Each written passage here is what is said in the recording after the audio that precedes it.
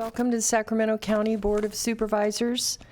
Today's date is August 24, 2021. It's 9:30 a.m. and this meeting is hereby called to order.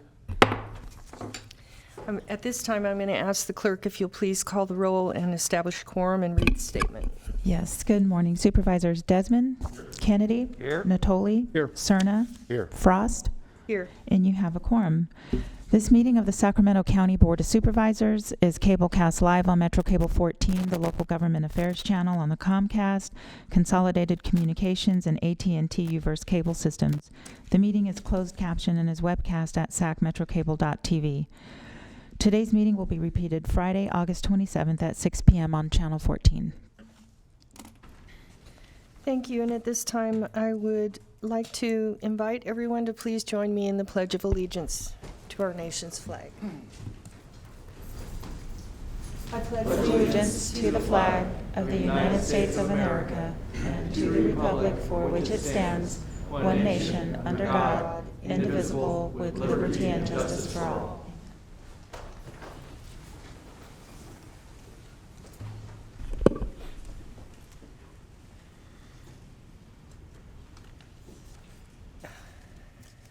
Friday, August 27th at 6 p.m. on Channel 14. Thank you, and at this time, I do have Caller, please turn the radio on. sorry, I kept hearing things. I do have a couple of opening statements, so I'll just begin with my opening statement. I wanted to bring us back a little bit in history and refresh our minds on the outside of Independence Hall when the Constitutional Convention of 1787 ended, and Mrs. Powell of Philadelphia asked Benjamin Franklin, "Well, doctor, what have we got, a republic or a monarchy?" With no hesitation whatsoever, Franklin responded, "A republic, if you can keep it." Those words have been a reminder to us that freedom is not free, that we must be willing and able to exercise our rights if we want to keep them. No matter what your political persuasion or your color or your status, you are a child of God and an American. And if we don't have equality for all of us, we don't have equality at all. If we don't have freedom for all of us, we don't have freedom at all. Each of us on the board are doing our best to represent well. That sometimes means questioning, probing, searching, listening, being open to different ideas, demanding answers. And if we're not allowed to question the narrative or ask for supporting documentation or proof of science, then you must ask yourselves, what is our purpose here and what are we worth to you? I'll leave you with this final thought. We all took an oath to uphold the Constitution of the United States and the Constitution of the State of California. Those are contracts, and they are intended to support your individual rights as Americans. If you read them, they're very specific, and there's no question about who's in charge. It's we the people. And if there's only one of you out there whose rights is being infringed, we'll stand with you and fight for your rights, because if you lose, we all lose. I know everyone on this board is doing their best to that end, and I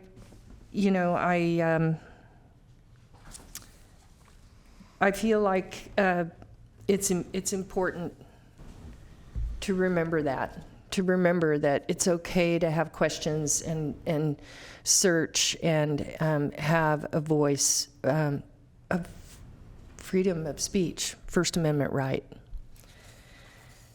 I also want to make a couple of comments that are germane to public comment, because our public comment in the last couple meetings has kind of been shifting, and some new dynamics have begun that have possibly impacted the efficiency of the meetings. And as chair, I think it's I take it as my responsibility to try to manage the meeting in a way that will help us get taxpayer business done as efficiently as possible.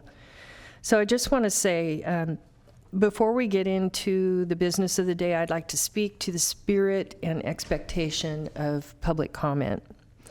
We provide anybody a window to share with the board their thoughts on any item on the agenda, as well as an opportunity to make a comment regarding off-agenda items. The ability to make these comments is part of your right to free speech and your ability to inform your representatives of your views on important matters. However, public comment for items on the agenda is not an opportunity to speak on matters that are not that are only loosely tied to that item. For example, an agenda item on a specific airport contracts is not an opening to speak on a desire for better flight snacks. For that reason, I'm asking that members of the public who wish to speak on an item on the agenda to ensure that your comments remain germane to the contents of that item.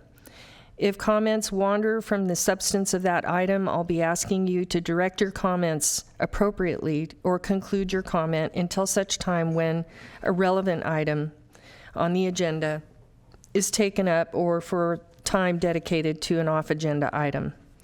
We truly value the input of those who take the time to attend our meetings and call in and make a comment, but we need to ensure that everyone's time is respected and that we can conduct our business consistent with how it's expected that we do so. And with that, I thank everyone for your cooperation. I believe we are ready to begin. I'm going to go ahead and read the chair announcement. The Board of Supervisors encourages public participation during the meeting in person, telephonically, or in writing. In compliance with the directives of the County, State, and Centers for Disease Control and Prevention, CDC, this meeting is broadcast live and open to in-person attendance. The county is requiring face coverings for attendees while inside chambers and is recommending social distancing. Meeting procedures are subject to change based on the recommended public health and safety guidelines. Public comments will be taken in order of in-person comments and then comments by phone. If you're making a public comment in person, a face covering is required and social distancing is recommended while inside the chambers. If you're unable to wear a face covering, you may sit in an overflow room or make a comment at the podium in the designated area. Seating is limited and available on a first-come, first-served basis inside the chambers or in the overflow room. If there are no seats available inside the chambers or overflow room, please form a line in the designated area and wait for your turn or to make a public comment. Please complete a speaker request form and give it to the clerk. A separate speaker request form is required for each agenda item or topic that is on the posted agenda. When I open public comments, I will call 3 names at a time. When you hear your name, please start walking toward the podium inside chambers or the overflow room and wait for your turn to make your comment. If you're making a public comment by phone, dial 916-875-2500 and follow the prompts to be placed in the queue for a specific agenda item, or off-agenda matter. Please refer to the agenda and/or watch the meeting to follow along and determine when is the best time to call and be placed in the queue to make the public comment. You may be on hold for up to an extended period of time, and your patience is appreciated. I will ask the clerk to transfer calls into the meeting accordingly. Each agenda item queue will remain open until the public comment period is closed for that specific item. Members of the public will be given 2 minutes to make a comment and are limited to making 1 public comment per agenda item or off-agenda matter. Please be mindful of the public comment procedures and avoid being interrupted or disconnected while making your comment. If you need an accommodation pursuant to the Americans with Disabilities Act or the medical or other reasons, please see the clerk's staff for assistance and contact the clerk's office at 916-874-5451 or by email at boardclerk@saccounty.net.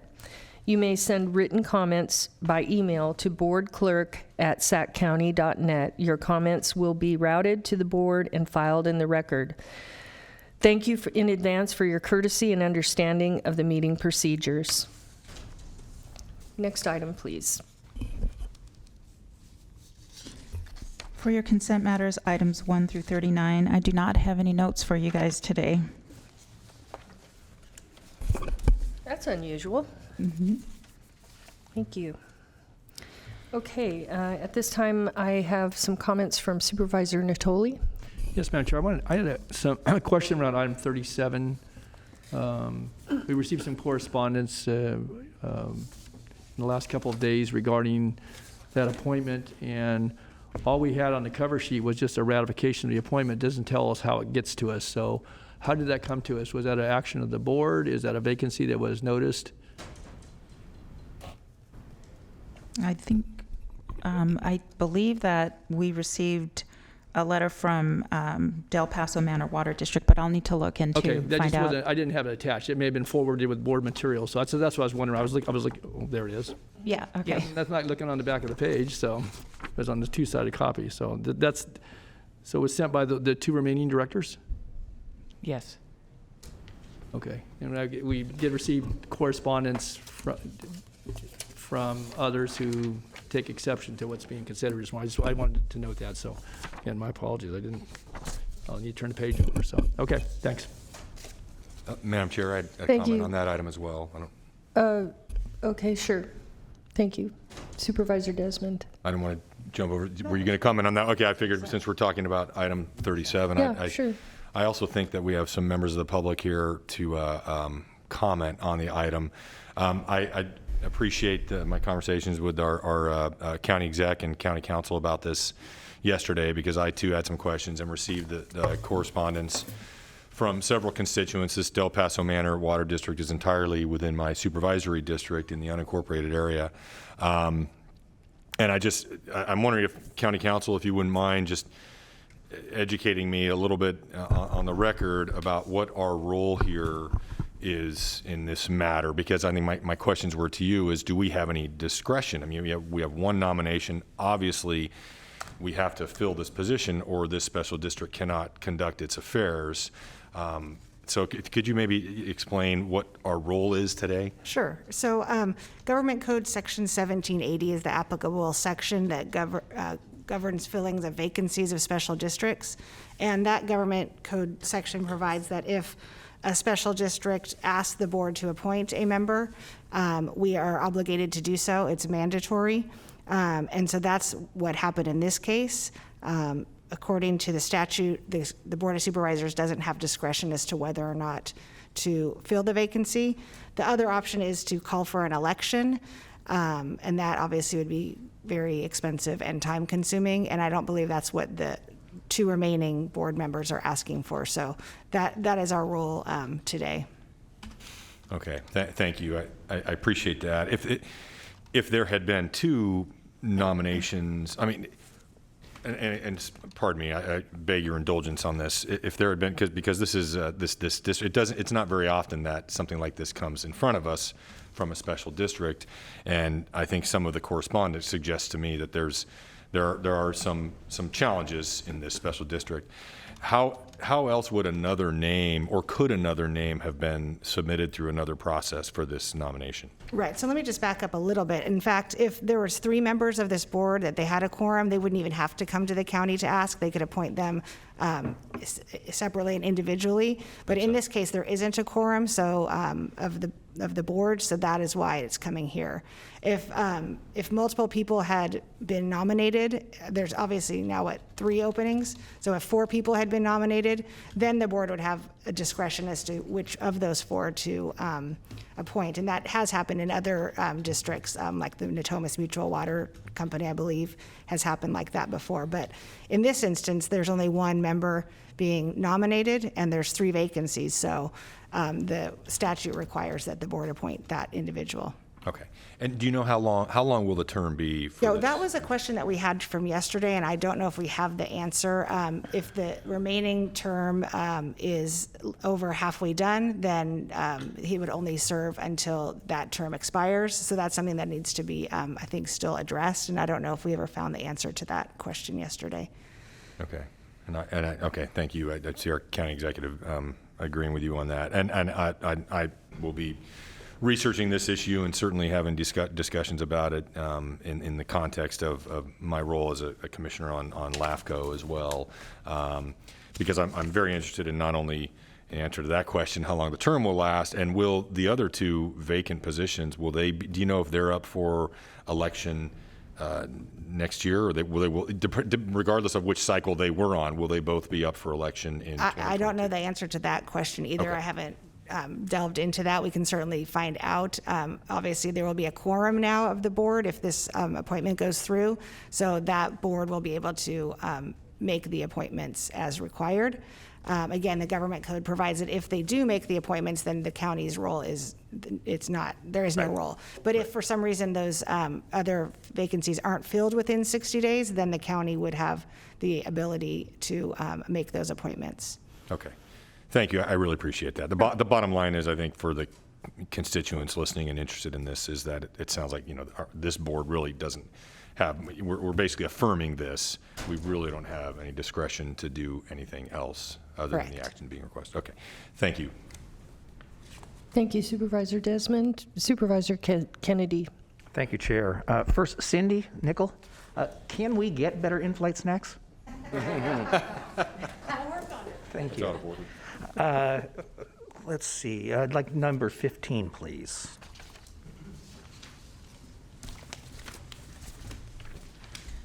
Item number 15 is the authority to execute a retroactive expenditure agreement with the Sierra Health Foundation, Center for Health Program Management, in the amount of $8,796,621 for the term of July 1, 2021 through June 30th, 2022, to provide services for COVID-19 health response and create resources for the community to assist in recovery from the pandemic. Thank you, Madam Clerk.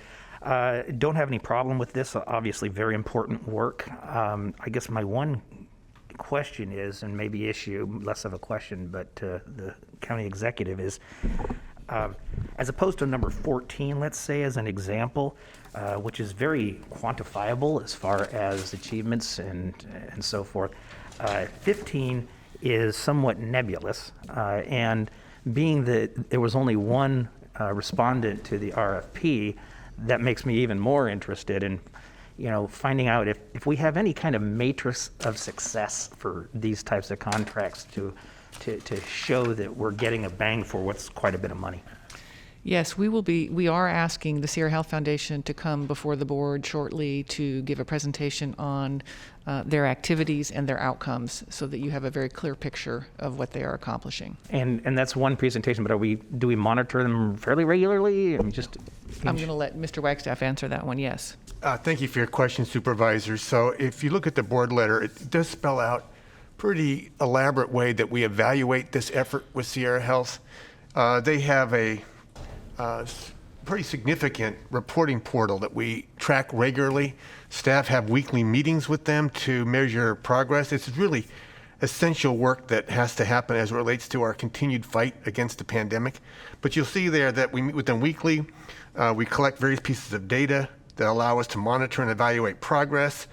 And we also, in addition to our weekly meetings, we get biweekly reports from Sierra Health too. So we really are thoroughly working with them on this. But I do think it's a good idea for them to come to the board and have a fuller discussion with you about their efforts and what their experience has been. Yeah, I mean, this is incredibly important work. Yeah. And again, my comments are no reflection upon my feeling toward this contract or Absolutely. the organization. I just want to make sure that when we're spending almost $9 million, that we're really monitoring. And I see A through E, but just wanted to get it on the record and make sure. So, Point taken. Thank you. thank you. Thank you, Supervisor Kennedy. Supervisor Cerna. Thank you, Chair. Item 21, please.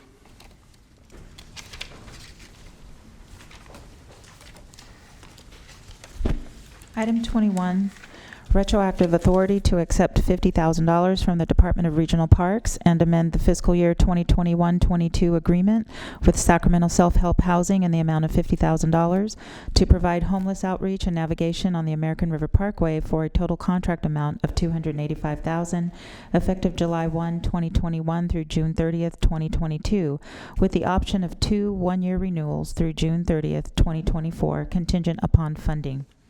Thank you. I certainly will expect to support this item, but some of the information in the board letter does give me some pause in terms of wanting to know a little bit more. And I guess, Bruce, maybe you're the right person to direct this question, but I understand certainly understand and respect the importance of the navigation services that Sacramento Self-Help Housing provides, especially with regards to the hundreds of people that are unfortunately habitating in the American River Parkway.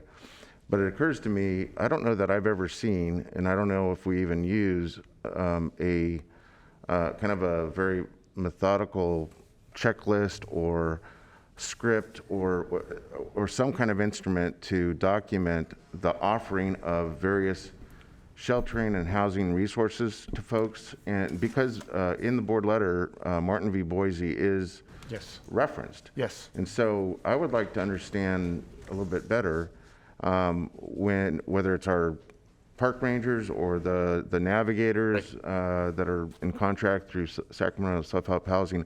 I'd like to understand better how we document that offering, and if that offer of assistance for sheltering and housing is rejected by the individual, what's that next step? Because as far as I'm concerned, or as far as I know, and county council can correct me on this, that is what the outcome of that Ninth Circuit Court of Appeals decision really means, is that we have to offer it.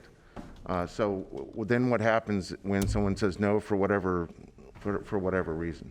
So let me back up to the first part of your question, Supervisor. Yes, we do have a way of documenting our visits, not just on the Parkway, but all of our outreach visits with the various encampments. DHA's developed a form for that purpose. We've discussed it collectively amongst the different departments that get involved in our outreach efforts. And it does track the kind of things you're making reference to. How many people did we contact? What did we offer? How many times did we offer it? All of that we think will be important documentation, not just for Boise, but to allow us to track the success of our efforts as well. Now, to your question about once we make the offer and if the person turns it down, what happens next? What we have found, frankly, is that we typically make more than one trip to these encampment sites, because what the DHA outreach team will tell you is it takes time sometimes to establish trust and communication. And so that's usually done. But if you get to a situation where, for example, you have an encampment that's blocking the sidewalk or really causing infrastructure damage or something like that, and the person's refusing to go, we have an obligation to take the next step and really do our best to try to find services for that folks. But if that's the situation, then we have to address it. How about when that individual or individuals pose a real fire hazard? Exactly right. Okay. And the rangers work closely with those people. We meet, we have separate meetings just to talk about our parkway efforts too. We really do make an effort to work with the folks in the encampments.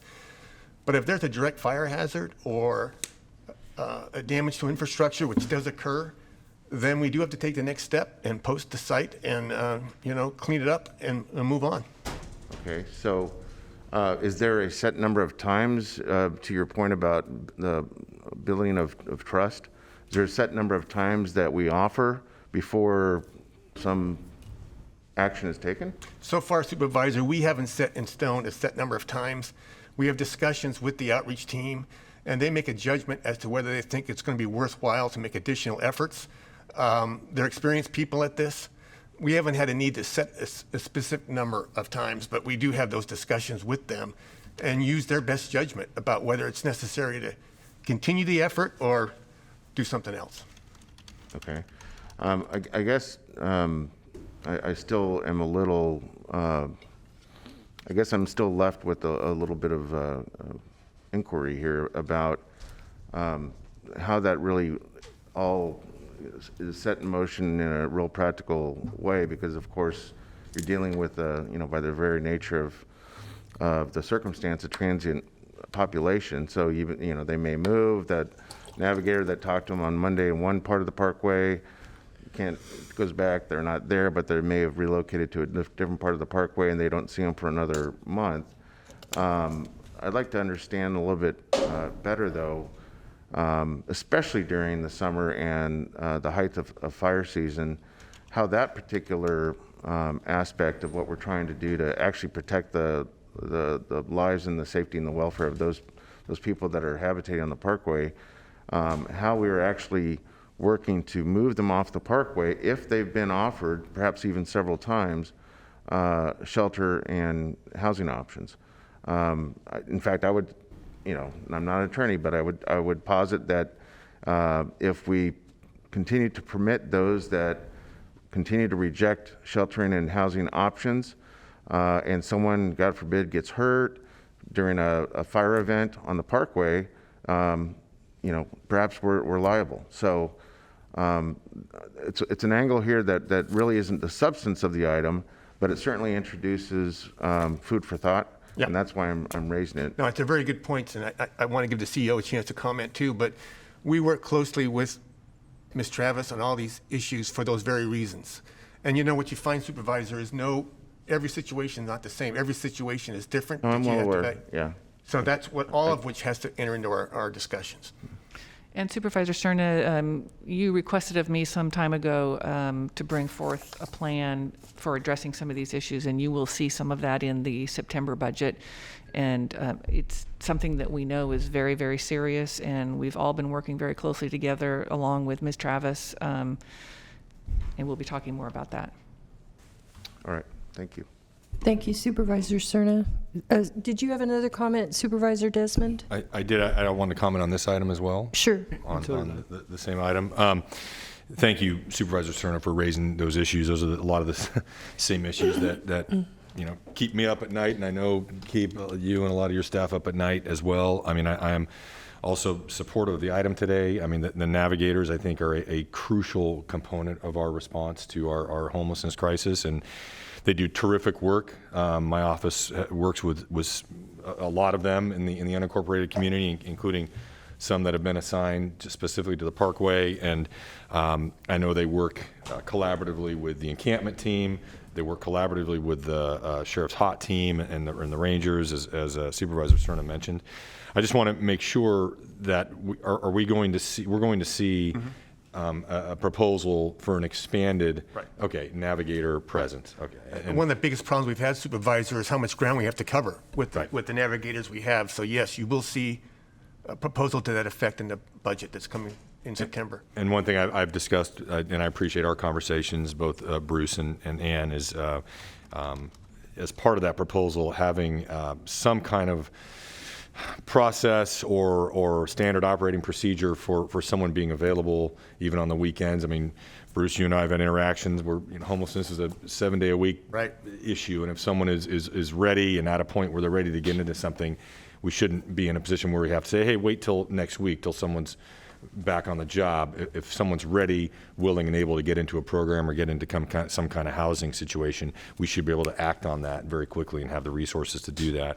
I also just want to echo Supervisor Cerna's real concerns, and you and I have talked about this a lot, Bruce, about, I know a flow chart, it's not a one-size-fits-all approach, but generally a flow chart that shows what our outreach efforts are, and if it's something that's an immediate hazard to life or safety, obviously it has a different, we take a different approach, right? Like Supervisor Cerna mentioned, if it's an immediate fire hazard, for instance. But also, I think that's important to kind of set those general expectations about what our approach is internally, but also externally with respect to the public and others. I mean, folks need to see that, look, our first, second, third, fourth approach is to encourage, beg, plead, cajole to get folks to go voluntarily into services before we take any kind of enforcement action. And I believe everybody on the board shares that sentiment and that approach. But when we do get to that point, when and if we do get to that point of having to actually force someone to move because of the safety of the parkway or their own safety or the impact they're having. We need to make sure that's well documented and covered. And I hope this can be done within the current homeless management information system, or we create our own, or I don't know what the path is going to be for that. But just appreciate you bringing it up, Supervisor Serna. I think a flow chart would be helpful, Supervisor. We can definitely do that. Right. Thank you. And I just want to add, because I think this is really important, the parkway and the fires and our residents who live on the parkway right now is one of the things that I lose sleep over every night. I go to bed and pray that there's no fire and that nobody gets injured. But I think it's really important for us to remember that we are offering services to many of those on the parkway, but there are not enough services in place at this moment to be able to offer every single person a place to sleep away from the parkway. So I just want to remind, we're working on that with the encampment strategy. You're going to see some things in September. But we can't offer everyone a place right now. And that's something we need to remedy, because that's Yes. number one, is to get folks into a position where they can get access to services in a safe and sanitary environment. And number two, protect that parkway as well. So thank you. Thank you, I Supervisor. had other comments on a couple of items I know Supervisor Mitchell has. Yeah, just on item 21, if I could, because I know I asked about this yesterday too, and a couple things come to mind. One is that several years ago now, this board undertook obviously the Parkway and Neighborhood Safety Initiative and deployed significant general funds, which are still flowing. But it's hard to track, and it occurred to me just with my comments from my colleagues that I don't know how efficient it is to run money through the Parks Department to then go back to DHA to contract for a navigator. We've got a strategy, I believe, kind of to the flow chart discussion here. If we know we've got folks, and we know we do, encamped in the parkway, why, from a budgeting standpoint, do we have to flow $50,000 of general fund? And I talked with Ann in my briefing about this yesterday, to then execute a contract with DHA to then do with Sacramento Self-Help Housing. We ought to have a strategy that says, if we've got encampments, which we know we do have, not just in the parkway but elsewhere, that we deploy and dispatch navigators as needed. And we're putting millions of dollars into the HOT team, to social workers. We have a position in animal care. We have navigators. There needs to be, I guess, kind of a truing up, and maybe this is what we're going to talk about in budget. And again, you've only had this, position that you're currently serving in for a few months, but it's kind of like we lost sight of all that money. It's flowing there. We're doing it. We added rangers, we added sheriff's officers, social workers. But, it costs money just to bring this to the board to act on it. It seems to me there needs to be a better way. If we need to have navigators assigned or dedicated to the parkway, either delegate the authority to you through the position control or whatever. But, it waits for this. And it just seems to me that that's not the best use of our resources, our time. It's important to have a discussion here. But that, and also to have an accounting for where those dollars are going to now that we've appropriated. And subsequent to that, we've added more rangers in the budget discussion this past June. We've got more information you're going to be bringing to this board. But it just doesn't seem like it's very efficient to run the money through parks, to DHA, to Sacramento Self-Housing, to get somebody we need to have out there. We probably should have had out there before. And maybe we need more navigators. I don't know. But it just, as I've thought about it, it didn't seem like a very efficient way to do business from a county transaction when we're kind of in control of the whole umbrella organization here that's providing those services.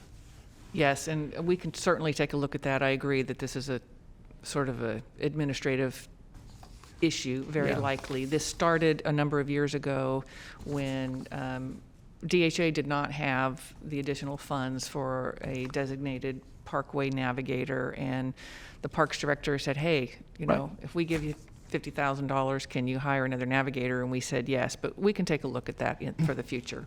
Yeah, and Parks is one of the more underfunded departments in the county, if you want to look at it on a relative scale. And I think, we're doing some things to address that, certainly as the budget picture has improved. I guess the other thing I wanted to ask about, though, because again, it seems like it's an awful little number.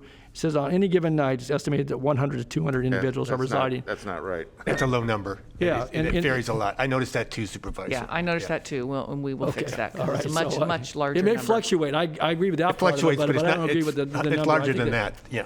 because I think it maybe understates the challenge that the navigator or navigators are going to have in addressing the issue. If it was only 100 or 200, we might be able to put a lot of focus on it and actually get a handle on the problem. So again, I appreciate the good work. I support this as my colleagues do, and I'm not being critical this morning as much as trying to get some understanding of where we're putting resources and what we need to do to reinforce that either budgetarily or certainly from a staffing standpoint. Thanks. Thank you, Supervisor Natoli. Supervisor Cerna. Thank you. Just one last point on this item. And I note that Lachelle Dozier's in the audience, our Executive Director for Sacramento Housing and Redevelopment Agency. It came up in the briefing yesterday that I had with she and her staff that there are a number of homeless service resources that flow through that agency. And I brought up again kind of the same question relative to the Ninth Circuit appeals case, Martin v. Boise, in terms of are we kind of deliberately looking at what those resources are through the redevelopment agency that can and should be added or part of the list that when we do offer folks sheltering and housing options, that is included. Yep. And quite frankly, staff during the briefing were, kind of agreed that that's kind of a good question at this point, and that tells me that perhaps it hasn't been asked before. And if not, that tells me perhaps it's not part of that list. So, Bruce, I don't know if you want to address that?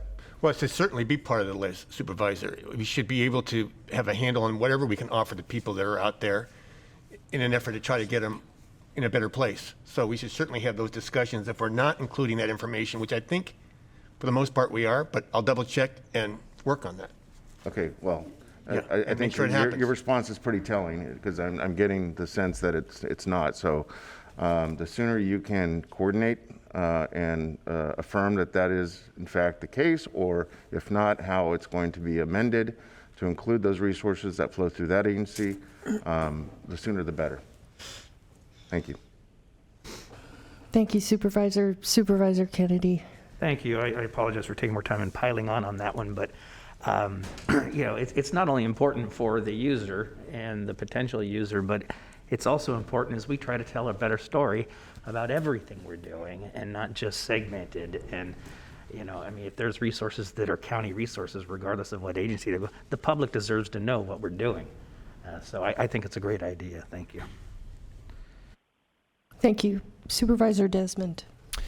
Okay, thank you. I was so before I call out item 23, I just wanted to piggyback on what Supervisor Kennedy said about item 15. Would very much welcome that specific presentation by Sierra Health about their efforts. Also support the matter, support their work. Would certainly like that presentation to include specific steps they're taking in some of the unincorporated communities, of course. And then I'd like to make a few comments on item 23. Item 23 is the approval of Sacramento Employment and Training Agency operating budget for fiscal year 2021-2022. And there is someone on the phone if you have questions for SETA. Oh, thank you, and I won't take up too much time. Thank you for reading that. Also support this item as the new person here on the board. I haven't had a chance to get to know some of the folks at SETA, but something that I wanted to call out in the staff report, something I frankly did not know about SETA's involvement in refugee services. This is obviously, I would really, so I'm asking just in the context of this agenda item for a meeting with SETA to discuss specifically what their efforts are in the refugee population with respect to these funds and what their ideas and thoughts are about increased need for services as we anticipate receiving additional special immigration visa holders based on the tragedy that's going on in Afghanistan. My district, District 3, I think probably has the largest concentration of Afghan refugees in the county. And I'm frankly very, very proud of that and really want to work with SETA and all the service providers to ensure that we're going beyond just subsistence level services and resources for these communities. We need to have prolonged engagement with the communities for education and opportunities, and to help them assimilate and take advantage of the opportunities they have in our communities here. So I support this today, and just would like to hear more from SETA about what they're doing with the refugee population. So thank you. Thank you, Supervisor Desmond. We have no further comments from the board, and so we'll move to public comment. And I do have one person signed up for multiple consent items, and I know we have some people on the phone. So at this time, I'm going to invite Blanca H. down to the podium.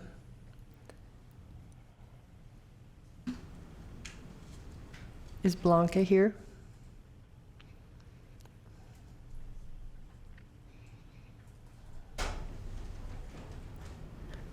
Blanca H.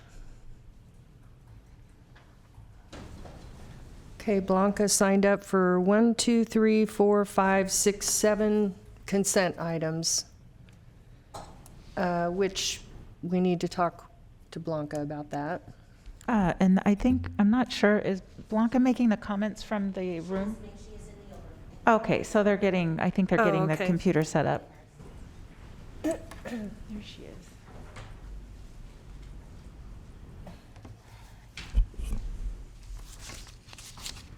Can we hear Ms. Blanca?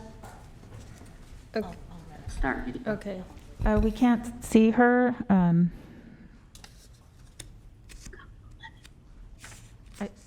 Having a little technical difficulty. Give me just a minute. It's okay if they can't see me as long as they can hear me. Oh, I'd like them to be able to see. Okay. It's not letting me start it. All right. Video.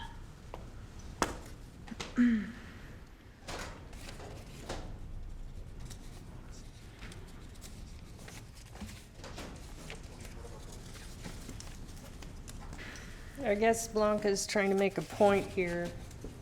Let me know when you have her on.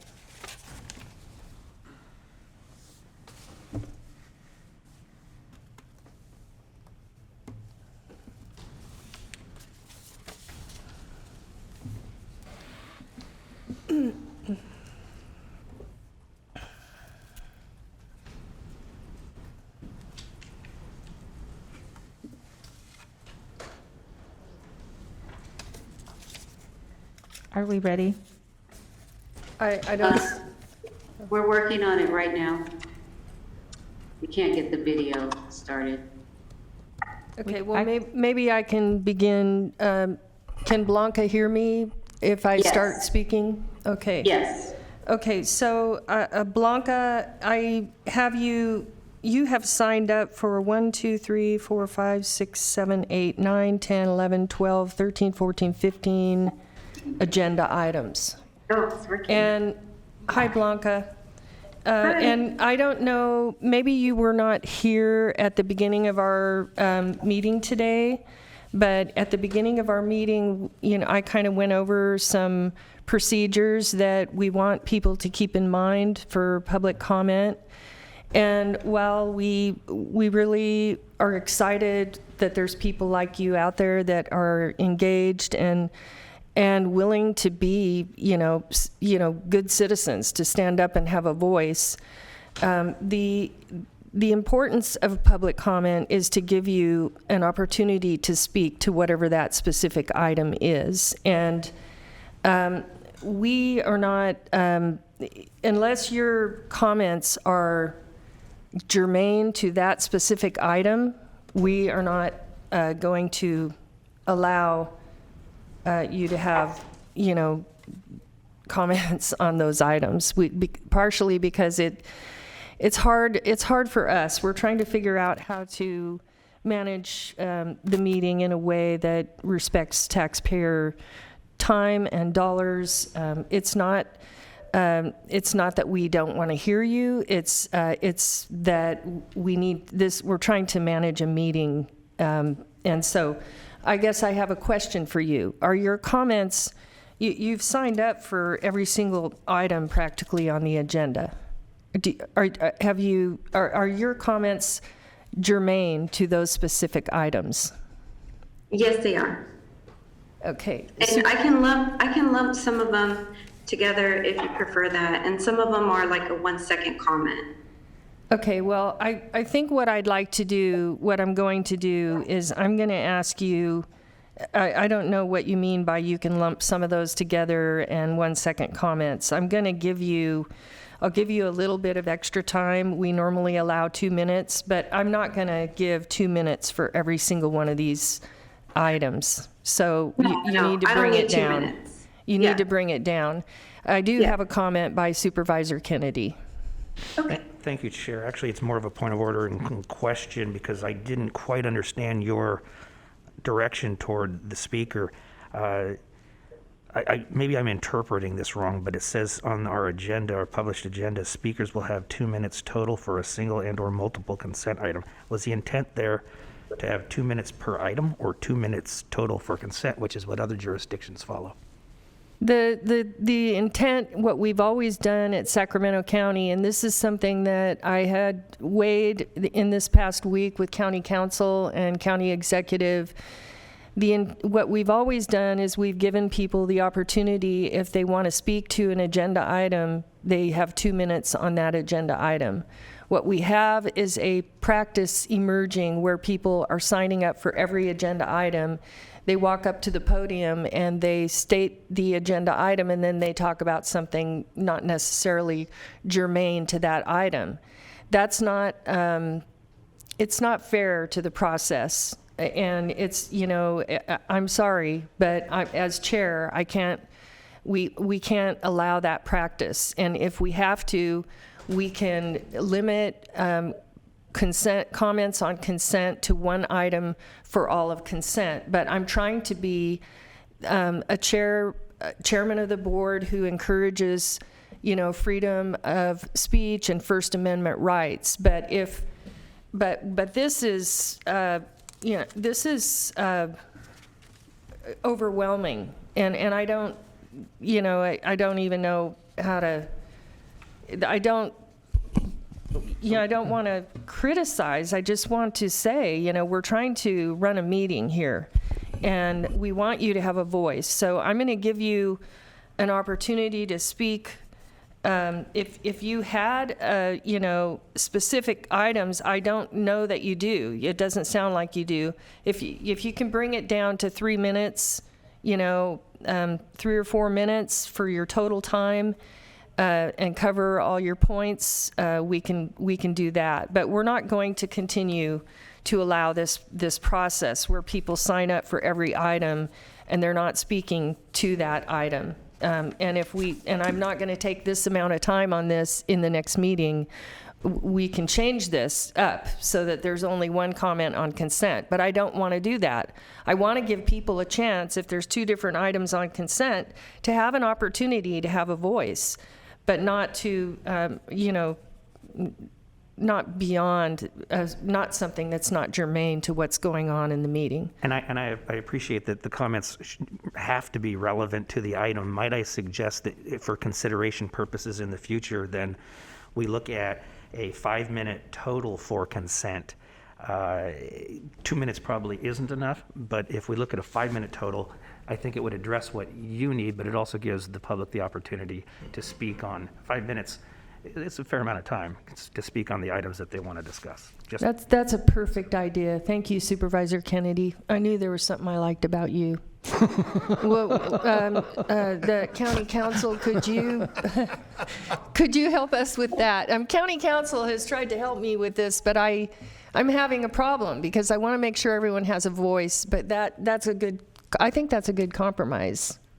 Yes, that's obviously legally acceptable to me, and we can put that in the meeting agenda notice next time. Of course, if you'd like to implement that today, you can. There's nothing that requires that in writing. So I think that if everybody here would have a fair opportunity to have 5 minutes on consent, then that's acceptable as well.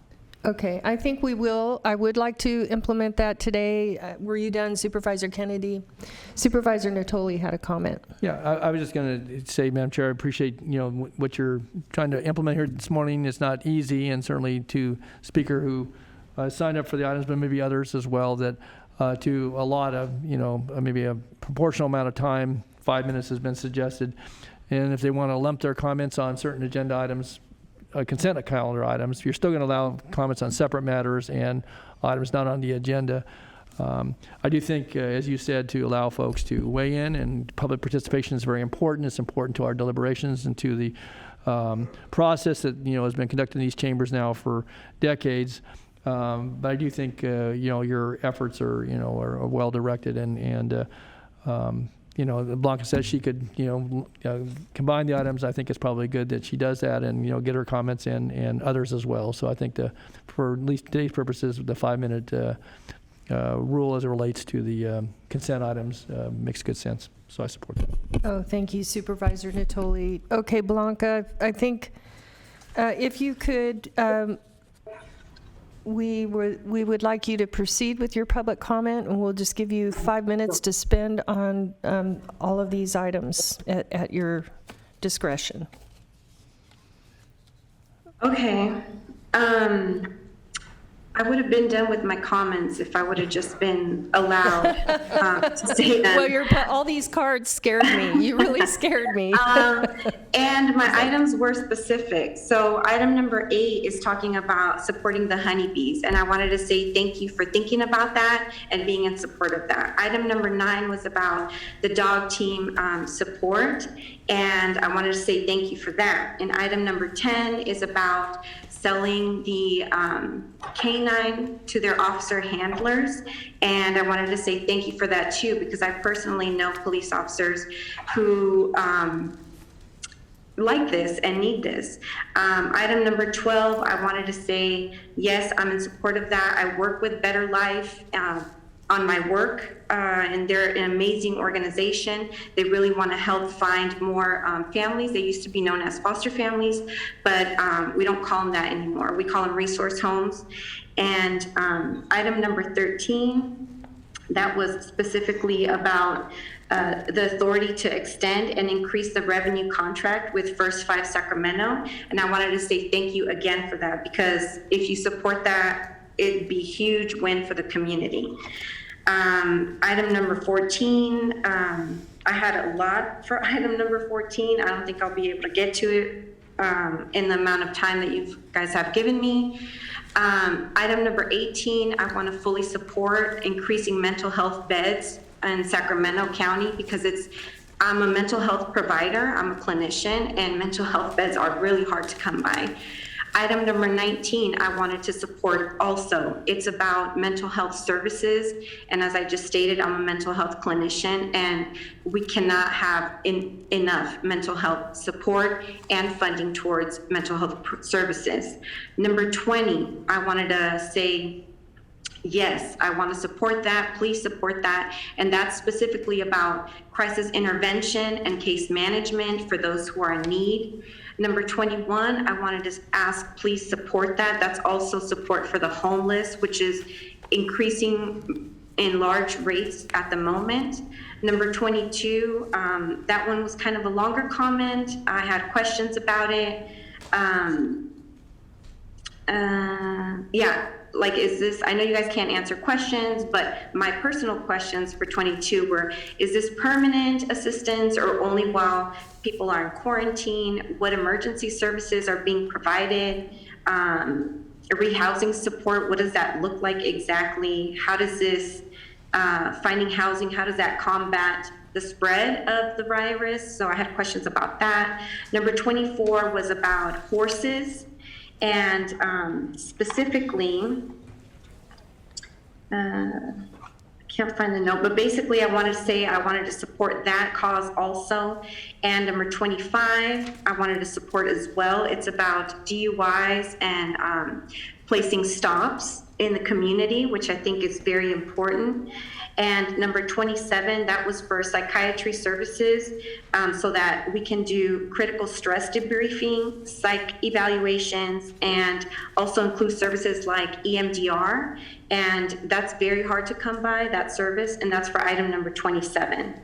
Item number 28, substance use, in favor of that, substance use treatment, funding for that. Number 45, MHSA, I'm very familiar with that program. I work with that program every single day, and I am a huge supporter of anything supporting mental health. Number 46, that was about fentanyl deaths. I wanted to say thank you to whoever provided those slides, and I've reviewed them. The information is amazing. They showed us how many deaths compared to homicides. And I also wanted to know how many were actually, what other health disparities is the fentanyl deaths being compared to? And We're just addressing consent items now, Blanca. Okay, I mean, okay, thank you, that was it. That was it. Did you Number want to go, 50? you have a little extra time if you want to go back to the other ones that you Okay. had skipped over. Okay, so number 14, I'm just going to read my notes because I don't have enough time to do it all. So I wanted to ask, or not ask, but just have some critical thinking. Do we know that these families, these individuals actually want to get vaccinated? Because, you know, people who are people of color like myself, Black and brown communities, we have survived generational trauma. And I keep hearing all these like, oh, we need to target this population. You have 10 We need seconds. to educate them. But has anyone ever, like, how do we know we even want that support? You know, you're just shoving it down our throat. We're survivors. We know what to get, when to get it. And that was it. So thank you for the opportunity to speak. Yeah, I hope you guys are fast writers to take notes, but thank you for the work that you are doing for mental health services. Thank you, Blanca, and thank you for your citizen advocacy. Okay, and I'm going to ask if there are any further phone comments on consent. We do have some phone comments, and I understand that there is someone else who's filling out a speaker slip. They have multiple items for consent. Do you want to still take the calls and come back to that person? Yeah, we'll go ahead and. Okay. If you could transfer the first caller. So for our phone, we have public comments on item 2, 15, 22, 30, and 37. So if you could transfer the caller for item 2, please.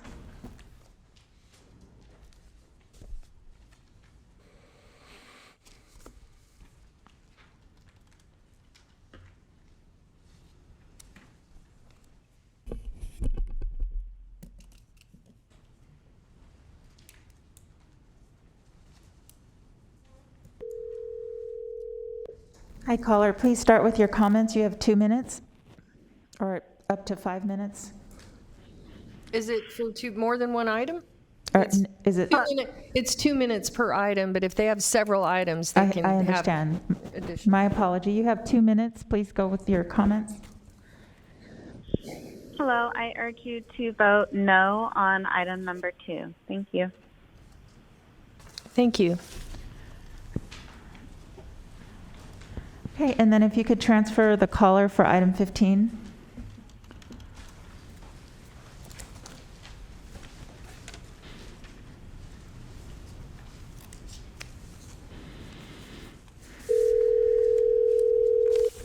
Hi, caller. Please start with your comments. You have 2 minutes. Thank you. For item 15, I agree with Supervisor Kennedy that $8 million is a lot of money without a report to show that the money used before was used effectively, regardless of the type of work being done. Additionally, reading through the background of the letter and the resolution, I don't see any language to solidify that the unvaccinated will not be discriminated against and refused service on status alone, something we are seeing in the public already. It's clear that that's not the intent, but in the current climate, I no longer trust intent. I want things in writing given the mandates and social acceptability of things that are shifting daily. A friend was declined a life-saving heart surgery for a pacemaker that wasn't regulating, a heart rate of 29 by a UC Davis surgeon last week, solely because he is not vaccinated. His cardiologist had advised against vaccinating at that time due to his already lowered health and immune state and sought another surgeon. I mention that not because this is something the Sacramento County response team would be responsible for or to fix, but because it shows what is currently happening in the public, what is allowable no matter how gross and unethical. And before $8.8 million roughly is approved to extend a contract for a group providing services to the community, I would like to see the resolution amended to emphasize that it will be used for all taxpayers and non that need it, not just those that are vaccinated. Thank you. Thank you. Please send the next caller.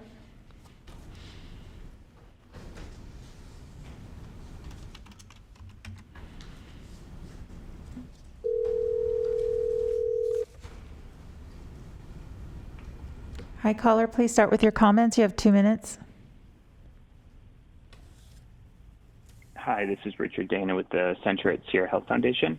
I want to take a minute to thank the Board of Supervisors for item number 13, the Black Child Legacy Campaign extension and increase. I want to thank all of you for your continued support. I especially want to call out Supervisor Stern and thank him as a champion for this item. It's, the efforts continue because of all of you, and in this important work is able to really take a new life and ideally add another site in the next year, which would be fantastic. Also want to thank you for item number 15. There are over 30 partners, community partners, that are part of the relief efforts. And Dr. Kasiri, the Public Health Department, the county exec, and all board members have been very supportive in this work. Supervisor Kennedy, I wanted to just acknowledge your questions, and as was mentioned, we will be presenting some data to everybody in the next month or so in a presentation to the Board of Supes, but I will also send you some information so that you can see the data firsthand at all times. Appreciate all of your support and all your help, and I look forward to continuing to work together. Thank you. Thank you. Please send the next caller for item 22.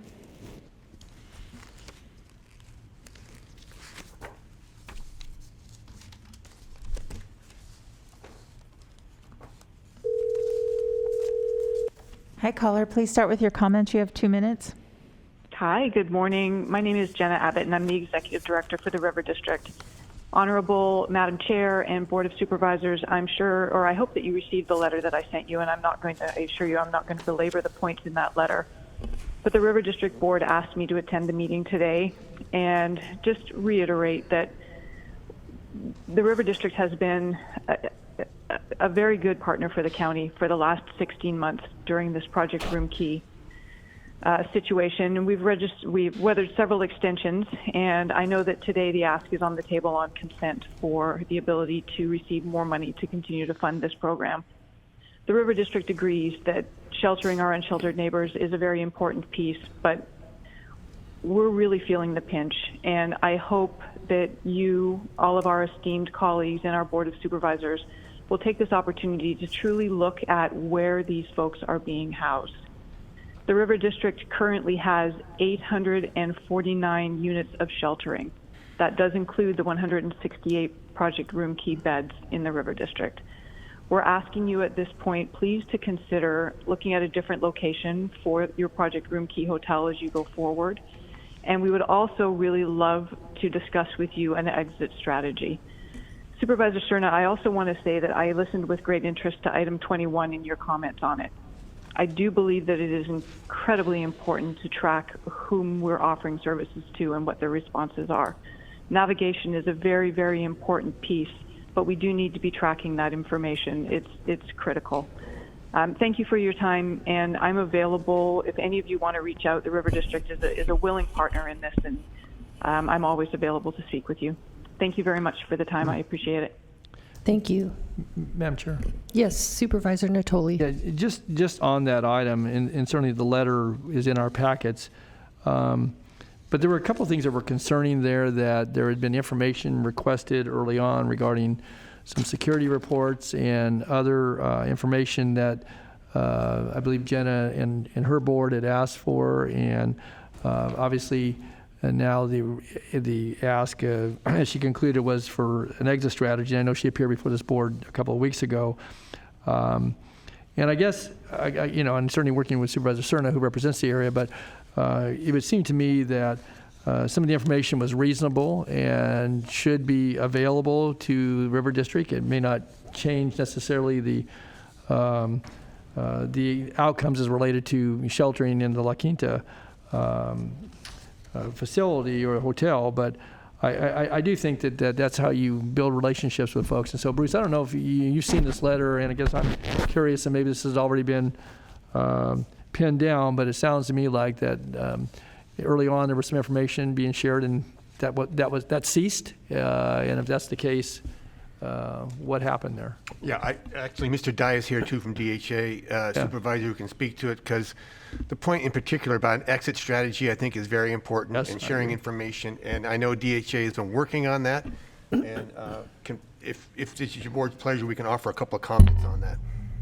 Well, I think it might be timely. In light, again, I know Ms. Abbott spoke at our last hearing, and certainly Ethan was here and talked about the challenge of exit strategies, but I think it might be important as it relates to La Quinta, and we have 3 facilities we currently have folks housed in, as reported last time. So it might be helpful, Ethan, particularly in light of the letter, which details some of the commentary that she put forth this morning as well as last time, but there was some information here that related to security reports and trying to shelter the unhoused within the River District confines, and I know there were some other aspects of concerns that were outlined in the letter, so it would be helpful, I think, to address that, if you could, Madam Chair. Morning, Thank Madam you. Chair, members of the board, Ethan Dye, Acting Director, Department of Human Assistance. So there were a couple of things in the letter that I didn't know were being asked for, which you can absolutely go back and look at. The first thing I really want to talk about is the exit strategy. So we were here 2 weeks ago. Since that time, my team has been working on 2 exit strategies, and I'm actually going to be reaching out to Ms. Abbott and the River District to talk about pieces of those. One of them is a potential of ramping down in November for La Quinta. And then there's going to be another one that's a little bit longer out, and I want to talk to our partners before I get too far down that one. One of the things that we're really watching now in part of our ramp down process is that we're seeing between 10 and 25 COVID positive individuals in our ERs, and trying to find places for them to go so they can so we can move folks out of the emergency rooms. So we have been using all of our motel space to be able to do that. So that is kind of a little bit of a pinch in our ramp down, but we are looking at a ramp down process. We have 2 options that we're really playing with, or playing with is probably a bad way to say that we're working and trying to massage out to figure out what is the best approach, when is the best approach, when can we maximize the number of beds. There are a couple things that we hear might be on the horizon, which will help with an exit strategy. And I don't want to make any promises that don't come to fruition to this board. So really that's where we're at. And exit strategies, we are working on those. Some of the other things that Ms. Abbott brought up, the daily security reports, we can provide those. It does take an extra layer because we have to redact information because there is confidential information, diagnosis, customer names. So we can definitely go back and do that, if not individual through the aggregate. I do believe we are doing that early on in the process. And then we are looking and working with Sacramento Steps Forward and looking at the data to figure out how many folks are where from where. Unfortunately, it's not by zip code, it's by not a district, it's by a zone, and the zones, we're trying to figure out what that zone is. So when they say the river, what is that river zone? What is the Midtown downtown? But what I can say is, if we look at the Midtown downtown river zone, 60% of our participants across all of our motels are from those 2 zones. So it is pretty significant. But absolutely here to help Ms. Abbott and work through any additional questions that you may have. Okay, thanks, Ethan. Thank you. Okay, our next caller, please. Okay, if you could transfer the caller for item 6. Hi,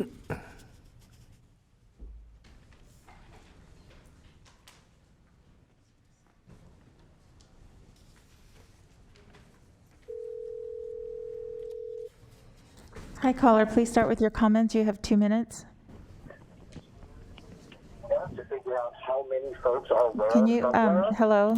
Could you please mute the meeting in the background? Yes. Thanks.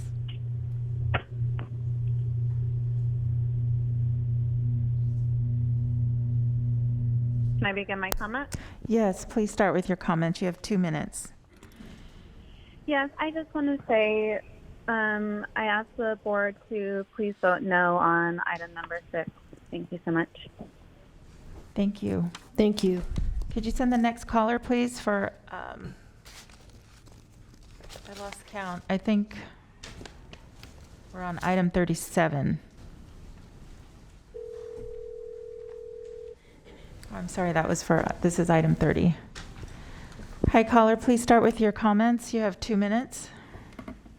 Good morning, board and chair members. My name's Christine Cordy. I'm the owner of 8998 Levy Lane and just calling to speak in support of the easement vacation. And I appreciate you adding this matter on your agenda. And I want to thank the engineering staff who assist in processing this request. So thank you very much. Thank you. And now if you could transfer item 37, please.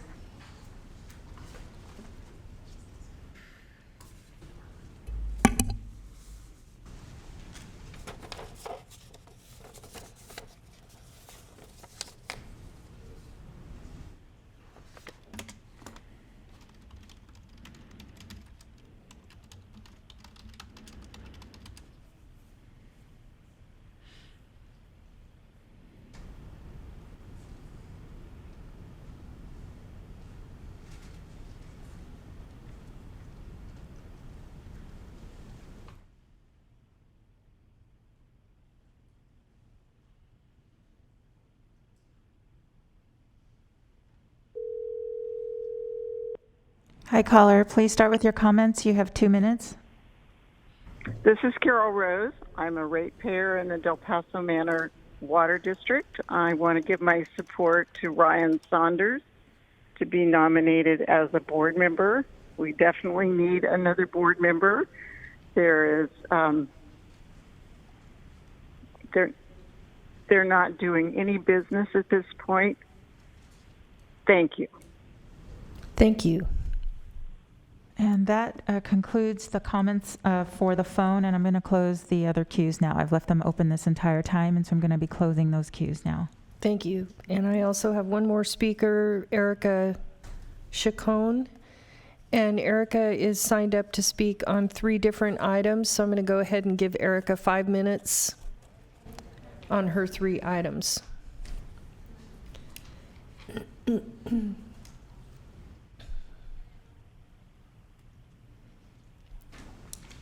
Good morning, Erica. I'm going to give you 5 minutes on your 3 items.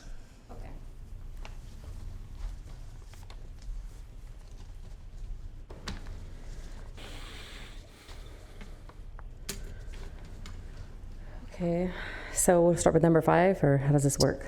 However you want it to go. Okay, well, on number 5, I just wanted to know if there was going to be like any kind of portion that's going to go towards autism resources and autism awareness, any autism educational services, because I feel like if the numbers are growing and it's now 1 in every 30 kids, there's not too much being done as far as awareness and educational services or resource services for that matter. I told you in the last meeting that I started an autism resource center in honor of my son that I lost 2 years ago. So I'm not going to get emotional. Trying not to get emotional talking about him, but it's still new. You know, the loss is still new. So I want to help other families. So I've started an autism resource center in Del Paso Heights. I'm just paying for everything out of my own pocket, but for what I want to see is acceptance and awareness brought to all these communities, especially the poverty-stricken areas where there's so much violence and non-acceptance and bullies. And, you know, kids are getting beat up and kids are getting bullied. And it's not just hard for the kids that have autism, it's hard for the siblings because they're trying to protect. And they're coming from homes that are, maybe aren't the best. So there does need to be safe havens. There needs to be places where parents can go when they're having nervous breakdowns. More than just Alta Regional Center, more than just throwing us to ABA.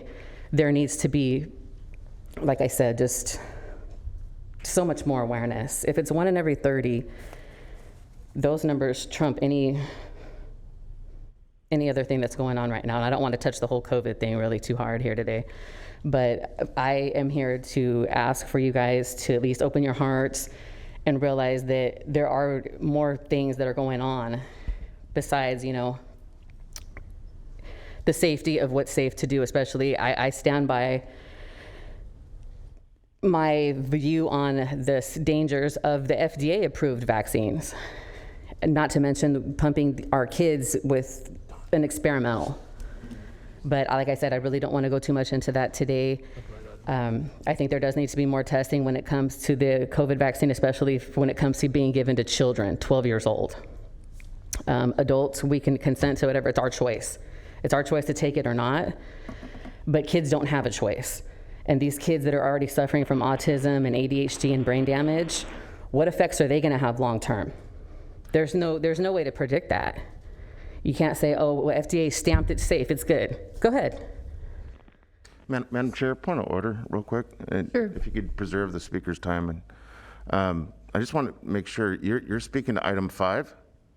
Well, they told us to speak on all of them, just wrapped up in 5 minutes. She's speaking to three different this items. This is pretty much all I had to say. I'm asking that for when it comes to the education and the life center services and. I heard that she's speaking to item 5, which has absolutely nothing to do with the subject matter. No, she's speaking to items 6 and 12 and 14. 14. Yeah, so we just wrapped it all And I up. just told her she could do it in any order she wanted. I understand, So- but it was premised with that she's speaking to item 5, and so they were completely disjointed subject matter. That's my point. She wasn't speaking to 5.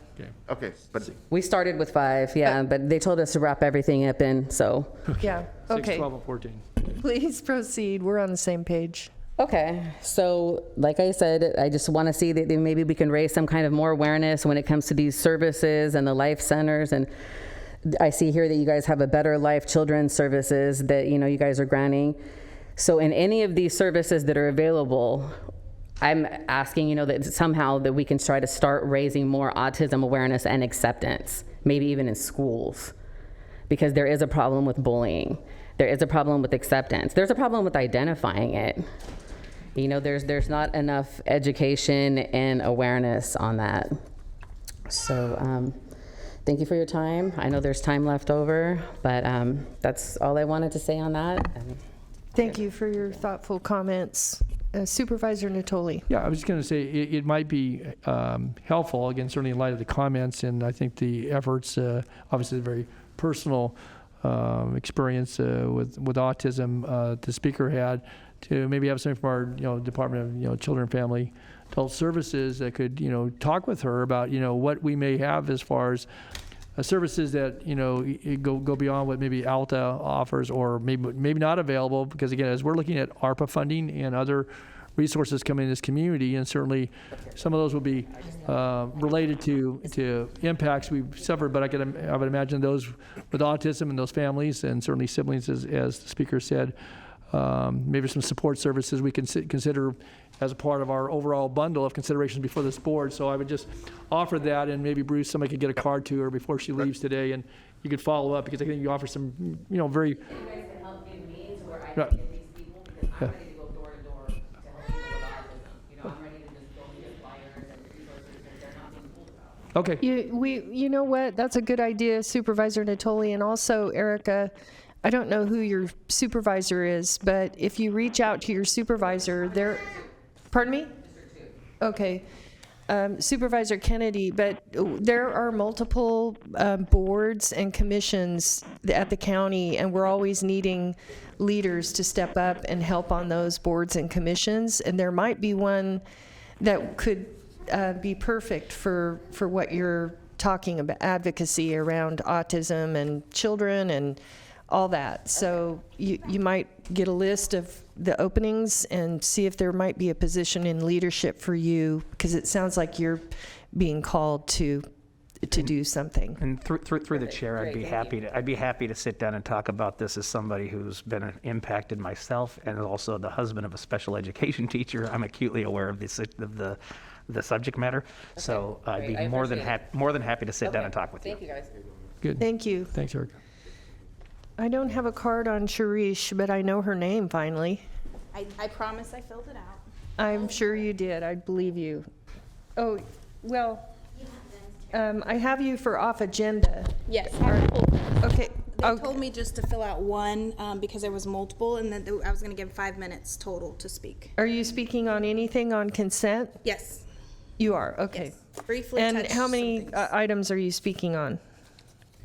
1, 2, 3, 4, 5, Okay. 6, so, 7. I'm going to briefly 8, 9, 10. Just Well, we're covering consent right now, so I'll give you up to 5 minutes for all of your items on consent. And then we will be doing off agenda after we vote on the consent calendar. So you can cover your consent items now. Got it. Okay, from the beginning. You might want to state your name for everyone's. Hello, everybody. I'm Cherish Castañeda. I am a local community member, business owner, SEIU Local 1000 Union Steward, parent leader in the community for San Juan, youth leader, all kinds of things. I'm a Sacramento resident, born and raised here, and never in my life have I experienced what we're going through right now. So I want to speak on some of these things because I did see some really amazing agenda items that I wanted to touch on. So we're going to start with number 5. Every time they talk about infrastructure and enhancing it, it frightens me because they keep adding 5G towers and other things to the infrastructure that I want to make sure we're not signing contracts with those people regarding that kind of stuff, because there are health concerns relating to 5G. So I'm hoping that that's not included in this infrastructure plan in number 5. 1 second, baby. Number 6, it seems like I actually really like number 6. Small businesses have been damaged because of the unconstitutional lockdowns that were ordered by Gavin Newsom. So it is really important, thank you.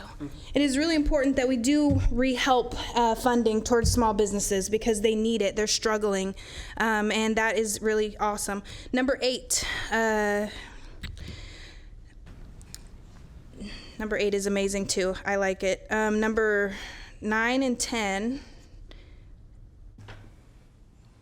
regarding the police dogs, I have a lot of experience with the sheriff department, and for them to be able to buy their dogs is amazing because that's their companion. They've already raised them, and dogs tend to bond.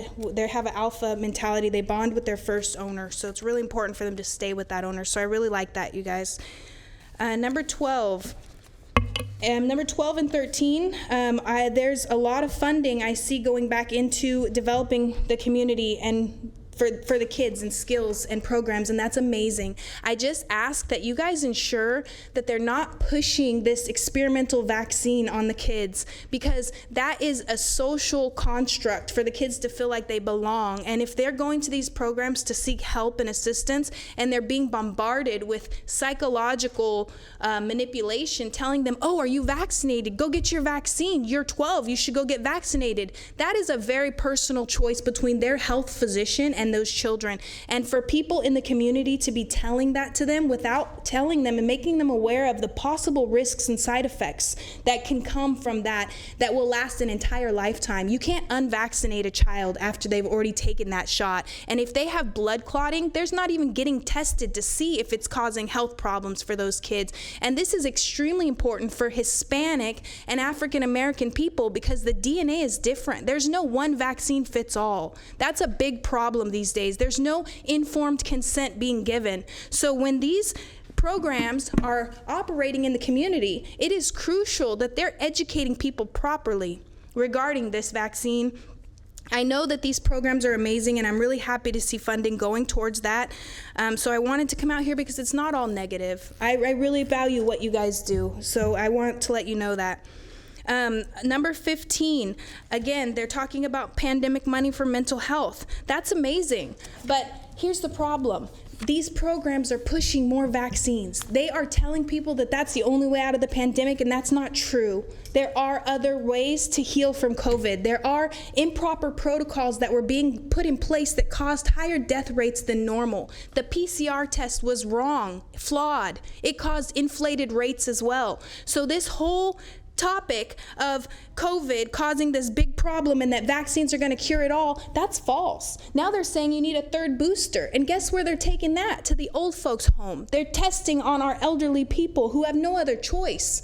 Now they're trying to tell state workers that we have to take the vaccine or be tested with a test that's not even valid. So if you guys want to talk about mental health in the community, stop psychologically messing with us. Because you're telling us one thing today, and then next week it's something totally different. We were told we would never be forced to take the vaccine or forced to take the test. Now here we are, we're being forced, or we're gonna be fired. Us frontline workers. I'll save that for my off-agenda topic. Let's continue.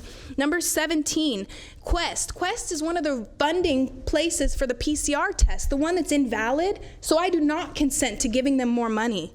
Stop connecting with them regarding the PCR test because you're paying for money that's going down the drain. Again, the other one, the last one, 21, $50,000, that's it towards navigating, helping outreach for the homeless? Really? $50,000, guys. You have Thank 10 you. seconds. That's it, I'm done. Thank you. Thank you. Okay, I believe we have one more. We do. We have one caller for item 9. If you could transfer the caller, please.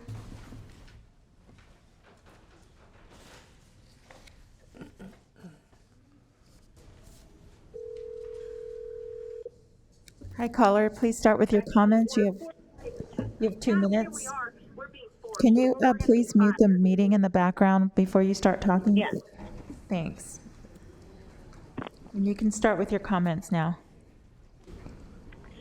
Hello, I just want to make a comment on today's change of rules. On the playground in elementary school, when you change the game, the rules of the game in the middle of the game, people call that cheating.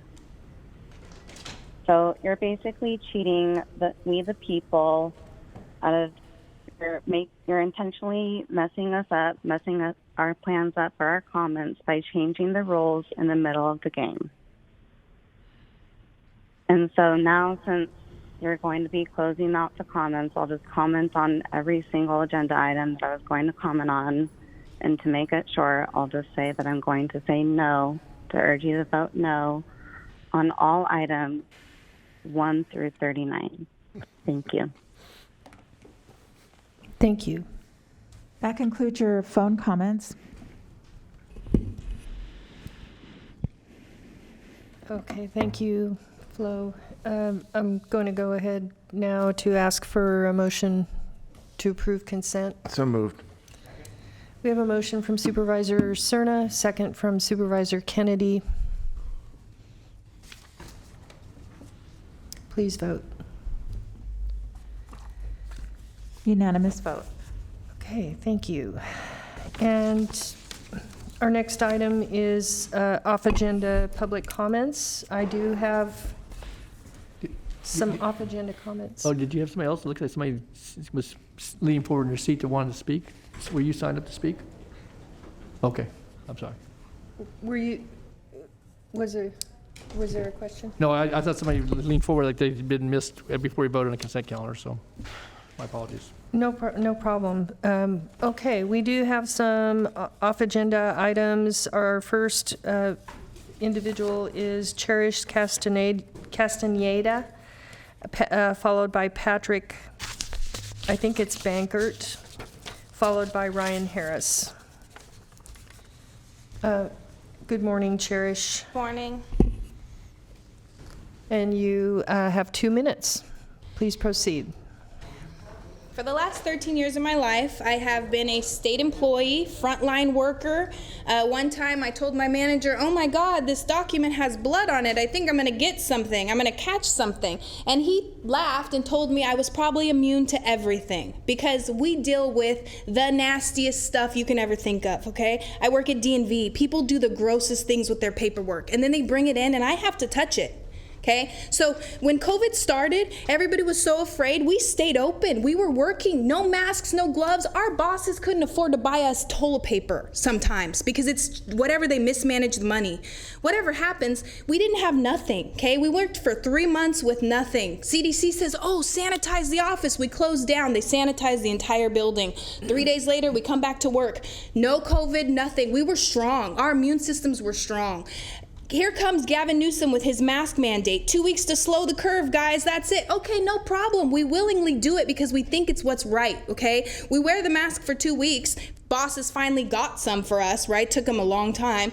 We got masks, we got gloves, we got sanitizer. We bought all the things they told us were gonna work, right? 2 weeks goes by, mask mandates don't end.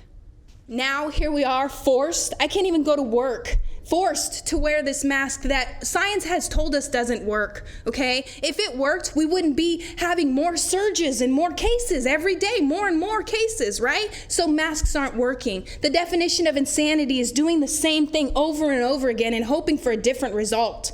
They just are shoving the vaccines down our throat. We are state workers. Let us go to work. Let us do our job and serve the public. You guys are stopping us by following these unlawful mandates that are built on falsehoods, built on false information and inflated data. Misrepresentation of the facts. Dr. Kasari hasn't been practicing medicine for over 10 years. She is wrong. And you guys have a duty to the Sacramento people to make a change. Stop this unlawful mandates and end this fake emergency. There's no emergency in Sacramento County. Thank you. Thank you. Okay, our next person is Patrick Bankert, followed by Ryan Harris, followed by Kent Kearns.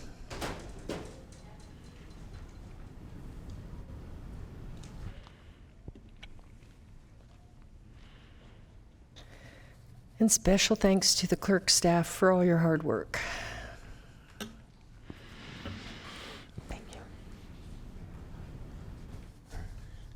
How are y'all? Nice day today. Patrick. My name is Patrick Bankert. Trying to do my best to protect the town, but I feel like I'm failing. Before I came in, I was singing this song I wrote. It was inspired by my nephew Owen. And it goes like, his law is love, his gospel is peace. We'll read the Bible together as a family.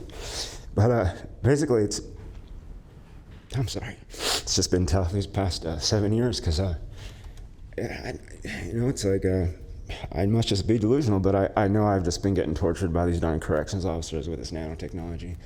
And I spoke to an administrative supervisor. I don't want to say her name because I want to protect her, but she told me that the president of the CDCR had done a trial run on me with nanotechnology. And since I've known that, I've been able to protect myself a little bit more better. But, I know I'm nobody special. And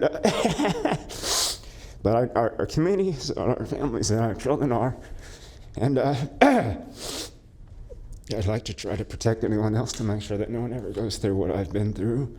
And I've been calling the Inspector General. I made a Public Records Act request with him for records on this trial run that this great woman told me about, let me know about. And I'm hoping maybe y'all can, anyone at all, y'all hopefully can contact the Inspector General and encourage them to provide me with the records so that I can protect myself. People can't imagine like the kind of torture, I shouldn't say that, but the hurt that I've been through these past 7 years. And for many years it's been 24/7. And people, this kind of torture hasn't existed before. This kind of hurt, I'm sorry. This kind of hurt hasn't existed before. And I actually have been meaning to get here, but they drug me and poisoned me so often, daily. And it's just been tough. And but I know I'm nobody special, but I know, I was watching on a tent the other day and you said, I think we need prayer. And I thought that was so sweet, Supervisor, Madam Chair Sue Frost. And you have 15 seconds, Patrick. And, I just say thank you, Heavenly Father, for all the people here. It's nourishing to our souls to come together, and I know we're all stars, even a big nobody like me, even though, a big lonely star like me. I know together we can become a halo of eternal light. Thank you all so much. Thank you, Supervisor Sue Frost and Donna Tolley, y'all are heroes to me, and I admire you all so very much. Thanks, Patrick. Thank y'all. God Take care bless you, yourself. Patrick. Thank you Be so well, much. Patrick. Inshallah. Okay. Ryan Harris.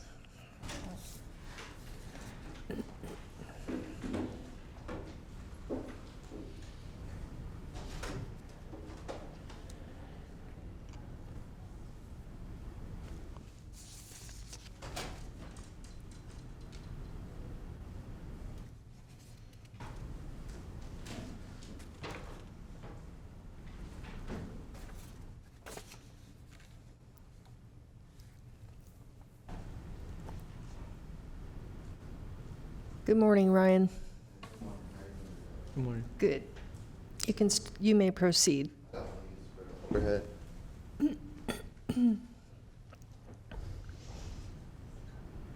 Can you put those two mics together so that, yeah, it helps us because it makes it easier for us to Is that better? hear. Coming Yes, clear? thank you. All right.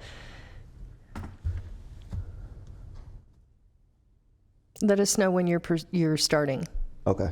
I'm gonna be waiting on the overhead projector. Oh, okay.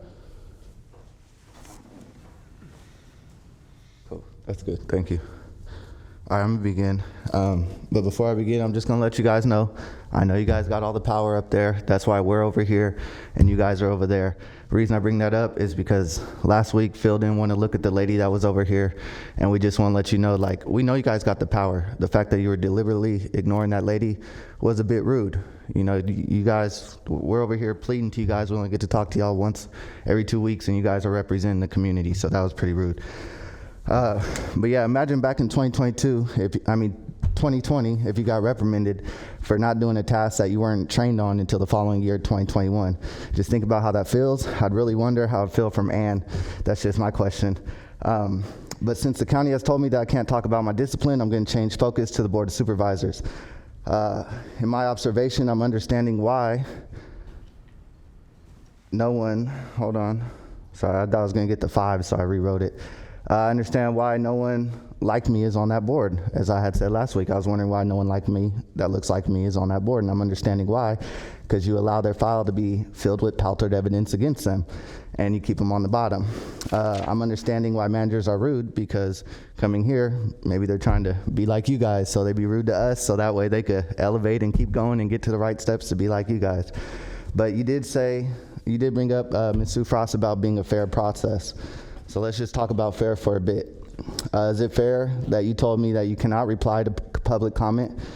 I said that you can, you just choose what you do and don't want to reply to, and you said, no, we can't reply to public comment. But then last meeting, Supervisor Kennedy, you said you wanted to reply back to a man that was here to talk about the homeless, and you guys went back and forth, and you even said that you wanted a meeting for him later.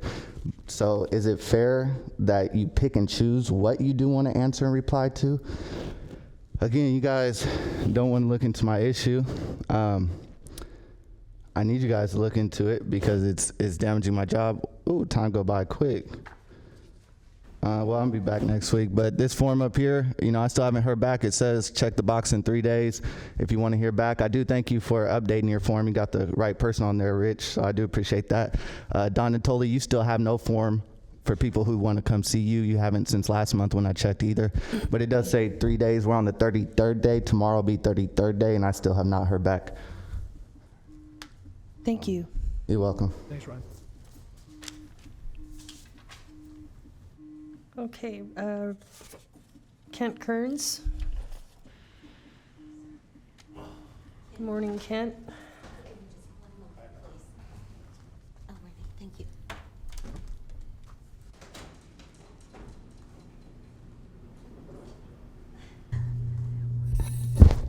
Oh, goodness.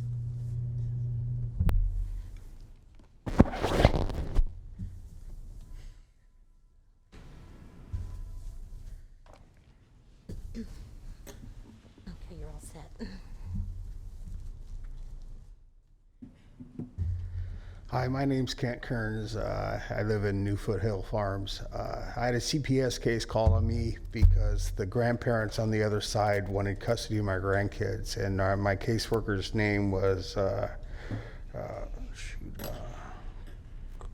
Cheryl Brown, and she was the most amazing person you could have had come to your house. She was very thorough. She saw through what was going on, and I really do appreciate it. And I know a lot of people cringed with the word CPS, but she was an amazing woman, and I couldn't say enough about her. And I really appreciate what she did and how she did it. So I want to thank you. Wow, that's really nice. We don't get a lot of positive comments, so we really appreciate the feedback. Agreed. And that's a tough job right there. Thank you, sir. Thank you. Okay, that concludes, I believe, our public comment on off-agenda items. Is that correct? For in-person, we have folks on the phone. Okay. So if you could transfer the first caller, please.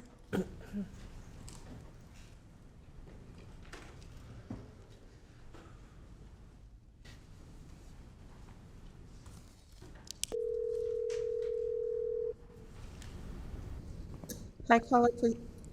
Please start with your comments. You have 2 minutes. Caller, can you hear me? Yes, I can hear you. Can you Hi. start with your comments? You have 2 minutes. Thank you. My name is Dr. Powell, and my comment is just basically an inquiry. I was going to write a letter because I write better, but decided that I would just simply call in. My inquiry is how and why is the County of Sacramento justifying the creation and enforcement of at least one known contract that exploits the labor of county workers, 3 Black American women, to benefit a third party? I mean, there is no reciprocity expected or asked of the third party from the County of Sacramento for the labor of these county workers. I mean, the concern is that the act to appease an agency partner comes by being dismissive or indifferent towards the human rights and civil rights of workers. So if there is one such contract in existence, which there is, then the probability of there being others is significant. And my knowledge base comes by the situation whereas it's ethnographic, that is supported by tangible evidence. So that is my comment. Thank you. Please send the next caller.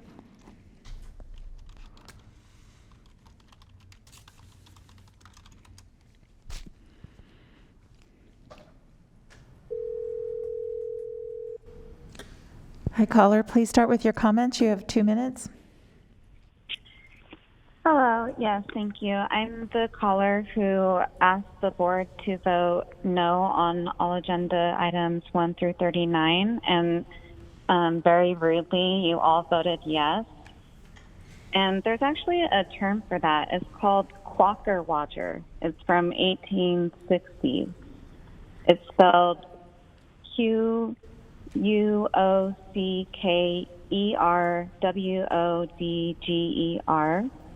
A Quaker Watcher was a type of wooden puppet. But in politics, a Quaker Watcher was a politician acting on the instructions of an influential third party rather than properly representing their constitutes. You all made an oath of office to properly represent your constitutes, and you are violating your oath of office. Thank you. Please send the next caller.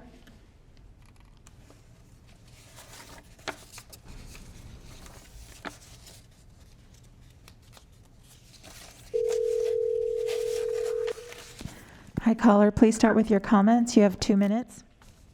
Yes, good morning, and thanks for taking my call. My name is Pamela Harris. I'm calling this morning with a couple of comments. One is on the American Rescue Plan survey that was sent out. From my understanding and hearing from the board, there were only 1,500 surveys returned.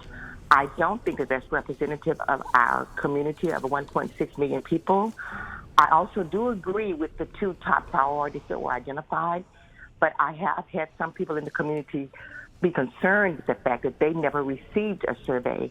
And I have actually done an informative survey in my circle, and none of us have received one. I don't think that it actually provides enough information as far as the demographics, and we'd like to have more information on that. I also believe that there should be some form of equity in the distribution to each of the districts. Last and least, Supervisor Frost, I listen to the board every time that you guys meet, and I do find it a bit offensive that you are not doing some of your own research on COVID. Each time you ask Dr. Kasiri for information that she has to actually put her staff to research, and some of this information is available from credible resources. So I would encourage you to please, as our representative, to do some of this quality research for yourself. And I do thank you guys for all the work that you do, and I know how challenging it is sometimes. Thank you very much for taking my call. Thank you. Please send the next caller.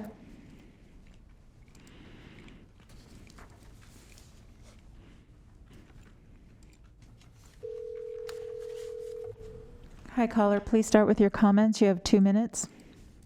Hi. So this is Gabrielle Ingram. The people are not being heard. 2 minutes of public comment in a meeting and emailing supervisors who do not email back, and worse, dismiss constituents, whether during a rare email or during a meeting, is not listening to the people and giving them an opportunity to be heard. The only supervisor who has emailed me back over the last 8 months is Sue Frost. In the fall of last year, I heard back from Supervisor Kennedy, my personal district supervisor. Supervisor Cerna, I've heard back 3 times over the last year, August to August. It was always aggressive. I've never heard back from Supervisor Desmond or Natoli. The only person on that board listening to members of the public in regards to COVID-19, whether she agrees or not, whether they're her constituents or not, is Sue Frost. So being present at the last few months' meetings, I understand why people speak out on items and stray off topic. I'm not sure how often that happens, but I know it happens. I've been there. Was this ever an issue before COVID-19? That's something to think about. Some thoughts. If a person is fully engaging in the process and really does want to speak on each item, stays on topic, then that follows the spirit of the meeting. If they're coming for each item and keep speaking to something off topic, then it makes sense for the board to cut that comment afterwards. A 5-minute total for consent could work for the meetings. It will not work, however, for the rage that is brewing with the unheard constituents, for the constituents that believe that the science is being ignored, for the people facing coercion to feed their families or not based on the, quote, choices being given to them, choices that are unacceptable, thus coercion. The solution is an open forum, a debate outside the boundaries of a 2-minute comment. Bring the experts to talk to one another. Bring Dr. Kasiri, bring whoever, and we'll bring experts and scientists and virologists and epidemiologists that aren't on government payroll and let them debate. I would be happy to help organize that. Supervisor Kennedy, we could do that here in Elk Grove. Supervisor Cerna, you are such a firm believer that everything you're being told is right. There should be no problem hosting a forum. Any one of you could do it. You have 10 seconds. Thank you. It's time, you guys. Obviously, it'll make your meetings go easier. Thank you. Thank you. That concludes your comments. Okay, thank you very much. I believe we're ready to move on to our next item, number 40, please.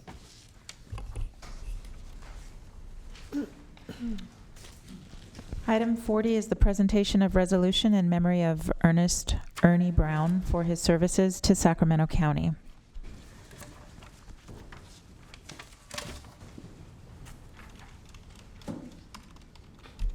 Good morning. Good morning. Michelle Callejas, Director of Child, Family, and Adult Services. And just want to call out that last public comment earlier, acknowledging our Child Protective Services social that worker. Was great. Yeah, really nice to hear that. So we currently serve as the staffing support for Human Services Coordinating Council, so I'm just here to kick off the item. I do want to say that I consider myself one of the lucky ones to have worked with Ernie over the past many years. He was such a kind man with such a huge giving heart. And for our department specifically, I've got a couple of members of our senior and adult services team here. For 23 years, he served as a volunteer in our retired senior volunteer program. So we're incredibly grateful for that. I want to introduce the current chair of the Human Services Coordinating Council, Raymond Kemp. And Mr. Kemp is going to say a few words on behalf of the Human Services Coordinating Council members. And I believe Mr. Brown's son, Stephen, is also on the phone to provide some comments. And then we would like to invite you down to say some words and present the resolution. So, Thank you. and this is Raymond Kemp, and he serves as in the chair of a community member. Thank you. Oh, thank you. Thank you, esteemed board, Madam Chair. I'm standing on behalf of the Human Service Coordinating Council. I'm very grateful that this board took this time to honor a great man. Ernie worked really hard and, mentored a lot of us on community advocacy and just being a public servant and left that legacy. A person can only hope to leave a legacy like Ernie. So I'm very grateful to this board for making this space to honor such a great man. And I want to acknowledge Melinda Avey. She's our vice chair. She's here. Again, I just wanted to thank the board for this space. And thank you very much. Thank you. Thank you.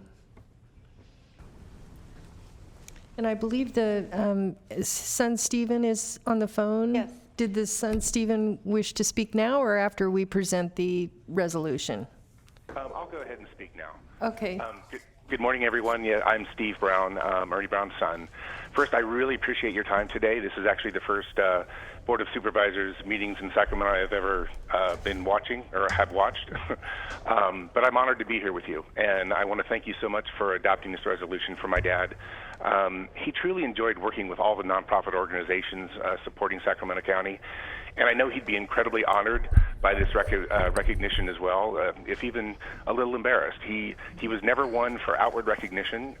He was all about quietly appreciating the successes of all the people around him, and he himself when he achieved some great things. So one other thing, it's a blessing that his passing was quick. He had the opportunity to work with boards, agencies, and teams that brought him joy right up to the end of his life. And I thank you all for sharing that time with him, and I'm honored to have had so many of you reach out to me telling me about your respect for him. Personally, I try to incorporate some of who he was into my own life every day. So again, thank you very much for the opportunity to speak, and thank you so much for the resolution you're about to present. Thank you. Thank you. Thank you. Well, it's an honor and a privilege to present this resolution on honoring Ernie Brown.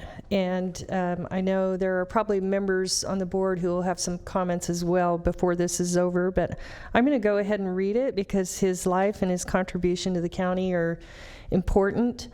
So in memory of Ernie Brown for his service to Sacramento County, whereas Ernie Brown was born on May 22, 1934 in Philadelphia, Pennsylvania, to Flossie and Ernest Brown. And whereas in 1960, Ernie married his wife Susan, eventually established roots in Sacramento community.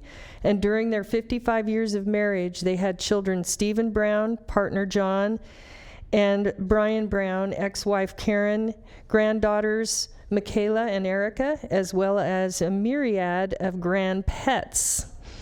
And whereas Ernie served his country in the U.S. Army for 4 years and spent his career in the aerospace industry, and whereas after retiring in 1994, Ernie dedicated his time and leadership to many nonprofit organizations throughout the greater Sacramento County, including Senior Gleaners and NHDF Child Development Center, and actively served on several Sacramento County appointed advisory bodies, including the Human Services Coordinating Council and Children's Trust Fund Committee, serving as chair of both the boards for many years, and the Children's Coalition and First Five Sacramento Advisory and Financial Planning Committees. Ernie was known to many as being a true humanitarian who was dedicated to serving the Sacramento community. He cared about the needs and the well-being of others, particularly children and families and seniors, and actively worked towards meeting community needs. He was an exemplary volunteer and community leader and had a big heart and was generous with his time, energy, and wisdom, and really set the standard for others to follow. He was a friend to many, had a well-reasoned community voice, and was greatly respected by the community members, policymakers, and elected officials alike. And whereas on July 2, 2020, Ernie entered into eternal rest, and his loss will be deeply felt throughout Sacramento County and the communities. No words can express the significance and the value and the impact that he had on so many.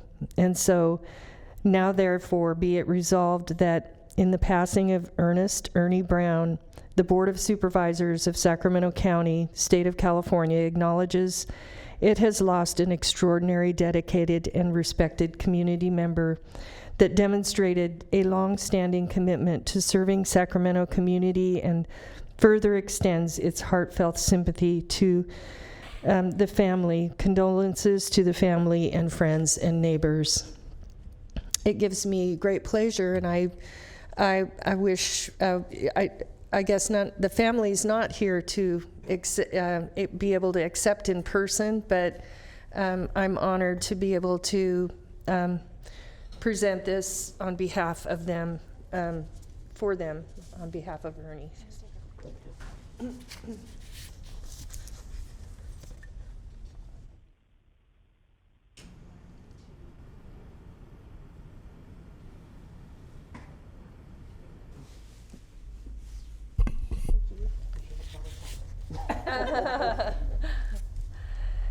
think you're welcome. I don't know if any board members have any comments. I assumed Supervisor Natoli might. Hi, Supervisor Natoli. Thank you, Madam Chair, and thank you for certainly reading the resolution. I think it captured certainly a lot of the essence of Ernie and certainly his public service. I had the opportunity on a number of occasions, I know Melinda's here, Mr. Kemp, and others, to visit with the Human Service Coordinating Council at some of their meetings and their retreats. I also obviously had a chance to, over the years, encounter and work with Ernie in a couple of different settings that you mentioned in the resolution. But what immediately comes to mind, and certainly to Stephen and to the family, is that he really embodied, I think, what it meant to be to someone who would give back to their community. He was a kind, caring, thoughtful person who was able to, one, I think, make good use of his time in serving with colleagues and, bringing in, I think, his expertise and, as you said, experiences, but his real dedication to making the community a better place and to, serving children, but people from all walks of life and certainly of all ages.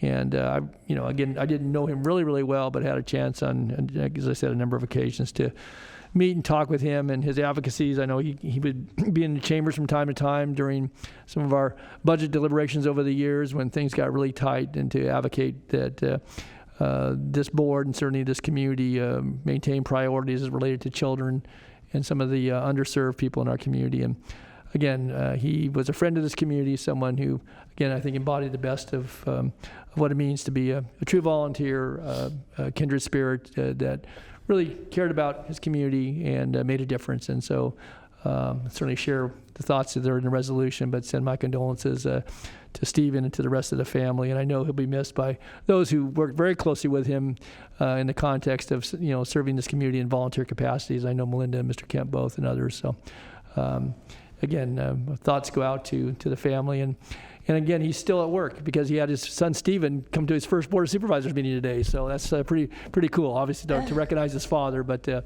his civic involvement and civic activity even continues, after he's passed. So thanks, Ernie, for all your service. Thank you, Supervisor Natoli.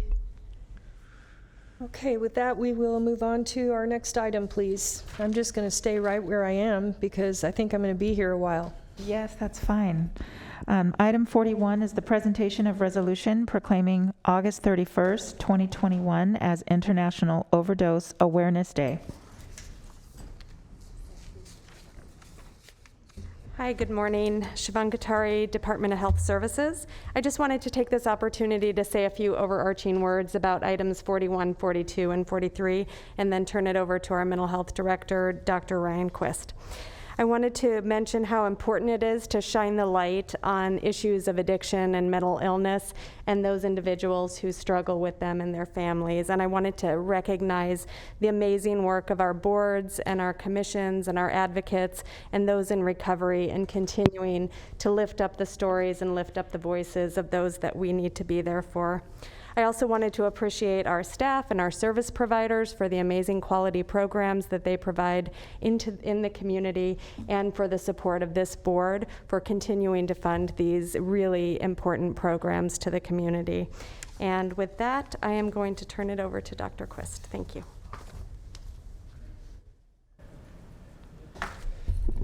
Good morning, Ryan Quist, Behavioral Health. International Overdose Awareness Day is a global event that's held every August 31st, which aims to raise awareness of overdose and reduce the stigma of a drug-related death.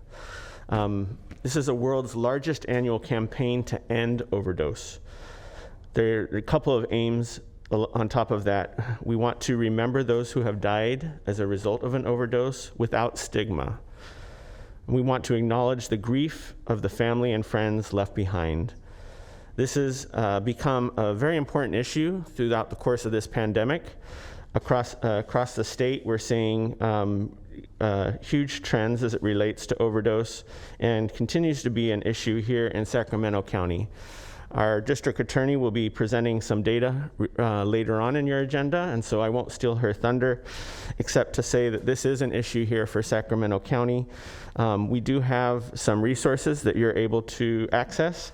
We have a website, sacopioidcoalition.org, that you can access, as well as we will be hosting a resource table at the Grantland L. Johnson Center for Health and Human Services building, which is at 7001 East Parkway. It's beginning today and running through Monday of next week. In order to, if you have questions, would like to stop by, access resources as it relates to this important issue. Thank you. Thank you, Doctor. Madam Chair, if I might, through the chair? Oh, yes, Thank please. you, thank you. And Supervisor Cern, I promise I'll stay dry-eyed. I just want to point out, and thank the staff for bringing this forward. Particularly, Ryan, what you talked about, destigmatization. I think that it's by doing things like this, these aren't just symbolic. This shows that the county is behind and stands behind our programs that we've launched over the years to destigmatize such things. I mean, overdose can come in a lot of different forms. We're going to hear a lot from the district attorney later, but it can hit any family, hit my family. When I was 11 years old, my mother passed away from an overdose. The destigmatization part, the key there for me personally, I was actually bullied as a child because my mother overdosed. I think we've come a long way, but it's stepping up as a county to support measures like this that are more than symbolism, but reality and touch lives. Thank you. Thank you, Supervisor Kennedy. I'm going to go ahead and read the proclamation proclaiming August 31, 2021 as International Overdose Awareness Day. Whereas Sacramento County affirms and acknowledges the harm and hardship caused by drug overdose, and Sacramento County recognizes the purpose of International Overdose Awareness Day is remembering loved ones lost to overdose and ending the stigma of drug-related deaths. And whereas Sacramento County resolves to play their part in reducing the toll of overdose to our community, which claimed the lives of more than 6,100 California residents in 2019, together with countless more affected forever. And whereas Sacramento County affirms that the people affected by overdose are our sons and daughters and mothers and fathers or brothers and sisters, and deserving of our love and compassion and support. Now therefore be it resolved that the Board of Supervisors of Sacramento County, State of California hereby proclaims August 31, 2021 as International Overdose Awareness Day in Sacramento County. And we express our appreciation and continuing support for the good work and assistance provided by substance use prevention, treatment, and recovery programs and providers in our community. And I know that the Sacramento County and many organizations that contract with us who work so hard to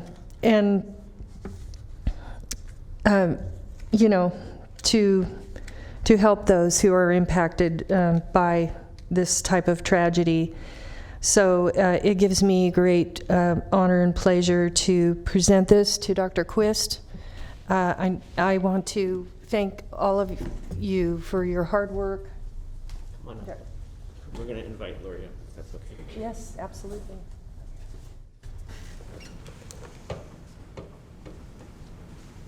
Do you want to say something else?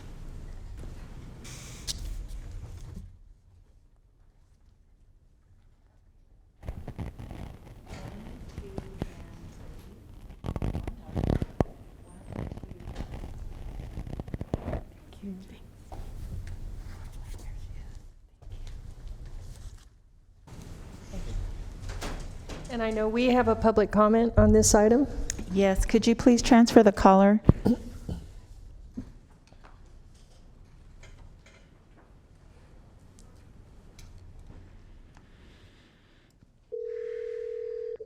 Hi, caller. Please start with your comments. You have 2 minutes. Caller, can you hear me? Can you hear me? I wonder if you muted your phone. Could you unmute your phone? Yes, ma'am. Okay, there we go. Go ahead and start with your comments. You have 2 minutes. How you doing? My name is Jamari Redney, and my experience with everything has been wonderful after I got myself clean. Understanding that, it's very important to stay clean for my family and my sponsor and everything that everybody have done, and everybody have done in my corner. Being clean was the best thing that happened in my life. I never visioned life this way. Understanding that, it's a big part of change, and I feel that this was the best step and the best decision I ever made, ever. I got 20 months clean, and it feels like, I was clean a lifetime. And I understand that, I have to, take it one day at a time and keep going. If I can't do that, then I'm just jucking and jiving. I feel that that's not, where I want to be. I want to be exactly where I'm at right now, on the best side of the fence ever. My experience is I had homelessness, and due to the pandemic, I was catching the bus, and I never had my own place. Through recovery, I obtained all that, car, place, got my kid back out the system. It was very, it's still a journey. No matter what it is, it's still a journey. Every day we wake up, another day down and we remain clean. But I feel that this is the best thing. This is the best thing for us, and I'm willing to help, anywhere I can, in the inner cities, outer cities, whatever it is, I'm willing to help and be of service. My name is Jamar, and I'm on You have 10 seconds, sir. I'm done. Thank you. Thank you. Do you have any other public comments? That's the only comment that we have. Oh, thank you. Next item, please. Okay, so for item 42, this is the presentation of resolution proclaiming September 2021 as Alcohol and Drug Recovery Month in Sacramento County. All right, good morning again. Sacramento County has declared the elimination of alcohol and other drug abuse as one of its highest priorities. This September is an important month. Every year we recognize this as our Substance Use Recovery Month. And so here in 2021, we are going to do that once again, despite the challenges that we're all experiencing. This is an important event to celebrate and support our friends, family, neighbors, and community members who are in recovery. We also celebrate and acknowledge and appreciate the providers who support our community members in recovery. Also would like to appreciate all the hard work that our county teams do in order to make these services available under the leadership of Lori Miller. We continue to emphasize and make it known that there is effective treatment. Research has documented the effectiveness of alcohol and other drug treatments and has found that for every dollar invested in treatment, communities reap financial savings through reduced costs for criminal justice, health, mental health, and other social services. Just as I mentioned in our last item, we will have our resource table at 7001 East Parkway. And once again, you can, anybody interested can come and join us and be able to access resources that are available as it relates to our recovery month. One of the other things is, we talk about it as recovery happens. And throughout this pandemic, accessing services has been difficult, but our service providers have continued to work and toil away at doing the important work that they do. So in spite of this pandemic, recovery is happening. One of the ways that we celebrate the month of September is to share the stories of people in recovery to help provide examples to others that recovery is happening. Today we have two individuals who are willing to share their stories with us. I'm going to introduce them now, and I'd like to ask if you could join us in our appreciation for their willingness to share their stories. Let's celebrate their journey of recovery. So I'd like to start off and invite Agnes Marlon, Agnes. She's been sober since December 21st, 2016.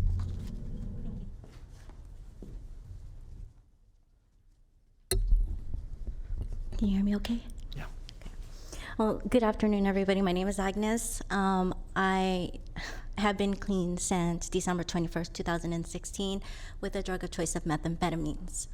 32 years I have battled this deep, dark place that I found myself extremely hard to get out of.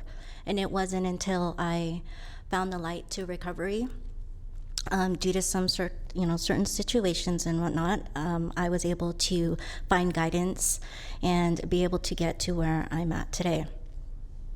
With the help of my recovery team, with the help of everybody that was involved, my family, my peers, my most definitely my recovery team, I was able to come forth and overcome and see that dark place and come to light. Sorry, I get really shaken up when I talk about it a little bit. You're doing great.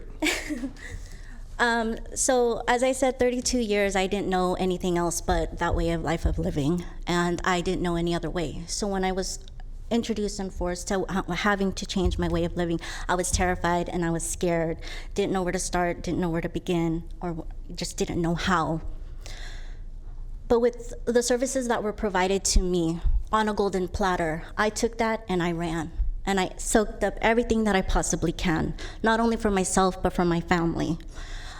I was able to learn, I was educated, I was able to understand, and now I am able to practice. I am able to be the mom to my children that they deserve and that they expect me to be, but most definitely what they deserve. I am able to be a family member to my family. I'm able to be a wife to my husband. I'm able to be me. And if it wasn't for the help that I was given, the services that were provided to me, who knows where I would have been. I am utterly most thankful and grateful for everything that was given to me. Like I said, I took that plate and I ran. What else more can I do? Looking back and seeing how things were in the past had made me realize that this is different, this is new. So recovery has taught me a new insight of life. Recovery has taught me how to be the individual that I deserve to be. Recovery has taught me to find me. And I'm truly thankful and grateful for that. Today, I work for the company that has magically changed my life around. I receive services with NCADD and also with Bridges Professional Treatment Services. Today, I proudly work for Bridges Professional Treatment Services in our outpatient department. I would have never thought that was able. I would never. For me to be able to give back what was given to me, I just don't even know where to begin to say. My heart is full. And with the support that was given to me, not only with my family, but again, with my recovery team, anything is possible. I now stand before you with a full heart, truly grateful, and just to let you guys know and just to spread that word that anything is possible. And without the assistance with everybody here, nothing would be possible for that. I thank you, and you are all appreciated, and I wish everybody well. Thank you.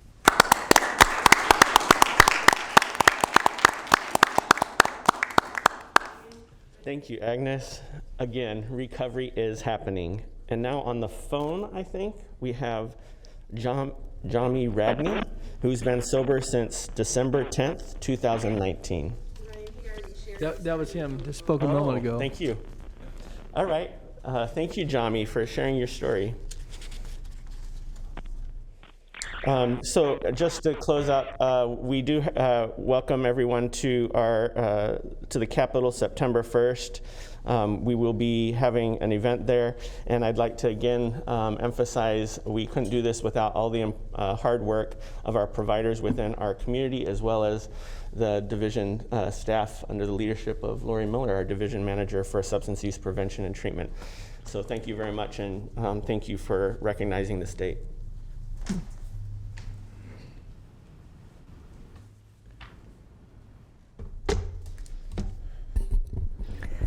So September 21, today we're proclaiming September 2021 as Alcohol and Drug Recovery Month in Sacramento County.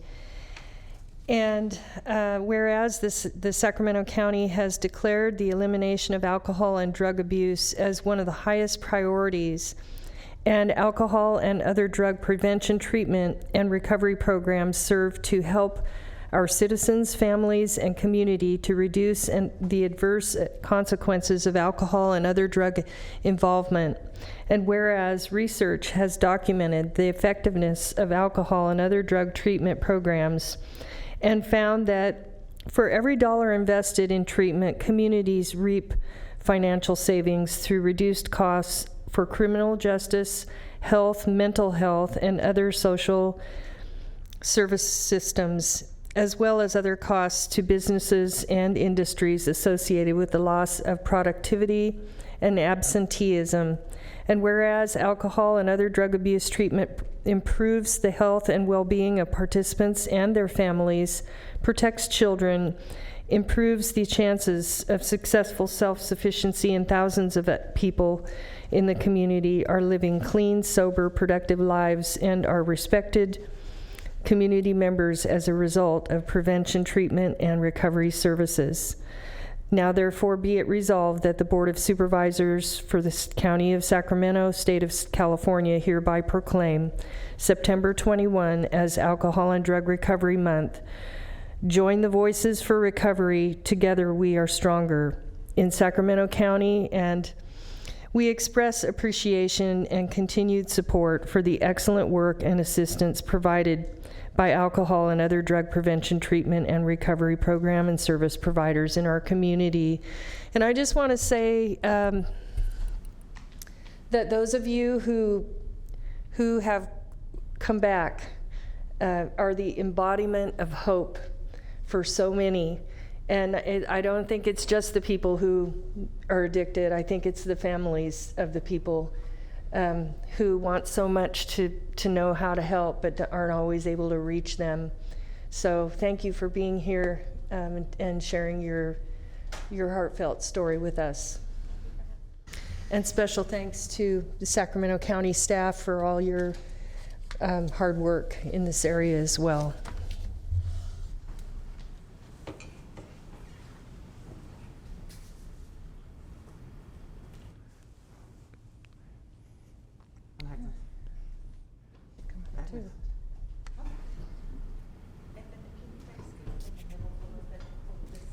This way.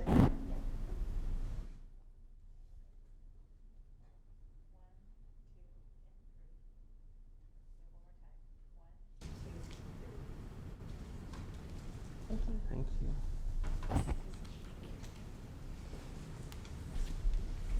It's okay. Okay, our next item. Okay, item 43 is the presentation of resolution proclaiming September 5th through the 11th of 2021 as Suicide Prevention Week. Take it away. Thank you. And thank you. These are all important events that we like to recognize. It just so happens they coincide so close together. So in addition to the last couple of resolutions, we would also like to recognize September 5th through 11th as Suicide Prevention Week. This year, more than any other, I think everyone can appreciate the importance of mental health. We should acknowledge that these have been difficult times and they have impacted all of our mental health at some point. In the context of Suicide Prevention Week, we would like to remind everyone to watch out for one another and support each other.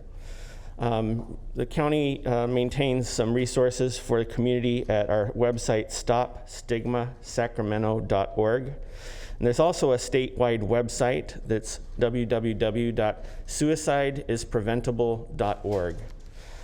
Statewide, and specifically here in Sacramento County, the Mental Health Services Act has resulted in significant investments in suicide prevention. In Sacramento County, we have approximately 22 programs working to raise awareness and prevent suicide. Just as a few examples, our suicide crisis line was launched in 2009. The phone number is 1-800-273-TALK. Our Supporting Community Connections programs are really amazing programs that are run by community-based organizations embedded within our community, and particularly within our diverse communities to promote awareness among our culturally diverse communities. We have additional programs such as our mental health navigators, community support team, mobile crisis support teams, and our mental health respite programs, among others, providing support to individuals in the community. This has been a major investment of Sacramento County, as well as across the state. And we would like to think, as a result of these suicide prevention activities throughout the state, we have had an impact. And indeed, statewide data have indicated a reduction in suicides in 2020 during the pandemic overall. But we have to remember that there are still vulnerable populations we need to support, and the work is not done. We would like to take this opportunity to once again remind everyone to keep their eye out for each other, support each other, and don't be afraid to talk about mental health. Let's work together as a community to prevent suicide. Thank you.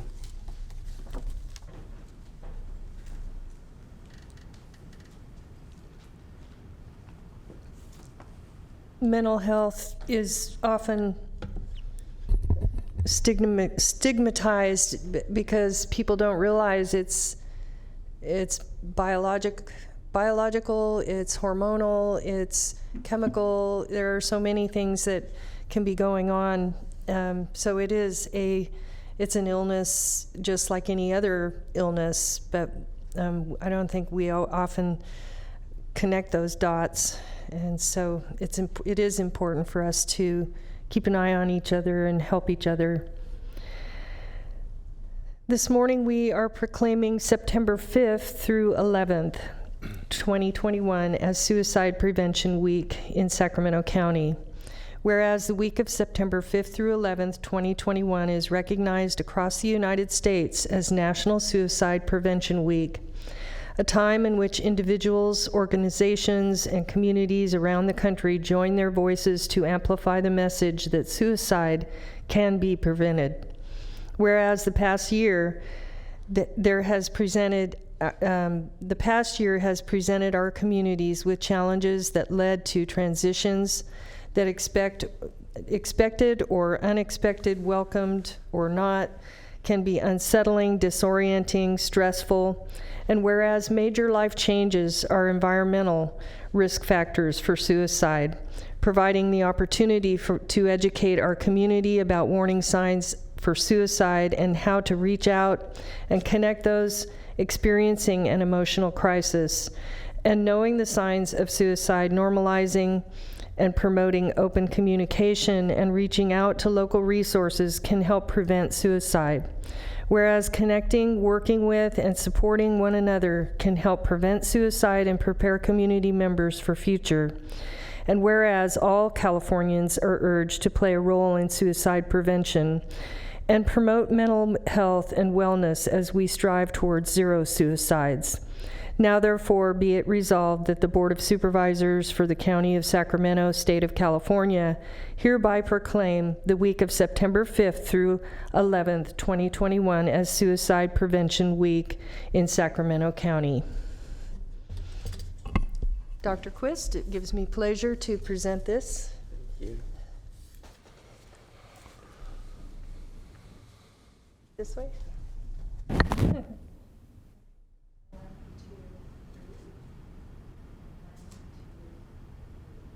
Thank you.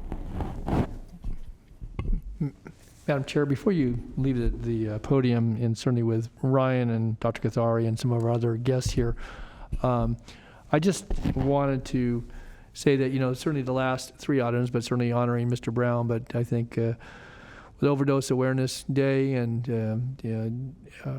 Treatment Recovery Month and then Suicide Prevention Week, as Ryan said earlier, it really is a time to focus in on the work that we're really about in lots of respects to serving people, and I think the messages of hope and help and healing are all embedded in the resolutions. But there was some really powerful testimony in the chambers here this morning, certainly by our colleague Mr. Kennedy and by Agnes and Jami on the phone, and I think those are reflective, obviously, of life experiences that people that we may not even know their circumstances, but that we come in contact with every day. People that are our friends, who maybe family members, maybe others who are associates in the workplace or in other pursuits. But bottom line is that obviously mental health, physical health, spiritual health are all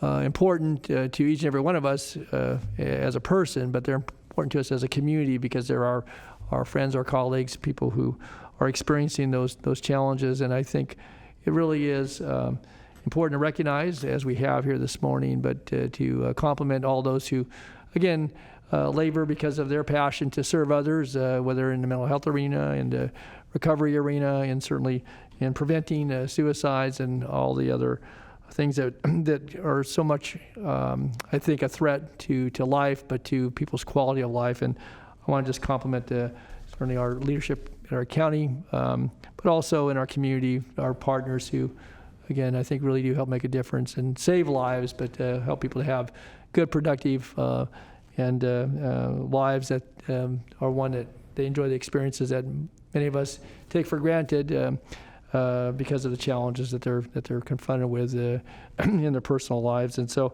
again, I want to just, again, thank you, Ryan, for your leadership, Dr. Kathari, certainly all the folks that, work in our various departments, all of our community partners, our advisory boards. And I just thought this would be an opportunity to mention that, recently this board, certainly through the leadership of colleagues on this board, we have a youth advisory board in the mental health arena, and I know that that's coming together, and we have so many advisory boards that serve this community and our voices, just like Ernie Brown and many, many others who I think help remind this board on a regular basis of the importance of the things we talked about here this morning, but the ongoing work and certainly life experiences. And again, it's a reason to be hopeful, but I think it's important to acknowledge the challenges and thank people for their good work. So thanks to all of you for your leadership and good work. Thank you, Supervisor Natoli. Well stated, and I want to echo all that. He said it so well, but we all really appreciate all that you guys are doing. So, thank you. Next item, please. Okay, for item 44, you are acting as the Sacramento County Redevelopment Successor Agency and Housing Authority of the County of Sacramento. Amendment and restatement of lease financing between the Sacramento Housing and Redevelopment Agency and related entities and the Public Property Financing Corporation of California at an annual payment amount of $84,352 and with a term ending June 30th, 2028 related to the 2008 acquisition and rehabilitation of the office building at 801 12th Street, Sacramento, California. So good morning, Chair and Supervisors. My name is Susanna Jackson, and I am the Chief Financial Officer for Sacramento Housing and Redevelopment Agency. Today, I'm here to request approval of the amendment and restatement of lease financing related to the 2008 acquisition and rehabilitation of the office building located at 801 12th Street in Sacramento, which is our administration building. This building was purchased back in 2008, and with lower interest rates available, we felt it was appropriate to attempt to refinance the building. The rate will be going from a 5.17% to a rate of 2.65%.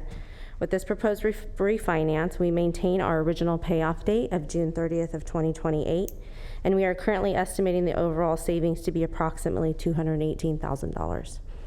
So that concludes my presentation, and I'm here to answer any questions. Thank you. Thank you for your diligence in trying to save every taxpayers' money. We appreciate it. I moved the item before the interest rates go up. Oh, I'm sorry. Okay, well, we have a motion. I don't know if we Mr. got Cerna a was second, right, but Supervisor Cerna is in the queue. Yeah, I was going to make the motion if there's no public testimony on the item. We do not have any public testimony. Second. Okay, we have a motion by Supervisor Cerna and a second by Supervisor Natoli. Please vote. Unanimous vote. Thank you. Thank you. For item 45, this is the approval of the Mental Health Services Act fiscal year 2021-22, 2022-23, and 2023-24 three-year program and expenditure plan. Good afternoon, Siobhan Katari, Department of Health Services. Just a few opening comments, and then I'll pass that over to Dr. Quist. I just wanted to thank, again, our Mental Health Board, our Mental Health Services Act Steering Committee, and our Behavioral Health team for all of the work that's gone into the planning process. The MHSA planning process and subsequent updates are a really important tool that we have to be able to be responsive to community needs as they change, as well as to be responsible to public funding and the way that we spend it on behalf of our community. So thanks to the team, and we will turn it over. Good morning again. Ryan Quist, Behavioral Health. So I have the controller. So a little bit of background for our public that this may not be an area that they're quite as familiar with. Mental Health Services Act, or MHSA, was enacted by voter-approved Proposition 63 in November of 2004. Can you believe it's been, 15 years, 16 years? And it became known as MHSA. MHSA authorizes a 1% tax on personal income for individuals with an excess of $1 million that they earn annually. The MHSA programming general standards and values include wellness, recovery, and resilience. They include cultural competence, client and family-driven behavioral health systems, integrated service experience, and community collaboration. These are important and underlying values that are associated with MHSA. Here before you today is our three-year plan. This includes fiscal years 21-22, 22-23, and 23-24. This plan includes our previously approved programs and activities. We have not done a lot of changes to this document. It has been particularly difficult through the pandemic. to really have and maintain and continue our public stakeholder processes. At one point, we heard information that we would be seeing reductions in our MHSA funding, which led us to be very conservative in terms of any new programming. So we're pretty much bringing forward a similar plan based on the programs that have already been approved. Our programming is broken down into 5 components. So to give you a little bit of an idea about those different components, we have some highlights for you. Our community services and supports component is the first component. It's the largest component. It includes our full service partnership programs. To give you a little bit of an idea, this is serves about 2,600 unduplicated consumers each year. These data are from fiscal year 1920, so you sort of get an idea of its impact. And then our more general system development programs serve over 14,000 consumers a year. Our second component is the prevention and early intervention component. This funds our suicide prevention line, which received 47,000 calls in fiscal year 1920. And then across some of our other more focused and selective prevention and early intervention programs, just under 52,000 individuals were served. In our universal prevention and early intervention programs, almost 145,000 Sacramento County residents were served. We have our Stop Stigma Sacramento Speakers Bureau, which is a really exciting program where we have a number of individuals who are community members who are able to come forward, they're trained to be able to tell their story about how they've worked through recovery, their mental health recovery. They did 32 speaking events, reaching 1,800 community members in fiscal year 1920.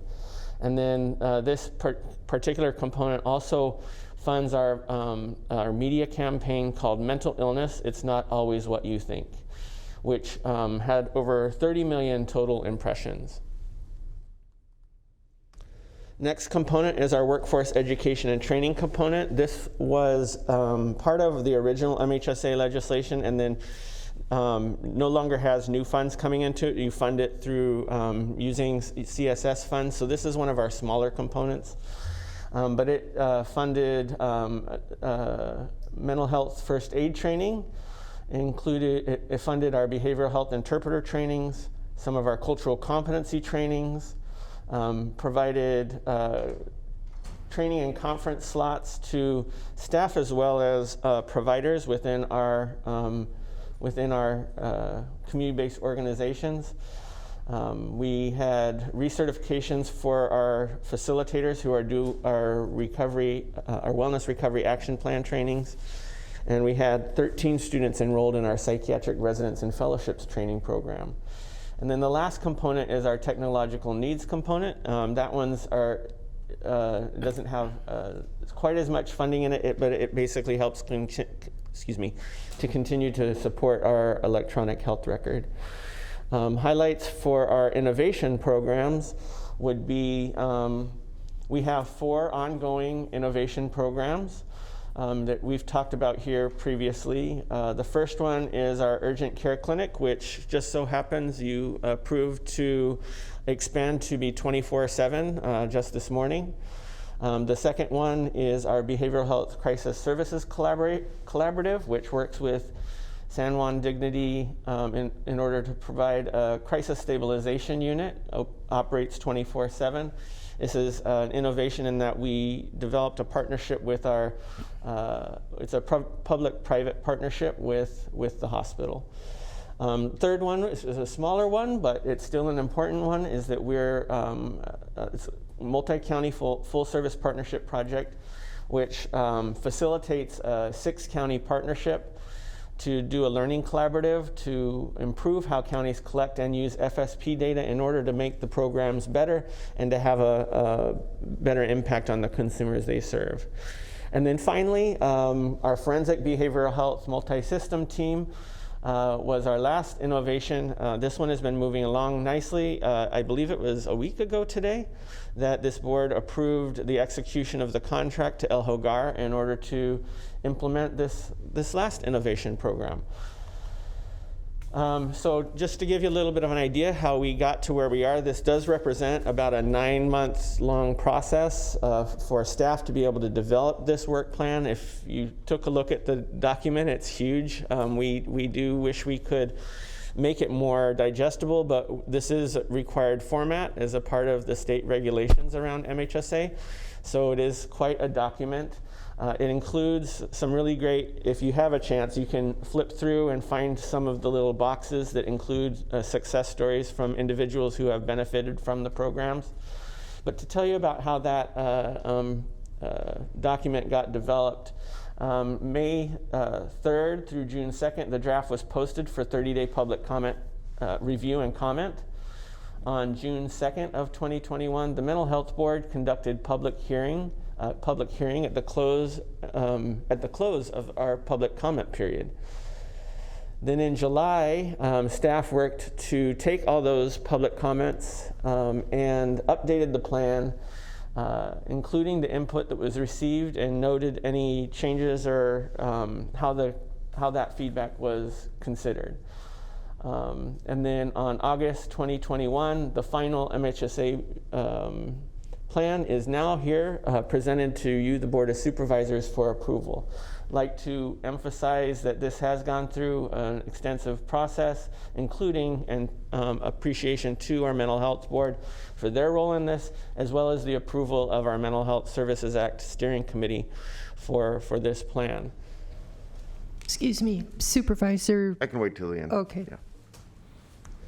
So very quickly, the approval of this will result in the continuation of our previously approved mental health treatment and prevention programming and related activities, and also further support the implementation of the new Forensic Behavioral Health Multi-System Teams Innovation Project. So thank you. Thank you, Supervisor Cerna. Thank you. And thank you, Dr. Quist, for the presentation. I'm wondering, does this plan reflect consideration for how Prop 63 funds, Mental Health Services Act funds, could or should be used or leveraged against or complemented with ARPA funds? I know that the timing may be an issue based on the fact that we're just kind of gearing up for how best to use the $150 million that we've already received from the federal treasury, and hopefully we'll continue to receive an equal amount at some point. But has there been any discussion with at the Mental Health Board or elsewhere, maybe just amongst executive staff, about how that kind of unique opportunity may work in conjunction with our consideration for the expenditure of Mental Health Services Act funds? Well, our Mental Health Services Act Steering Committee have their area of expertise, as well as authority, if you will, is in the context of the MHSA. We certainly did circulate the opportunities to participate in the survey process that the county is doing to be able to collect feedback on the use of ARPA funds. But I don't know that we consulted, had an explicit conversation with MHSA Steering Committee on that specific topic. I think I see our county executive wants to chime in here. Yes, thank you. So as we move forward in the planning process, as you know, the next thing we're going to do is bring funding allocations by category. And behavioral health, both mental health and substance abuse, did rank high in our prioritization. And so once we do those funding allocations, we will work closely with Dr. Quist and his team around how we integrate or expand what they're already working on.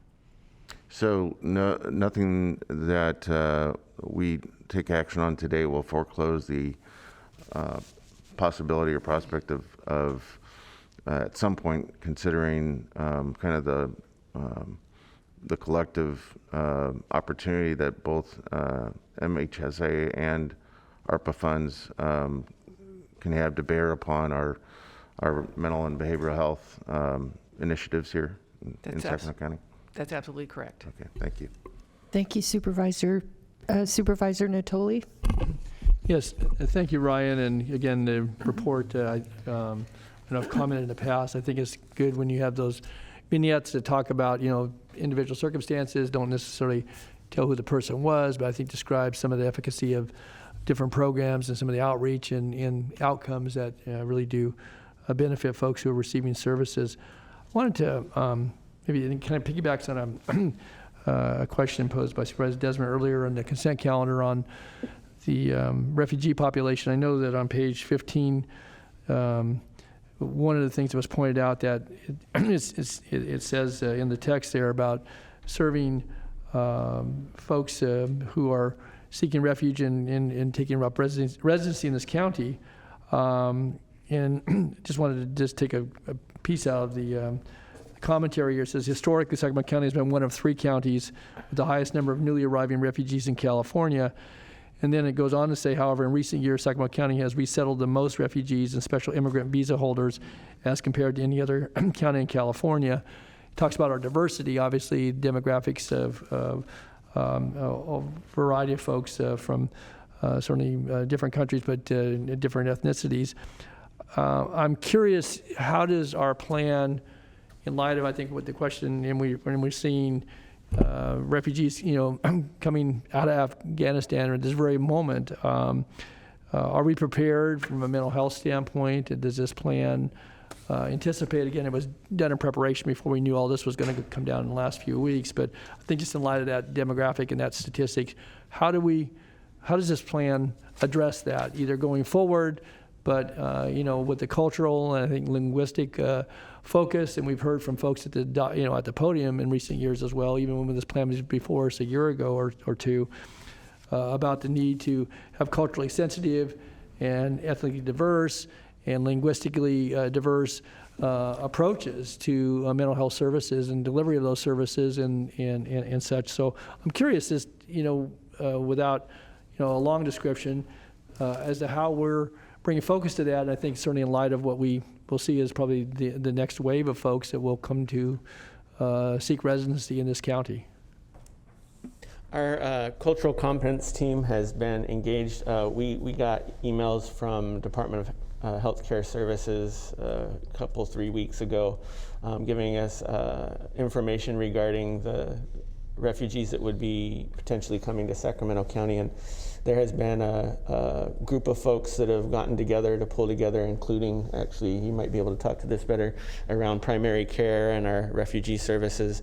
And our behavioral health team is at the table helping to identify what needs they may have, identifying what resources might be able to support them, and identifying strategies to do that most effectively in timely ways, considering the urgency of their needs. Yeah, I would just add that the county has several responsibilities when it comes to refugee services, and I provided a memo to the board, so I hope you received it. One has to do, as Dr. Quist says, with the behavioral health services provided, linking folks to the appropriate services that are both linguistically and culturally competent. The other has to do with the primary health services, ensuring a health assessment of folks who are coming in. We are receiving some federal dollars to help offset those costs, and then linking folks to ongoing health care. And then the third is through the Department of Human Assistance, and it's providing cash aid and assistance, including food assistance and cash assistance, and linking folks to the appropriate services. And then our resettlement agencies in our county are working on housing and other services to be provided. So we are at the table and going to ensure that the county is bringing all the resources that we can to the. So any sense about the numbers of folks we can expect? We are hearing at this point, between now and September 30th, the number is still around 2,000 that we're hearing. We are watching the news closely, though, because that could increase, of course. And again, not in your area of expertise, but certainly very closely related, how do we address the housing issue? If you have 2,000 folks who come to this community and you already have a tight rental market. You obviously have, a number of nonprofit partners that help us in different respects, but that to me seems to present a pretty significant challenge too, again, with some of the limitations that we have through the programs, whether federal assistance or otherwise, to offset, rental rates. And again, I think the other piece of that, as of September 30th, the moratorium on the evictions, it may be extended now, I guess, to November, but there's just a whole host of things, dynamics, and again, it sounds like there's a working group, but I think that, as we welcome newcomers to our community, but and look at some of their immediate needs, housing is going to be a big one. No, absolutely. And our department heads for Office of Homeless Initiatives and Department of Human Assistance have been at the table with the California Department of Social Services and the Office of Refugee Resettlement to look at all of the options. And some of those include the use of hotels and other resources in the community. I don't know if Deputy CEO Bruce Wagstaff would like to speak to that. That pretty much summarizes it, Supervisor. We're working closely with the state and their local refugee resettlement organizations on this. We've been asked if we had, frankly, if they asked if we had excess homeless-related funding for this purpose, which of course we've committed and we're working with, but we can provide some expertise to them in terms of how they search for housing and make arrangements for that. So we are working closely together. That certainly is an important need that the refugees will have. So again, without belaboring under this particular agenda item, I guess I think it would be helpful and useful and certainly getting a memo to all of us that kind of talks about the range of services and how we're coordinating. I guess I would ask the timeliness of this maybe in September to actually have a brief agenda item, working through the chair here, where we could have a kind of a comprehensive presentation. It may not, be any more than what we just heard, but I think there are some details there. And as people start arriving here and some of the challenges we're already challenged with in this community, right. I'd like to know a little more about that, the funding streams and how that, I think backs into certainly behavioral health, which is a piece of it, but some of the other issues. So if that's possible, and, maybe again, it doesn't necessarily have to be tied up with budget, but maybe latter part of September with some of the other things that are on the horizon, it would be helpful. So I'd ask that. If I could then, just to shift gears just a little bit, and the other item relates to correspondence we received a little earlier today, and it goes to discussion we've had around MHSA funding and surplus amounts, or at least identify which are surpluses, but because of the volatility, I think it's the word used in the report, of MHSA funding, and then some of the longer tail that goes with funding programs and having reserves and so forth. But at least the writer that wrote to us this morning was asking that we defer action on this because of the $72 million that they had deducted from the budget item that was, included in our budget material that came to the board here earlier this year. So if you could just maybe address that. It's been talked about. We spent a lot of time debating this in past years. I know, Ryan, you certainly have made a concerted effort to, certainly Dr. Bielenson, prior to Dr. Cathari, but to, get some of those monies out there, to put them to use, to fund in the appropriate categories of innovation and such.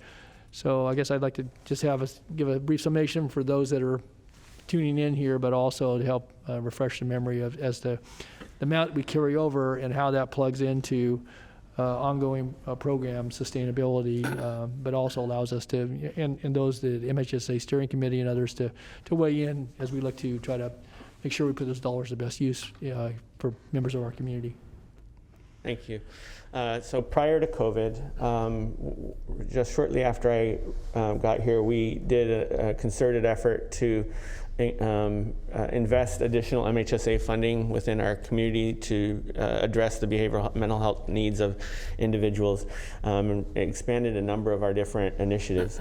Then we went into COVID, and during COVID, our initial information was that we were going to see significant slashes to our MHSA funding. And this was what pretty much everybody was talking about. The state was talking about it, the leading county behavioral health directors across the state to talk about it. And we were all very concerned. Well, it turns out the millionaires that are being taxed by this acted differently than any of the economists that were projecting what things might look like. They acted differently than anybody anticipated. And so the MHSA funds continued to come in at the higher rates. Leading up to this date of knowing that we were coming before you with our 3-year plan, we wanted to be able to provide the most recent information regarding our, what our current situation is. And to be honest, I think that this was the most recent information we had at the time that the report was submitted and to come forward. I do anticipate that we will have an update to the revenue projections. I thought it was going to be early July. I thought it was going to be by the end of July. I thought it was going to be by now, and it isn't by now. We're waiting on the numbers to be released by the state. So as soon as that information is released regarding the most recent projections, I do anticipate we will do another analysis, and if necessary, bring back to the board any changes that we may need to discuss. You want to? Yeah, I'll just add, and this is to Supervisor Cerna's point as well, is this has been a very odd year, as you all know, for funding, not only with the unexpected revenues being increased through realignment and through the Mental Health Services Act, but also the ARPA funding. And additionally, we have some new state investments that we're watching very closely into the mental health space. And so, the plan updates that the Mental Health Services Act allows for will allow us to be responsive to these very dynamic and changing community needs that we have, and we will come back before you with some edits to that as we start to learn what resources we can access. And we are looking for every opportunity to leverage, to utilize those dollars that we can get federally first before we utilize local dollars, for sure. Thank you. Okay, thanks. Thank you, Supervisor Natoli. Supervisor Desmond. Thank you, Madam Chair. Thank you, Dr. Quist and Siobhan. I have a comment and a couple questions. First, to just piggyback off Supervisor Natoli, I really welcome that particular agenda item to discuss the refugees. I mean, I think we're looking at our county is already facing such a crisis with homelessness and housing, and now we're going to potentially have up to 2,000 more folks in desperate need of a lot of the same services that we're providing to the homeless. So I hope there's a robust engagement with our congressional delegation as well about the unique impacts to Sacramento County. So I welcome that discussion. Number two, and you just alluded to this, but also in terms of that funding discussion, I really will be eager to hear, what other sources of funding we're leveraging to implement the priorities the board's already identified, our new crisis response system, the encampment teams, and then the board's decision to implement Laura's Law in Sacramento County. Are any of those items incorporated in our spending plan for the next 3 years? No, and just to be clear, this is our MHSA specific plan, and it does not even get close to representing everything that's done in behavioral health. Okay. Because there may be opportunities where we can get MHSA dollars to support some of those programs in one way or another, I would imagine. And then finally, additional correspondence I received that I'm sure others received, and it may be in this very large document, and I did get through a lot of it, Dr. Quist, I want you to know that, but not all of it. Just questions, excuse me, about more resources, more efforts in our schools and mental health, wellness and awareness in our schools. Could you comment a little bit on that? And if any of that is incorporated in here, maybe direct me to the specific citation. Thank you. And again, what I'd like to emphasize is that MHSA is a very large component of what we do, but it's not all that we do. And so I've been in communication and in collaboration with a number of the advocates around our school-based mental health services. Great. And we are working very hard to implement as many of those recommendations as we can, but they're not necessarily, we don't necessarily have to use the MHSA funding to do a number of those initiatives. So we continue working very closely with SCOE. We used some of our, it was public health funding. some public health funding in order to accomplish some of the goals. So we're finding ways to make it work and continuing to work along those regards. Yeah, and we're about to engage with SCOE on a refresh of the 10-year strategic plan for how to increase school-based mental health services. It's something that we brought to the board that we're funding. So. Great. I really appreciate that, and really great point for everybody who's listening here today, that it's not exclusive to just MHSA funding. The county is doing a lot in addition to that, in recognition that our students in our schools, obviously their mental health has been dramatically impacted by COVID. So, okay, thank you very much. Thank you, Supervisor Desmond. So we do have one public comment for sure on this item. I'm sorry. We also have someone on the phone as well. Okay, so I'm going to go ahead and call Blanca H., who wanted to speak on 45.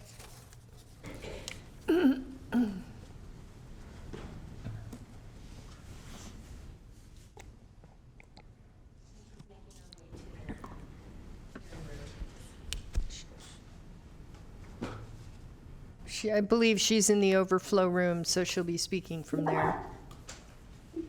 Yes. Can you guys hear me? Yep. Hi, Blanca. Hi. Good afternoon. How much time do I have? You'll have 2 minutes. Okay. Shouldn't take that much. So, hello everybody. Once again, my name is Blanca Hurtado, and I wanted to say a huge thank you for everyone who spoke today and presented about the MHSA program. As a mental health clinician, I work closely with this program, specifically with children. And I wanted to say that the funding is huge in providing services, which in a way is somewhat preventative services, if you think about it how I'm viewing it, which is mental health difficulties and challenges for our communities. If we are able to fund this and address it, it reduces health disparities. It could possibly reduce substance use disorders, and it could possibly even reduce additional health disparities such as diabetes, hypertension, and things like that. So I'm very grateful and appreciative of the funding, and I just wanted to thank you guys, board members, for supporting this also, because I believe in strong communities, especially in the mental health department. So that was my comment. Thank you so much. Thank you, Blanca. And so if you could transfer the caller, please.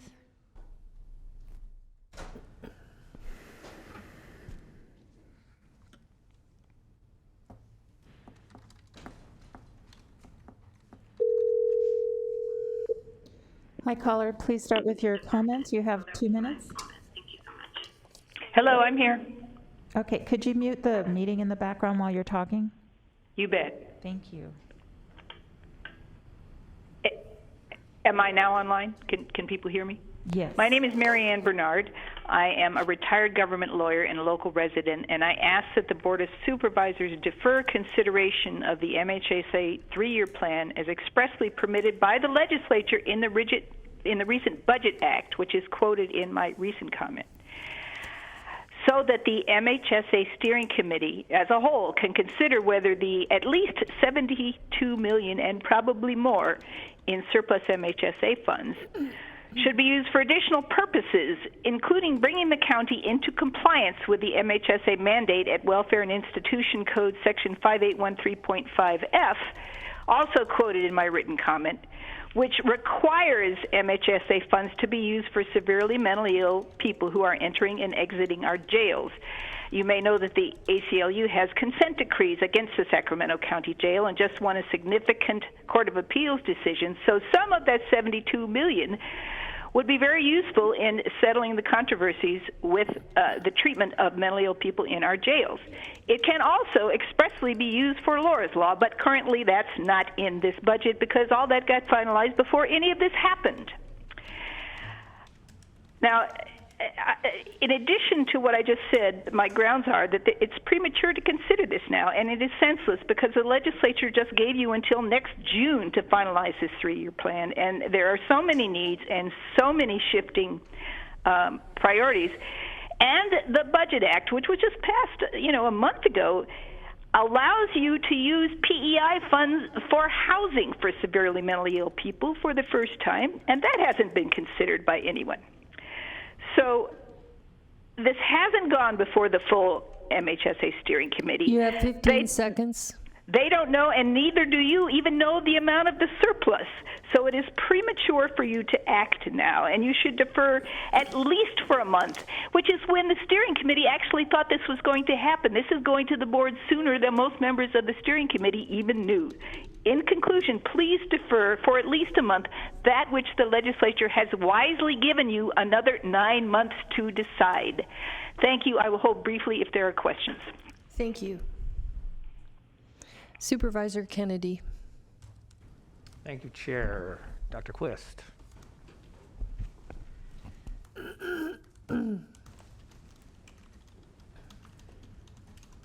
Based upon that call, now I know as a member of the Mental Health Board that this was discussed at the Mental Health Board as it has to be statutorily. What was the role of the MHSA Steering Committee in reviewing, commenting on this document? I should have brought my slide. So the Mental Health Services Act Steering Committee over time have helped develop a number of the programs in this plan. We basically took our existing programs and moved them forward, and then there was public comment period that was hosted by our Mental Health Board, and our Mental Health Services Act Steering Committee approved moving this one forward. And I can say that having attended many MHSA steering committee meetings, that there's a lot of opportunity for communication during those meetings, and it's frequently taken up. And as far as the caller saying that MHSA dollars could be spent for AOT, I suppose that's correct, but I also want to point out, if I'm not mistaken, didn't the MHSA steering committee chime in and say they did not want MHSA Correct. dollars to be spent The on steering AOT. committee voted against the Right. support of using MHSA funds for that purpose. Okay, thank you. Thank you, Supervisor. Supervisor Natoli. Yeah, back to the caller, I referenced the written communication from the party who's on the phone. But I think there was some information that was just shared, one being that there was an extension so we could actually spend some more time on the plan if we chose to do that, recognizing, as you've described, the process that we engaged in over the course of the last year, and some of it obviously impacted by COVID, and the ability to meet and so forth. So is that true, and how does that weigh into this? I assume, I see Siobhan shaking her head yes. So, well, respond to that if you could. So Yeah, it is true. They gave us some additional time to be able to approve our 3-year plan. The fact is that we started the process to update it significantly before that authority was granted. We'd already postponed it by 1 year.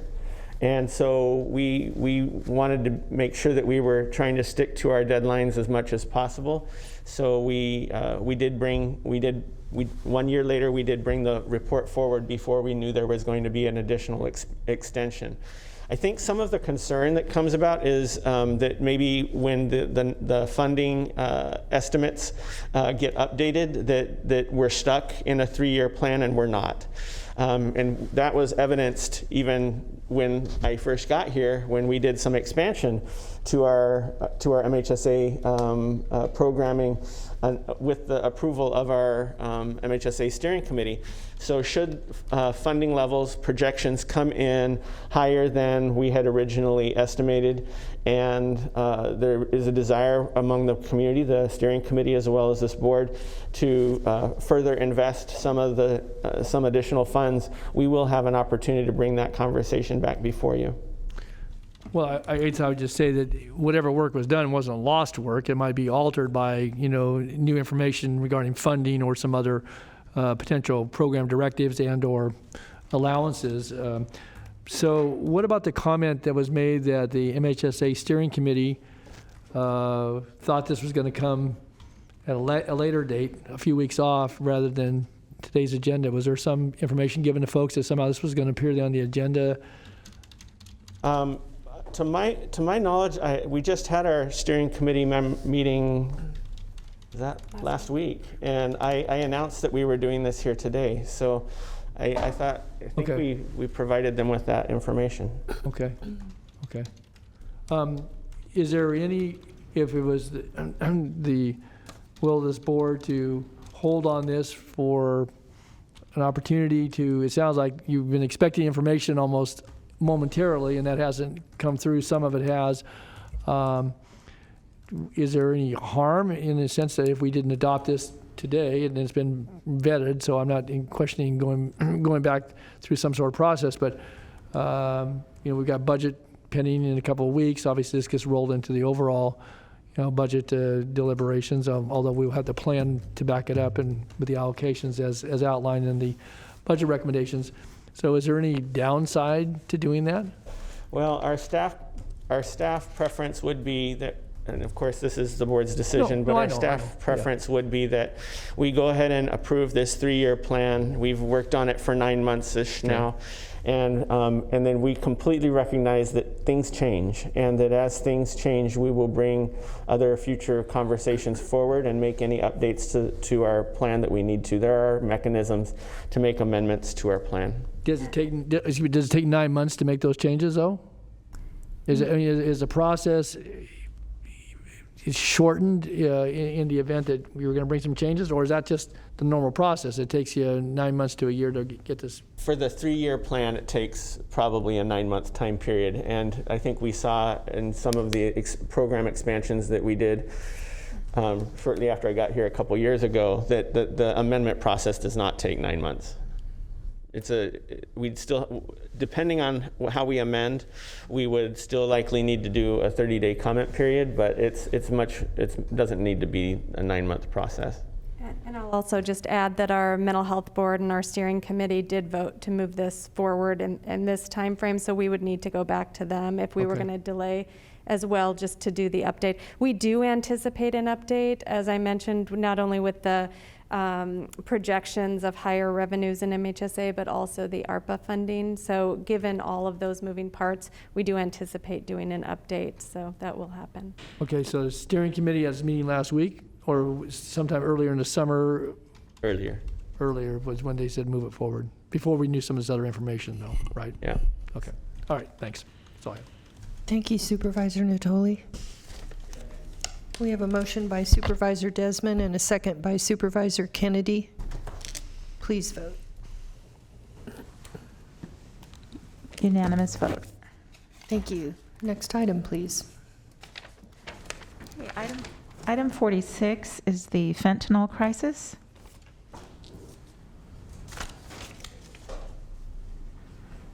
It's our very patient district attorney. Yes. I'm glad I had a phone. Good morning, or I should say, I'm sorry, good afternoon. Hi, Emery. Chairperson Frost and members of the board. It's nice to actually come back, even if we have to wear a mask. I think it's actually quite fitting, all the items that we've heard already this morning, to kind of round this topic out with what I think everybody should understand about what's happening, not just across this country, but across the state and across this county in terms of what I would call a fentanyl epidemic. And I just wanted to kind of give you a little bit of background on why did we feel the need to come present this. A few months ago, some of my colleagues, elected DAs from other counties, started to raise this issue and asking me and others in the same profession, are you seeing this problem? And so I felt that it was important that we understand what is the problem here in our county and how can we try to address it, not just from the prosecution point of view, but from a prevention point of view. I don't think there's any question, as many of you probably are very aware, that we have a national problem when it comes to this. This is just a headline from a national story about this, the fact that fentanyl can kill millions and millions of people. And just recently there was an article that came out in a San Francisco paper, and the title of that article was "Fentanyl Has Changed the Whole Landscape. San Francisco Faces the Worst Drug Epidemic Ever." And with that article, the head of their emergency room, the chief doctor, essentially said in that article, it's really remarkable because it runs the entire spectrum. This affects all walks of life, all folks. It's hard to overstate how impactful it can be to anyone. It doesn't seem to care about race or background or gender or anything. And I think that's something that's very true here in Sacramento. In that same article, it talked about a recent law enforcement bust that would be enough to wipe out the entire population of San Francisco 4 times over. So when we started to try to figure out in our county, we wanted to look at, our own number of deaths. We wanted to look at our cases that we were prosecuting for people that were possessing fentanyl, particularly fentanyl for sale. And when we started to kind of just look at it, I tasked our Chief Deputy, Rod Norgard, find out what we're seeing with our deaths. And it was quite really, to me, shocking. Before we found out the number of deaths, our crime lab, as you all know, we're very fortunate in this county to have our own crime lab. And those numbers I'll give you in a minute, but that was equally shocking to me at least. So what we saw with our number of fentanyl deaths, we looked at, and this we basically worked with our coroner's office. Kim Jin has been fantastic on this project, and we looked at how many folks are dying of fentanyl deaths compared to just to homicides in our county. So we looked at January 2020 to the end of 2020, and we saw that we had 88 fentanyl deaths, which is a large number. And compared to our homicide rate last year was 119. And then this year, just in the first several months up till the July 21st when we were collecting the data, we have seen now 52 fentanyl deaths compared to 62. That number, 62 homicides, that number fluctuates and it's almost even. The total number in this time period is 140. We still have actually a number of cases outstanding from the coroner's office because we're waiting for toxicology.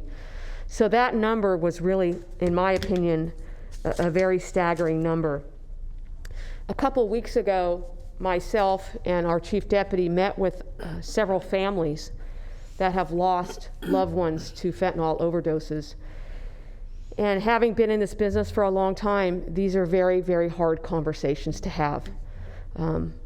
Honestly, it was a lot of tears and devastation for lost loved ones. And I think what we came away from was the magnitude of the problem and the critical nature of us trying to flood our community with prevention, because we will not prosecute our way out of this problem ever. We just simply will not. And we don't have the tools to do that as well. So what does it look like? What are those demographics? Because I know that some folks want to know what are we seeing. Obviously in San Francisco, we know that the demographics are across all spectrums. And I would say the same is true for this county as well. I think what's interesting is, in this graph, is a little bit hard to see, but what you can see is that 2020, we see a lot of these deaths under the age of, I would say, 30 and below. And then even just this year, we're seeing that even a little bit different. We're still seeing more in that teenage range. And this is all particularly concerning, particularly me as a parent of a couple teenagers. So these numbers are concerning, but what was probably even more concerning to me, because we have that crime lab, is that our crime lab has told us when they get street drugs into our lab for analysis, they are finding that 92% of oxycodone pills are counterfeit. That is a staggering number. Of those pills, 75% of those fake pills are straight fentanyl. That is, honestly, that's probably the most staggering statistic I've seen of all of it. And what we know from just the science is that really half of one of these pills can kill you. If you look at the image on the right, it shows you it's very, very difficult for anybody to understand the difference between a real pill and a fake pill. So when we then started to kind of look at, okay, what are we doing as first responders? What are we doing to try to track the data? I had a lot of questions in my head, you know, what's happening at the hospitals, what's happening on the streets. And it's not a criticism, it's just that it seems that we're all still catching up on what do we need to do, because while we have 140 deaths, we don't know, I don't believe, and I'm maybe Dr. Cathari or Dr. Quist can tell us, I don't think we're tracking near deaths. And that's really a healthcare system. You know, if I had, you know, the power one day, I would probably ask that we were, you know, when we have child abuse or domestic violence and that presents itself to our healthcare systems, there is a mandatory reporting system that's in place so we can understand the problem and follow through with that. We do not have that with fentanyl overdoses, or as far as I know, any types of near-death overdoses, I should say. I do know that other states and other counties are mapping this data. I was actually surprised to hear that our police department in Folsom has this program. It's called ODMAP. Many states on the East Coast already do this. And that mapping system allows officers to record fentanyl-related incidents. This year in Folsom alone, they've had 13 related overdoses. 7 of those resulted in death. And 6 of those individuals were saved by naloxone, which is Narcan, or what can actually save people from those overdoses. So that's just a mapping system that I think would be a valuable tool that we can consider at some point. Excuse me, yes. Supervisor Natoli had a question. Oh, yeah. Sorry. Yeah, thanks, Anne-Marie. Just so the fentanyl, is it being manufactured here stateside, or is it coming in? I think if you look at most of the data, a lot of folks would say it's coming from foreign countries, and then it's being pressed into pill formats, although I think I heard this morning from our crime lab that we are starting to see it in a powder format. But it's being pressed into these pills, so people think it's Percocet, or they think it's Adderall, they think it's Xanax, and in fact it's straight fentanyl in many of those cases. But it's being pressed, the raw drug is coming in, at least before it's made in pill form. Right. Stateside, and then labs here or whatever that are, I don't know if it's cartels or labs or whatever, that are actually putting it in pill form and then sending it out to the streets. I think it's going to other countries, and then it's being pressed into pill form in other countries. That seems to be the trend. Okay. Or at least the anecdotal information out there, and then it's coming into our communities at an enormous rate. And this next picture I'm going to show you is a case that's actually pending. It's not really relevant which case, but this is a case that involves a 16-year-old girl who overdosed on fentanyl. Law enforcement got involved, and this is a photograph of the items recovered from the individual that provided those drugs to that teenager. And the most important thing I would say is that in that recovery process, they found 6,000 fake pills that were laced with fentanyl. They also found illegal weapons, ghost guns, which seems to be not necessarily common, but it is not unique to find those types of things. So the combination of large amounts, I mean, that's 6,000 fake pills. You can kill somebody with a half a pill. So the destruction value of this is enormous. Can you prosecute? Excuse me. I'm sorry, can you prosecute them for murder? Well, I'm going to get to that. Okay. Okay. But I will tell you what we're trying to do in a courtroom. That's probably a very common question from the family members that have lost loved ones. Supervisor Kennedy had a question. Sure. Thank you, District Attorney. You mentioned Narcan. Of the 7 jurisdictions in Sacramento County, how many have adopted use of that?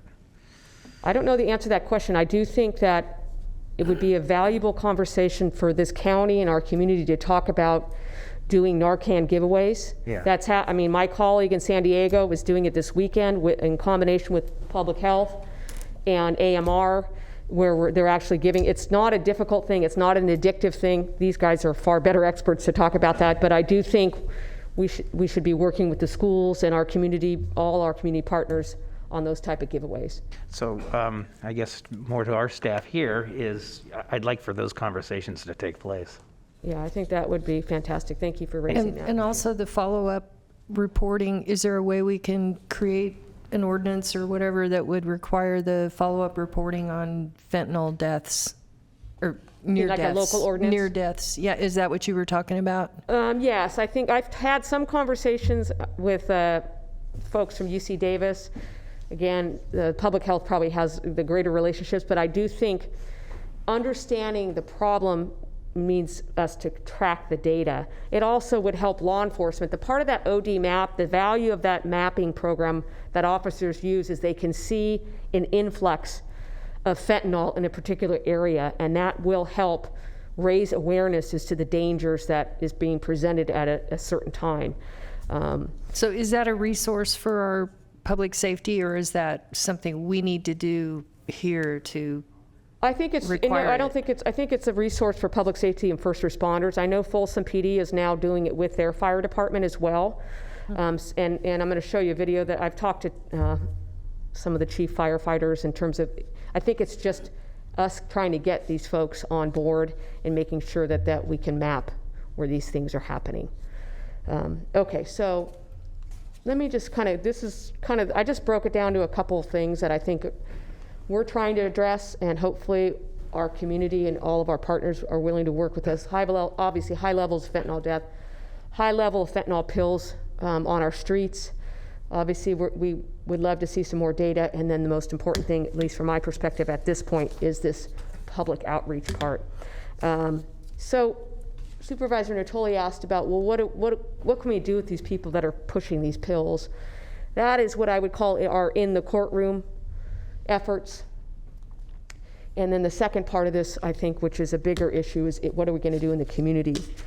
So part of what we're doing in the courtroom, and this is many DA's offices across the state are doing this. The biggest challenge, and we had an honest conversation with many of these families because they want to know, can we prosecute these people for murder? They killed my child.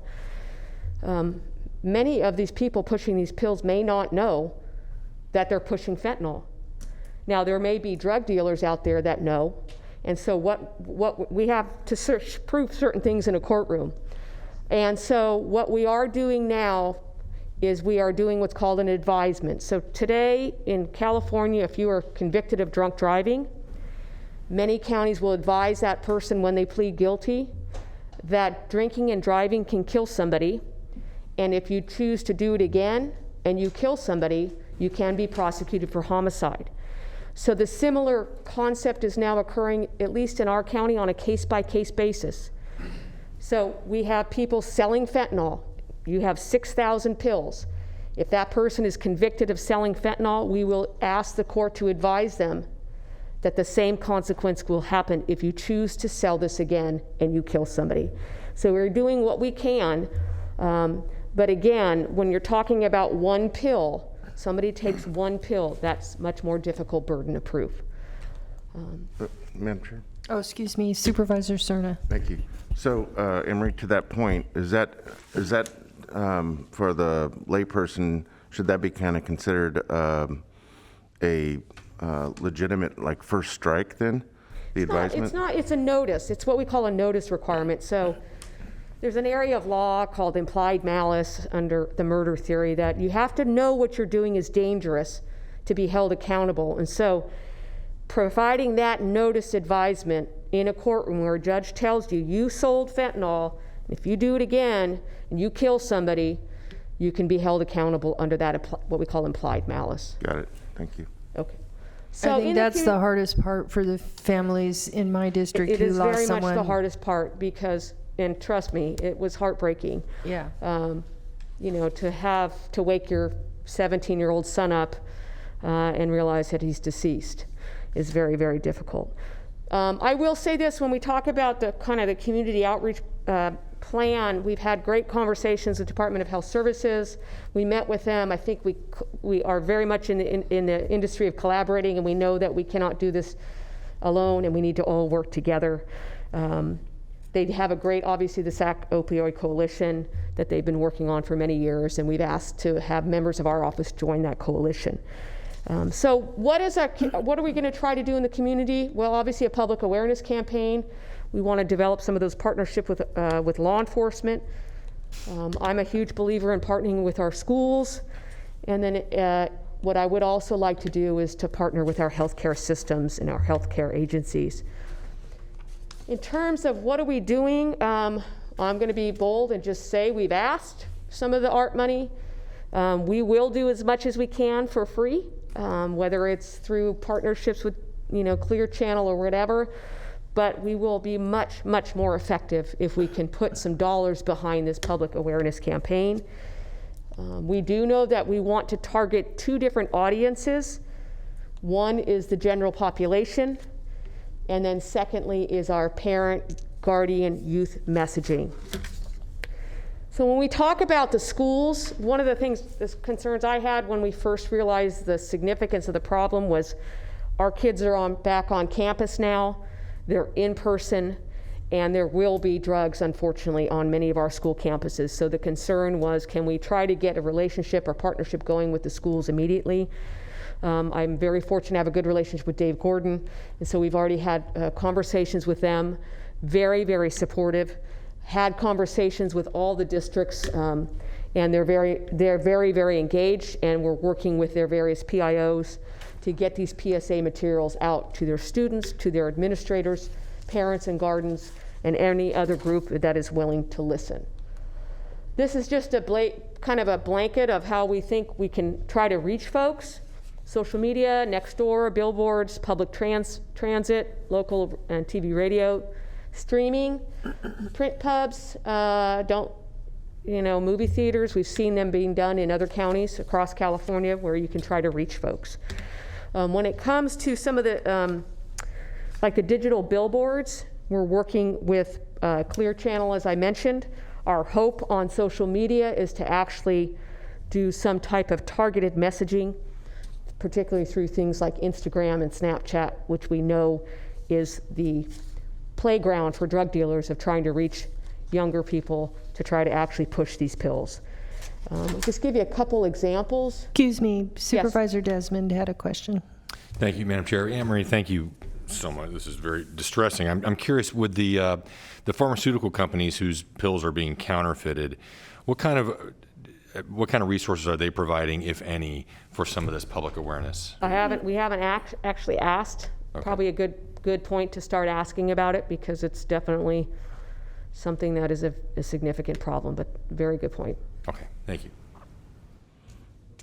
So the materials that we're going to try to push out through our PSA would be obviously flyers, videos, billboards, posters, banners, print ads. These are just some of the things we did create a website that hopefully we can put all our resources into one. It's called onepillcankillsac.com. That'll be launched later today, which will have a lot of these resources on it. This is kind of what we came up with in terms of 2 different audiences, the general public and then the parents and guardians, so that they understand. I mean, it's really shocking, particularly when you look at the penny and you compare it to how much you need for actually killing somebody. It's minuscule. So hopefully this is going to be effective. We've got billboards planned that hopefully we can get this out. One of my colleagues in Fresno was on a campaign the other day. They have major billboards going on all over Fresno as well. We would obviously like to join as many partners on this whole campaign as possible. Bus transits.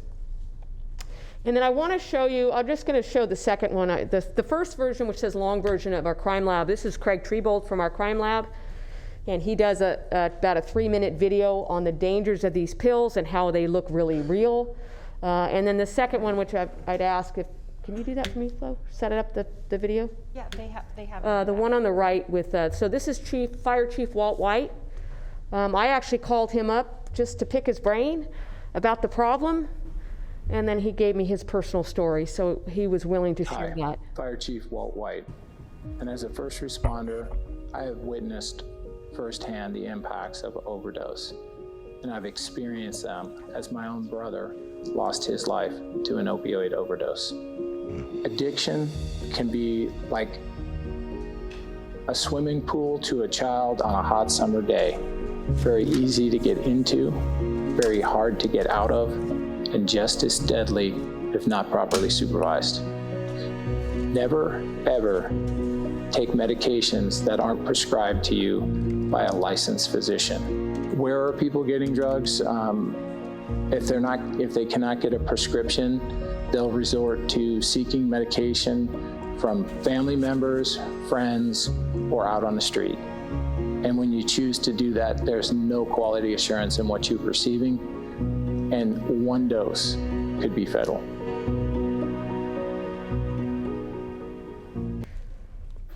Warning. Hi. A single. No, I think the most important thing that I'm hoping we can all walk away with is just this united front against this epidemic. I think the hope and the mission is that we can join together with our nonprofits, our healthcare, our faith-based community, public health, schools, and law enforcement. It's in San Diego County, they're on track of having 700 people die this year from fentanyl. I worry how we are going to be here as a community, but everything we do now, moving forward to prevent this, can only help all of us.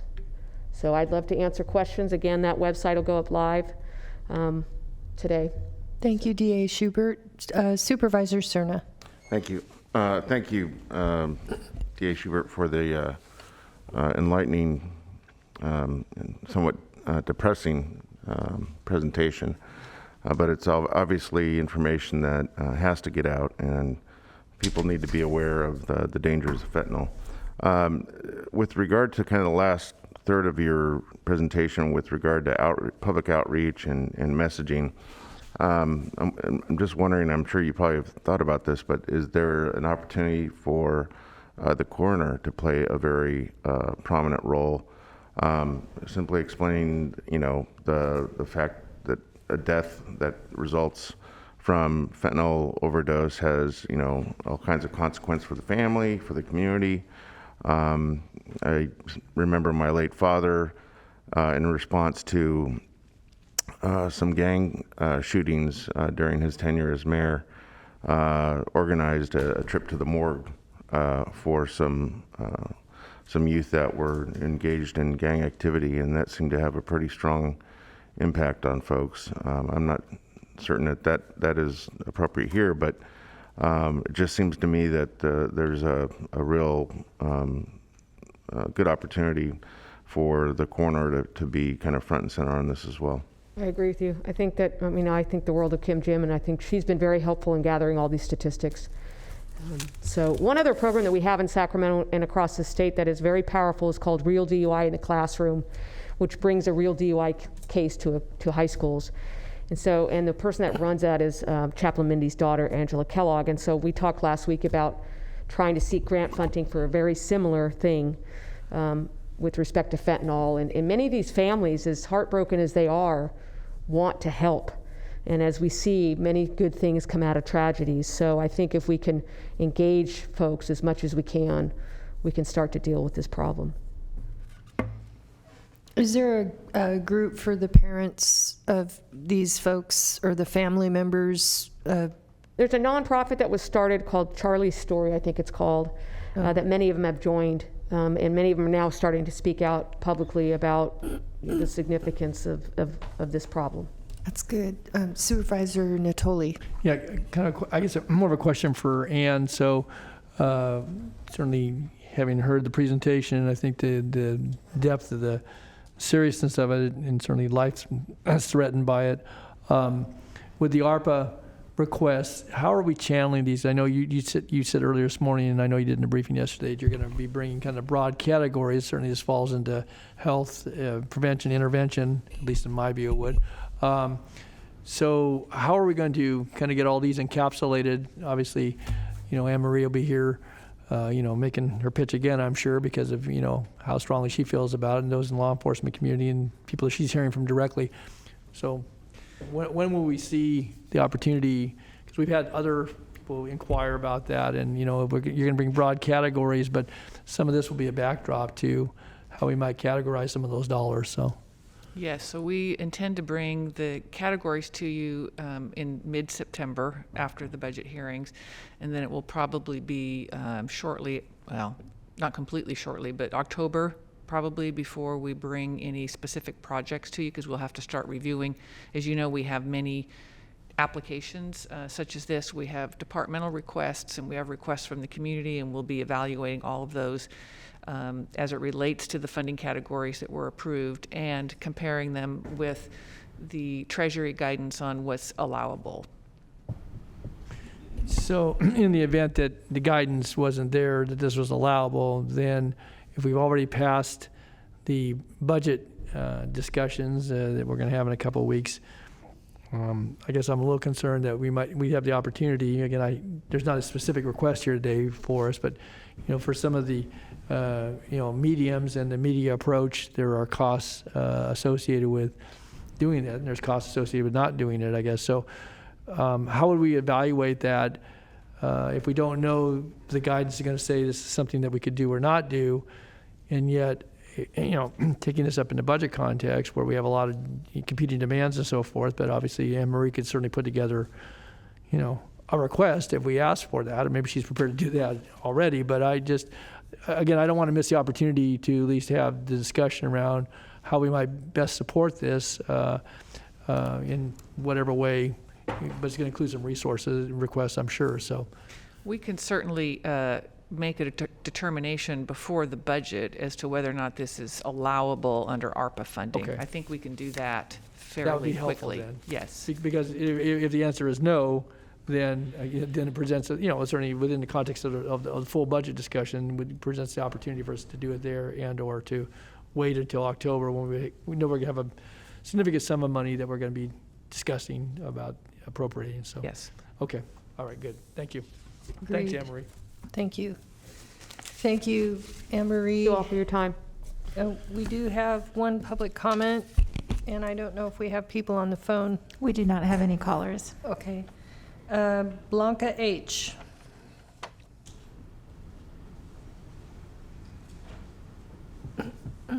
is in the overflow room.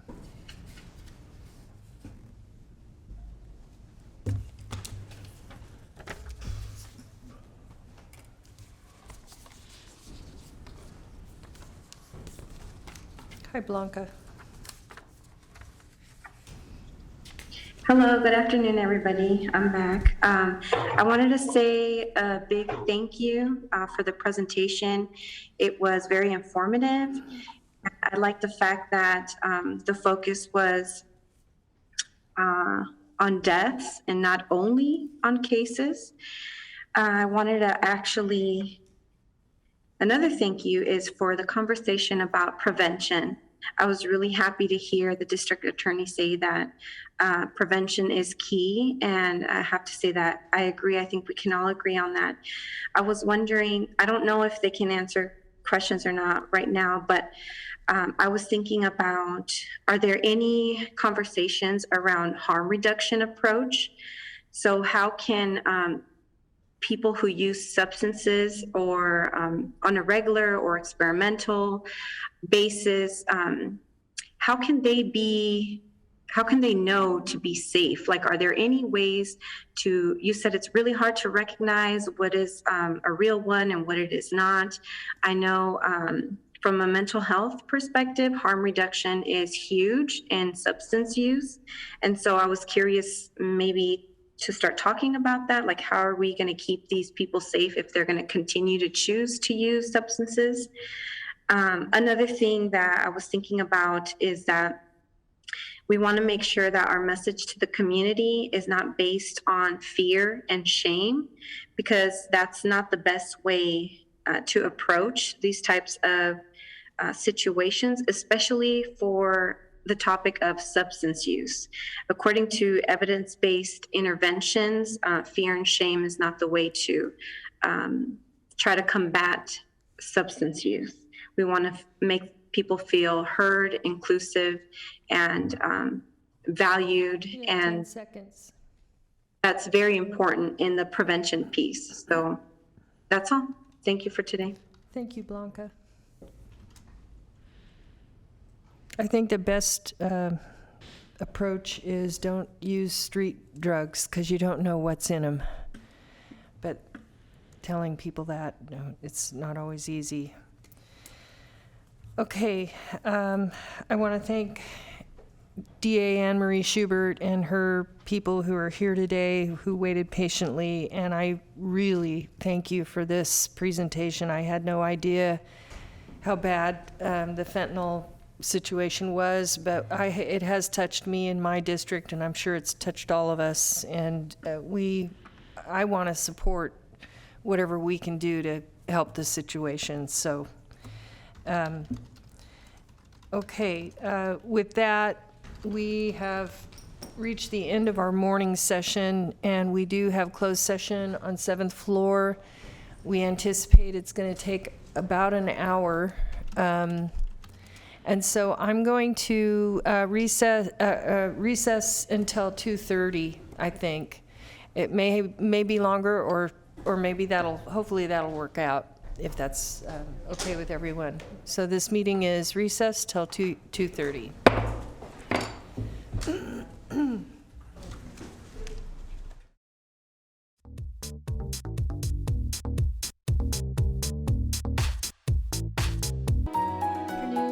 Ladies and gentlemen, welcome back to the Sacramento County Board of Supervisors. Our meeting's date is August 24, and we have returned, coming back from recess. And this meeting is hereby called to order. I'm going to ask the county clerk if she would be kind enough to read the roll call and establish quorum. Yes, good afternoon. Supervisors Frost? Here. Kennedy? Here. Natoli? Here. Desmond? Cerna? Here. And you have a quorum. Thank you. Okay, so for your afternoon item 47, you have resolutions of necessity authorizing eminent domain actions to acquire real property for the Fern Bacon Safe Routes to School project. I'm sorry, Flo. Do we have a report out from closed session? Okay. I should have brought that up. Thank you. Yes, we have two items to report. The first being the board has voted to reappoint Rochelle Dozer as the SHRA director, pending confirmation, which will happen in open session on September 14th, sorry. The second item to report out is that the board has unanimously voted to approve Ann Edwards as the county executive. Congratulations, Ann.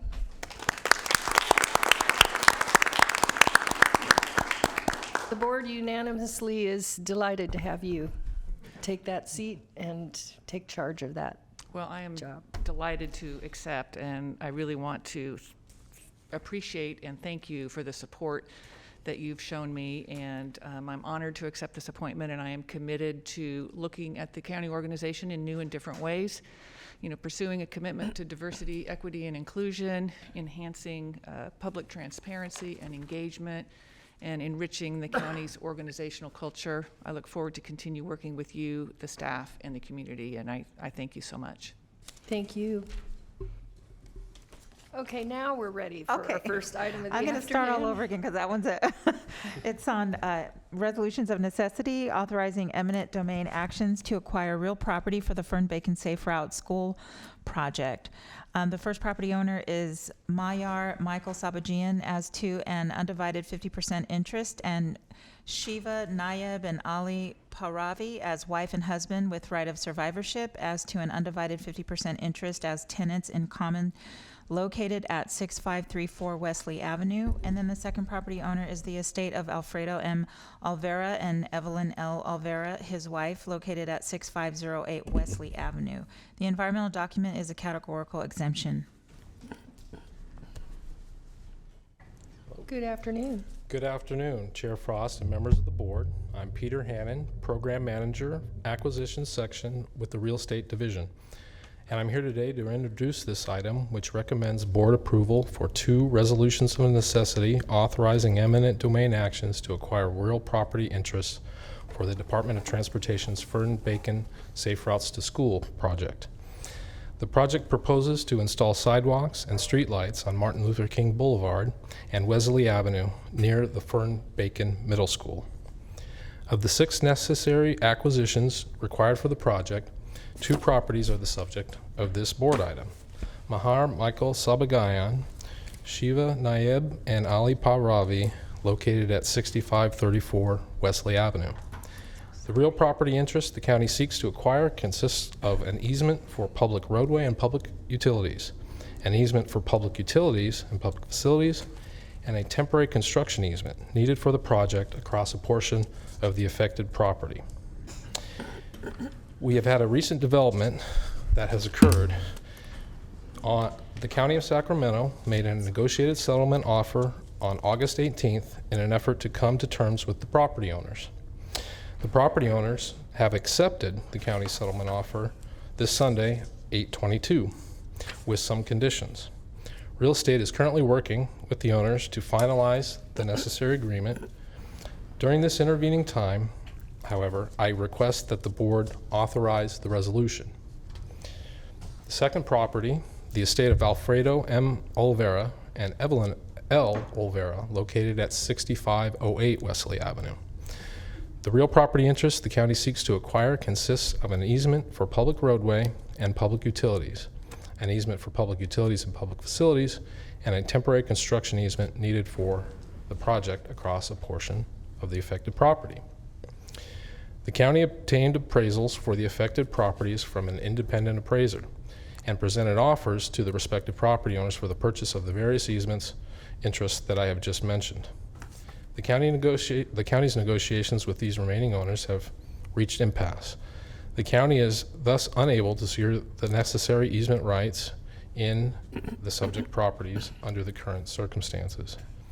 Today's resolution of necessity and anticipated eminent domain actions will provide for possession of the required real property interests and construction of the project while the county proceeds to acquire the easements through eminent domain if necessary.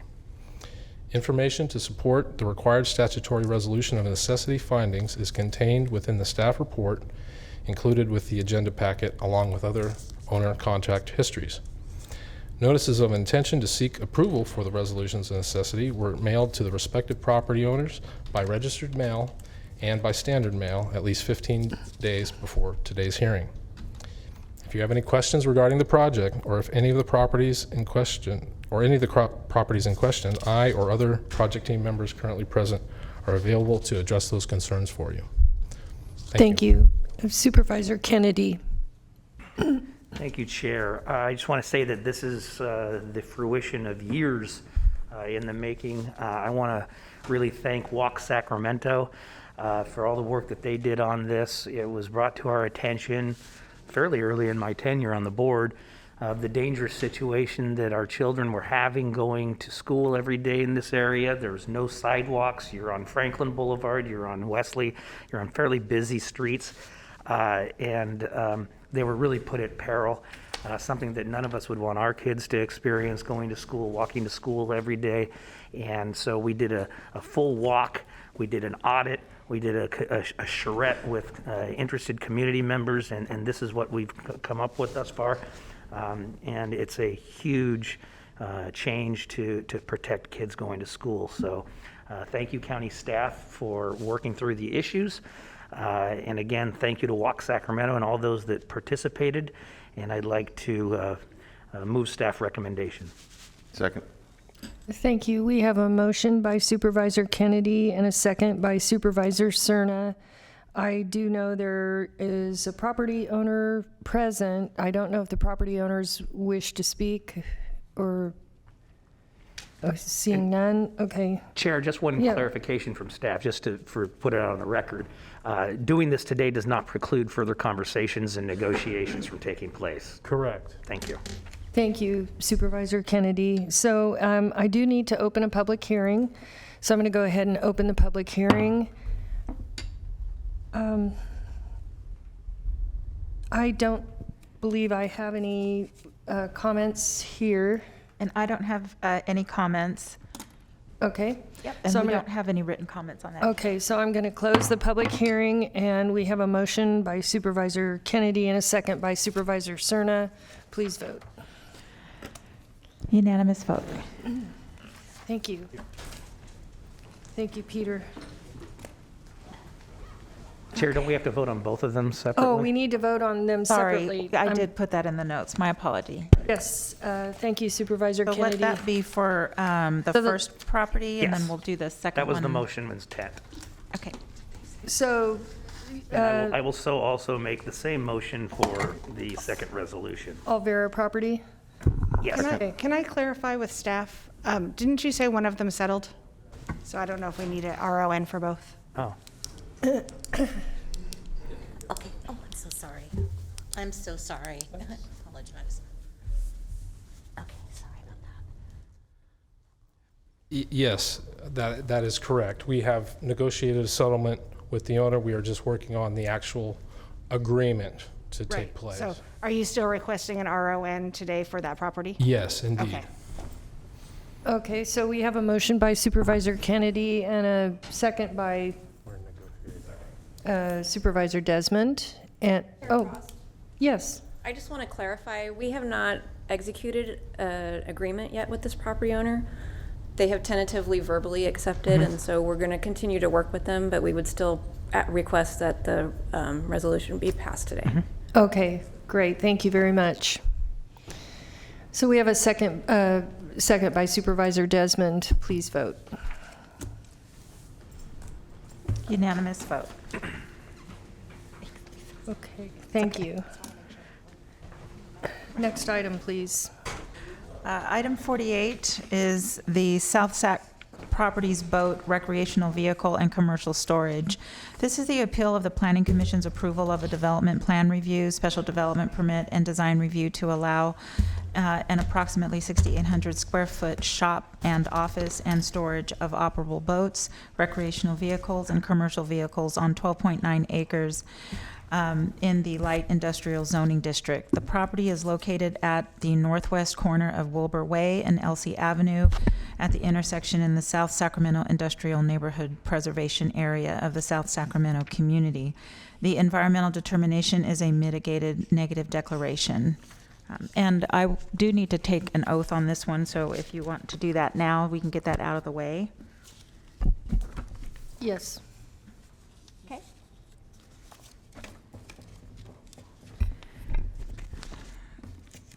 So please raise your right hand and the appropriate response as I do. Do you swear that the testimony you are about to give this board is the truth? So help you God. If you do not swear, do you so affirm? Who are you speaking to? Okay. Okay. And when you get to the podium, just state your name for the record and say the statement, "I have been sworn," when you actually get to the podium. Okay, perfect. Thank you. We may have some others that are going to be joining us by the phone, and I'll have to swear them in at that time. Okay, thank you. Good afternoon, Mr. Pahuli. Good afternoon, Chair Frost, board members, Chris Pahuli, Planning and Environmental Review. The item before you this afternoon is an appeal of the Planning Commission's approval of an entitlement package for the South Sac Boat, RV, and Commercial Storage Project. I do have a PowerPoint presentation that will come up in just a second. The appeal was filed by the CPAC on behalf of the South Sacramento community. For board appeals, the zoning code states the board shall consider the entire proceeding held before the Planning Commission and make any order it deems just and equitable. Therefore, I will provide a staff presentation for this item, followed by the appellant representing the South Sacramento CPAC, and then the applicant team. Following presentations, I'll return to the podium and answer any follow-up questions and make final staff remarks. Excuse me, on the department head Skype, could you please mute your devices, please? Someone is not muted. Please mute your device. Thank you. Sorry about that. The proposed project is located on the northwest corner of Wilbur Way and Elsie Avenue. The approximately 13-acre parcel is zoned M1 and is located in the South Sacramento Industrial Neighborhood Preservation Area.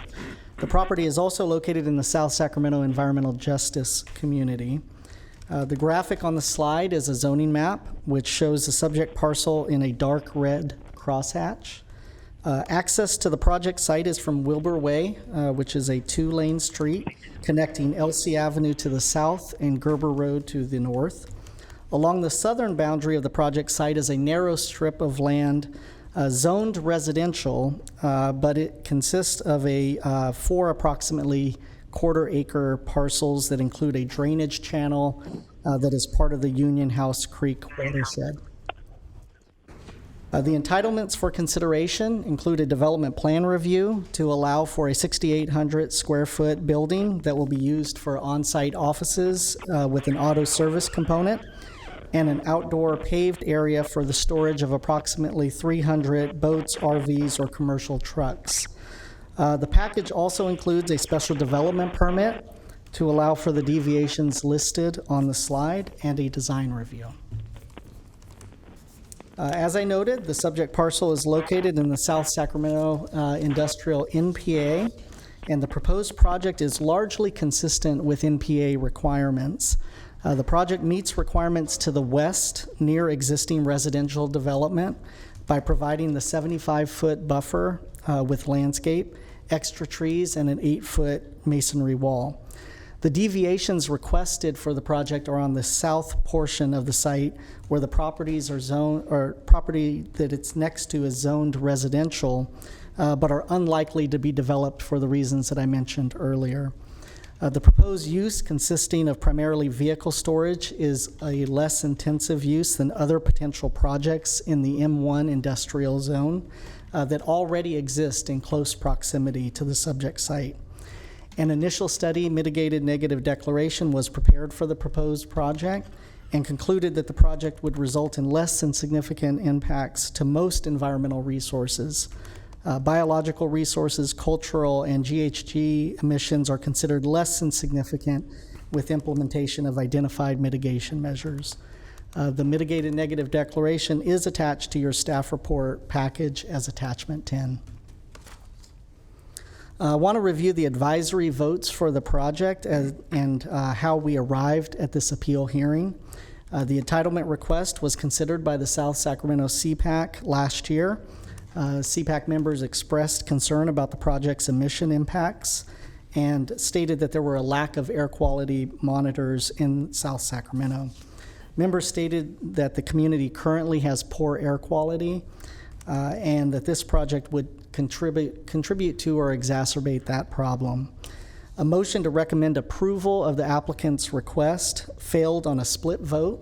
The CPAC then voted to pre-authorize an appeal to the board should the Planning Commission approve the entitlement package. On May 24th, the Planning Commission approved the entitlement package on a unanimous vote. The CPAC filed their appeal, which is included in your report package as attachment 8.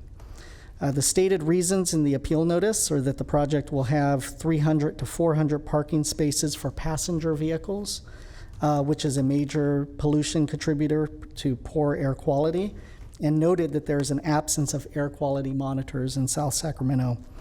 I will address staff's response to the appeal in a few moments, but I first wanted to review the project exhibits to demonstrate how the project has been designed and conditioned to minimize impacts to the adjacent residential uses, consistent with the intent of the NPA. This slide includes the site plan for the project and shows approximately 300 parking spaces.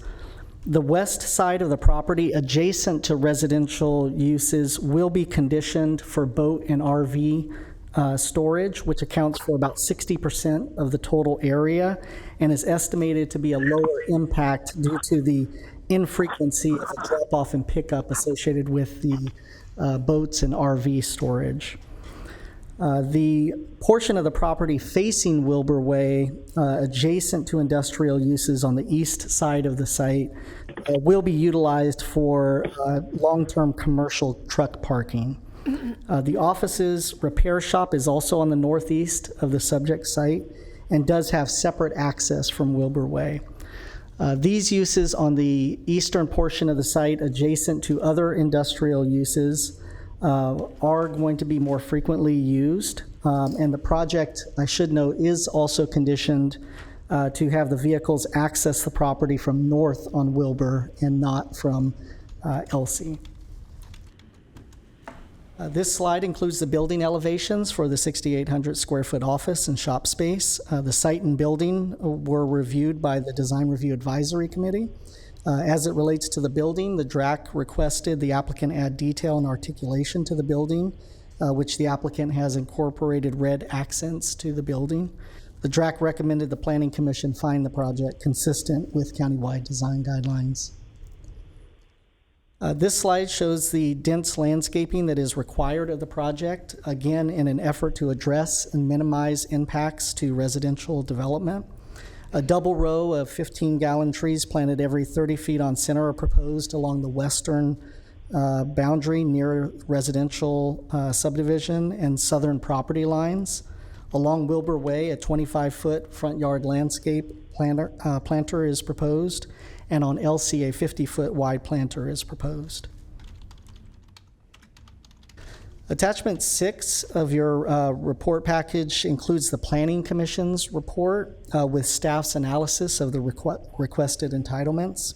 Ultimately, staff concluded that the project could be found consistent with the general plan, South Sacramento Industrial NPA with the issuance of a special development permit and the zoning code. As it relates to staff's response to the appeal notice, I noted that the mitigated negative declaration reviewed air quality impacts of the proposed project both during construction and during the operational stages of the project.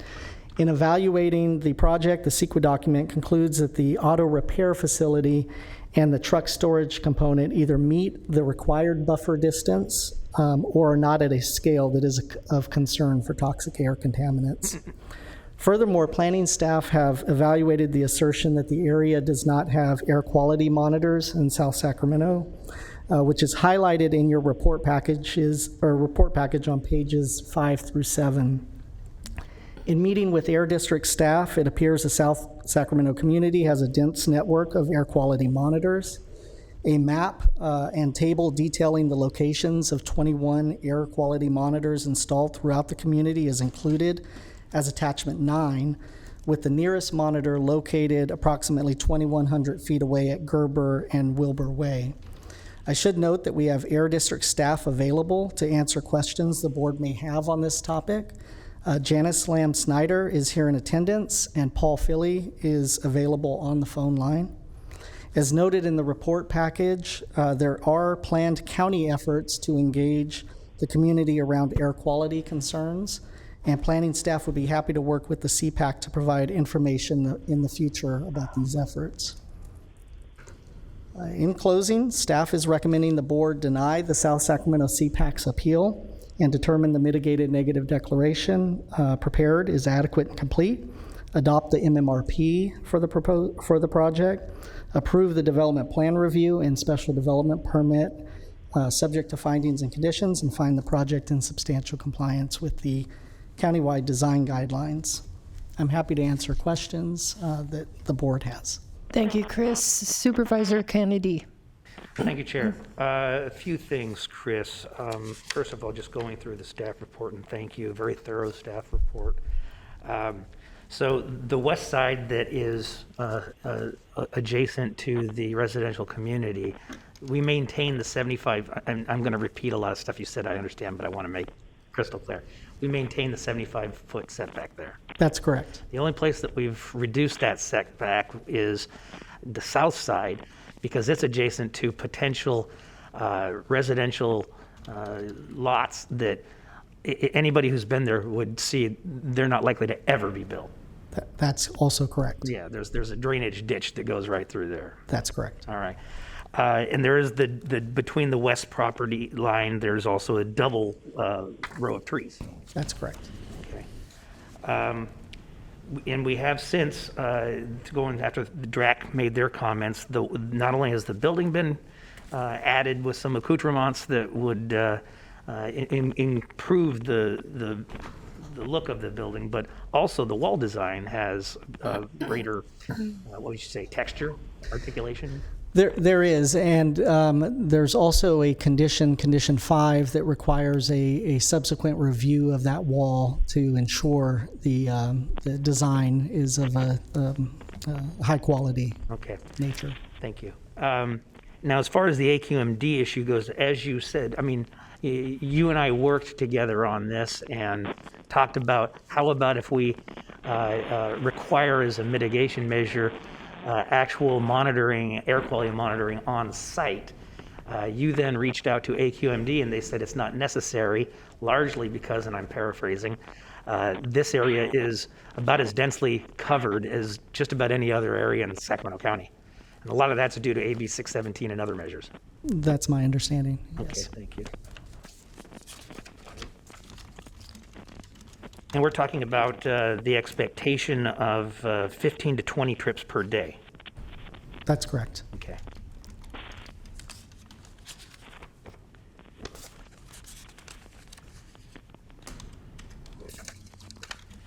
Sorry, as I said, it was a thorough study.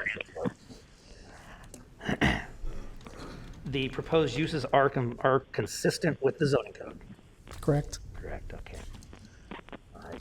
You and I also talked about, I'm sorry, sometimes I slip into my deposition mode, old habits. You and I talked about the potential for limiting the hours of operation. Did you have an opportunity to speak to the applicant about that? I have had an opportunity to speak to the applicant. The applicant has indicated a willingness to discuss potential a potential condition to limit the hours of operation.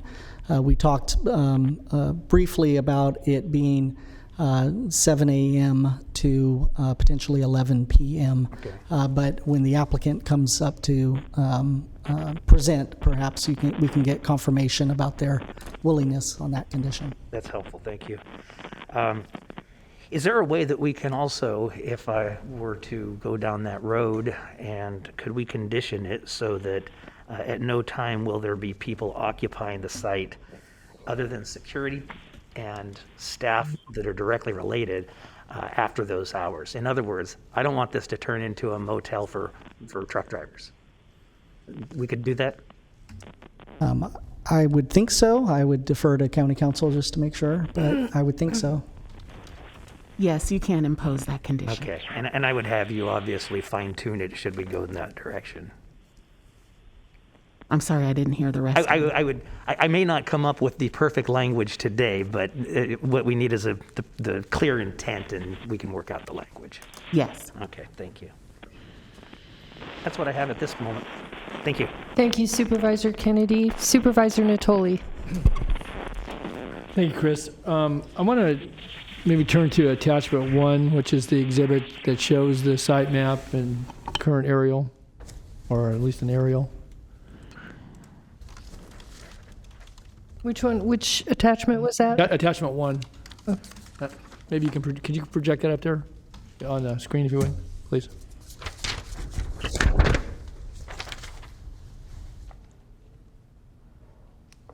Great. Thanks, Chris. I'm assuming that side, not the zoning map, right? Right. Correct.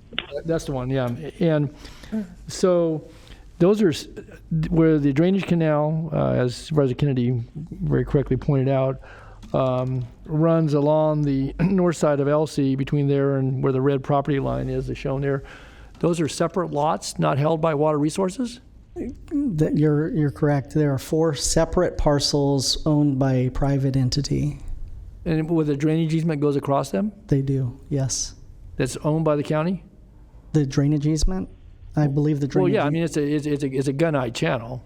Yes. With a cyclone fence that we've, years past put some. Correct, but the 4 parcels are privately owned. If you want to buy them, Don, I have a bridge too. I'm just wondering how that happened. That part I am not certain about the history of the ownership of those parcels. So part of what occurs to me, though, is that certainly in the South Sacramento community, but elsewhere, and again, I know Supervisor Kennedy's worked on Power End Road to the north to get some sidewalk continuity. Just talked about Fern Bacon a few moments ago. The sidewalk basically stops at the western lot line of these 4 parcels, which just has a dirt area along the north side. So in order to get frontage improvements, either the county are going to install them, you're never going to have development on those 4 lots. I mean, I don't know if physically possible to do that. They're not buildable lots.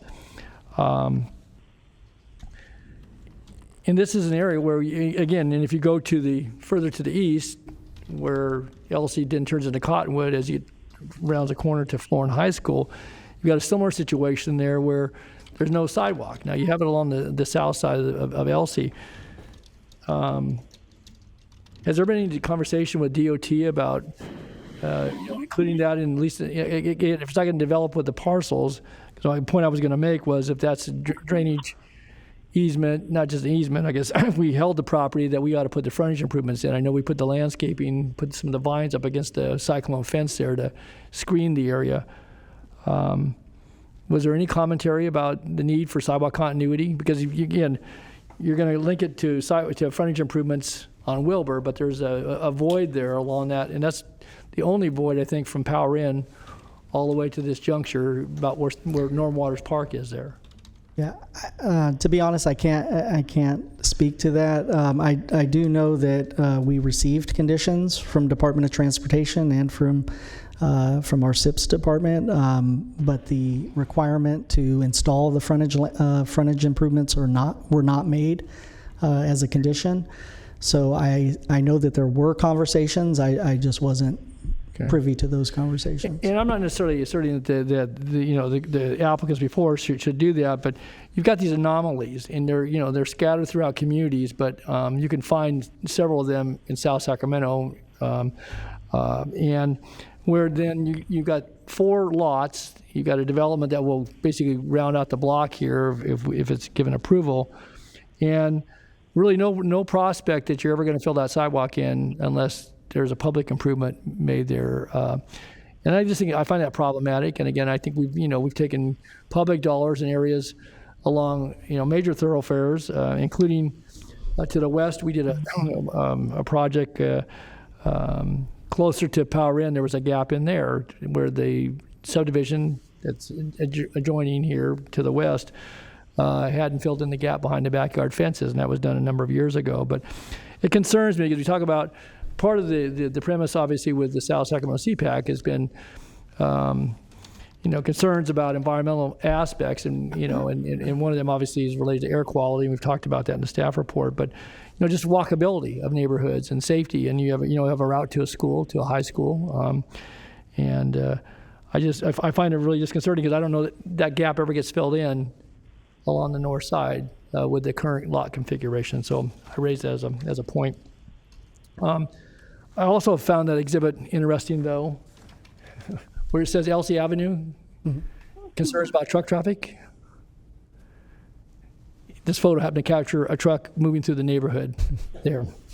Have nothing to do with this parcel. Obviously, this it's undeveloped, so it wasn't going to that green field there. But I think it's a legitimate concern, and with the other industrial development there, and I guess the question I wanted to ask, was there anything at the configuration at the corner of Wilbur and Elsie? It's one thing to say that this development or any other development will, prohibit, right turns or encourage left turns out. But the enforceability is, the reality is of that is that it's going to be pretty low on a totem pole when it comes to anybody enforcing that. And Elsie has direct connection to Highway 99, as we're all well aware. So I guess I'm curious. Now you're going to have another location that will encourage folks to come park there, to whether they park overnight or for a few days, get their truck repaired, and even with goodwill and intent of those who would operate this, you're not going to tell the truck drivers what to do. You can advise them, and so I'm concerned about that. What it's going to encourage through the neighborhood there. Is there anything that can be done physically that would deter, not just for this location, but for other locations, getting folks, rather than going up Power Inn to Gerber and coming back in Wilbur that way, versus going through the residential neighborhood for several blocks, and then ending up on Wilbur? Yeah, perhaps. I know that the applicant team has their, I believe their architect or engineer, design builder is part of or is here today. I know that staff took the approach in working on conditions of approval, as you noted, that relate to signage on the site, indicated no right out of the site onto Wilbur to head to Elsie, as well as a condition related to it. So we took the approach of conditioning the project as opposed to looking at some additional site design elements to prohibit a turn, which Not sure, but perhaps Yeah. maybe the applicant team can mention. Yeah, it might be site or it might even be off-site that would discourage it going to Right, the right. south. And it wouldn't just necessarily affect this particular property, but others as well. It would make it difficult. Okay. And then lastly, the attachment 7, if you have it there, the exhibit I have doesn't match the project. What I have shows the Fair Oaks Boulevard. Is that what you have? It probably should be the exhibit we have up here right now. Do you see that? Oh, Yeah, I do see that. Both pages on the back side as well, so. Interesting. Okay. Okay, Thank you for okay, noting good. that. All right, that's all I have. Thanks. thank you, Supervisor Natoli. Supervisor Desmond. Thank you, Madam Chair. Yes, thank you, Supervisor Natoli. That was one of my concerns. Does this have an impact in District 3 I'm not aware of? No. There's a nexus. And thank you very much, Chris. So it seems to me that the air quality issues are not, as much of a concern as some people had during CPAC, certainly. But I agree with Supervisor Natoli. I'm sure there's things that can be put in place that would make it more difficult to make that right turn out of Wilbur. To prevent people from then making another right onto LC. I think that would be really, really helpful. And any sense on the, first question is, I see the property's empty here. Is the property being used for anything right now? Not to my knowledge. No. Okay.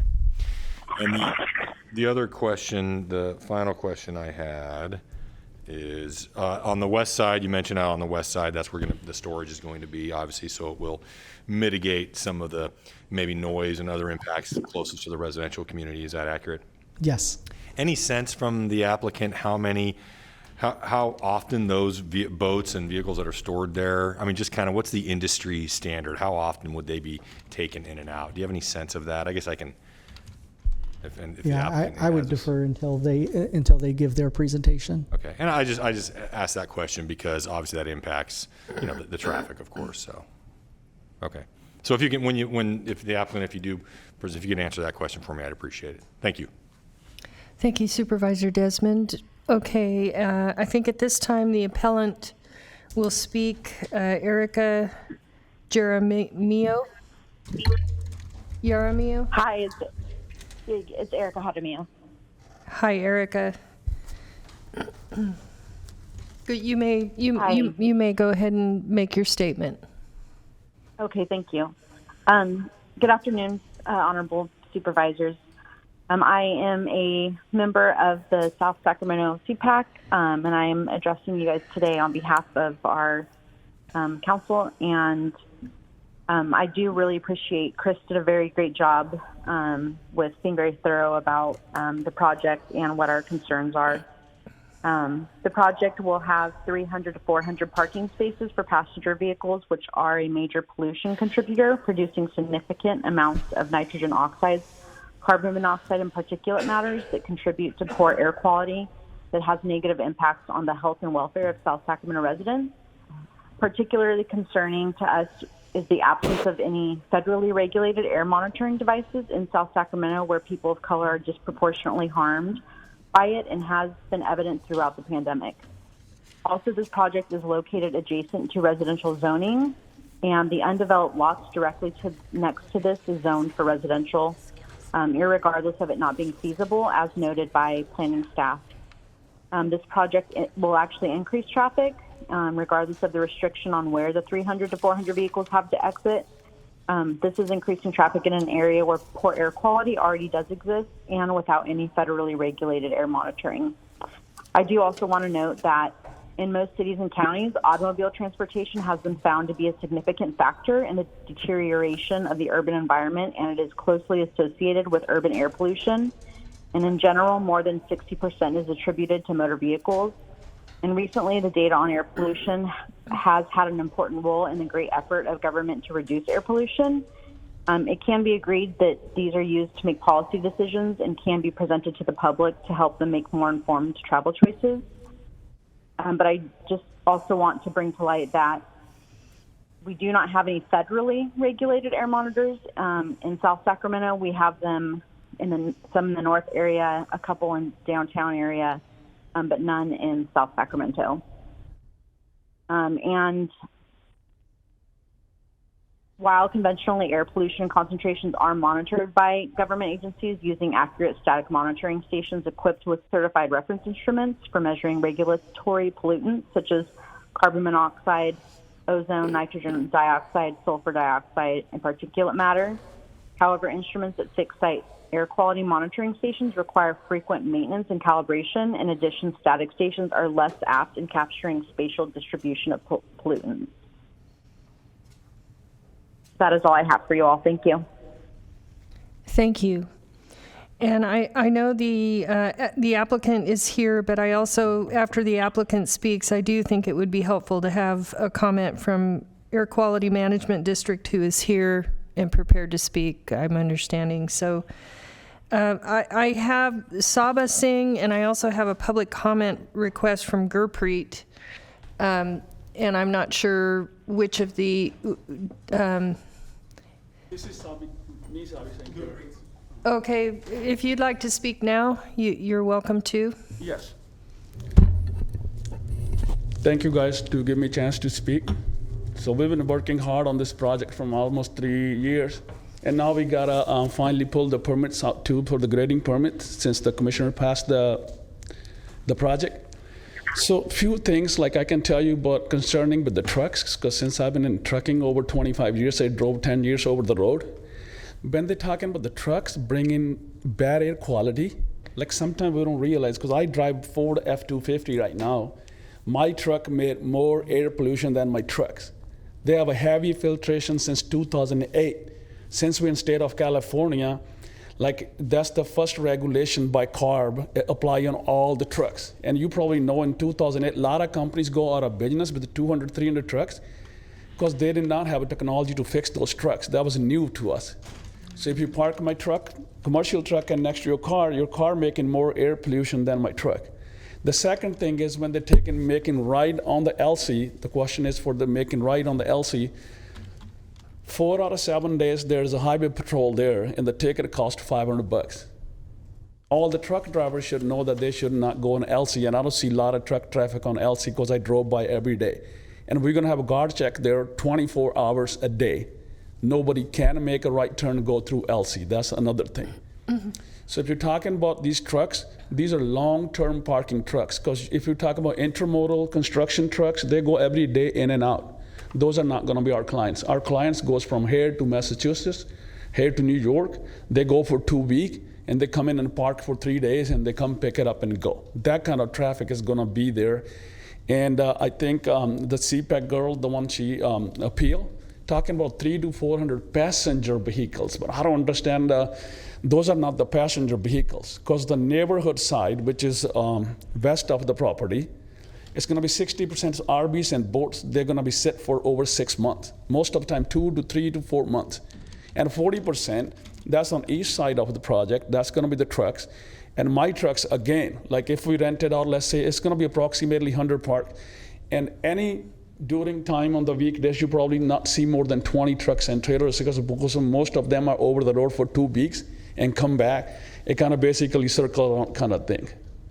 So these are the things I can explain, and I guess you can give a chance to Karen. She can explain it to you more. She have on her notes, and then that's all I can say. Thank you. Excuse me, Gurpreet. It's Supervisor Kennedy. Thank you, sir. Thank you for being here.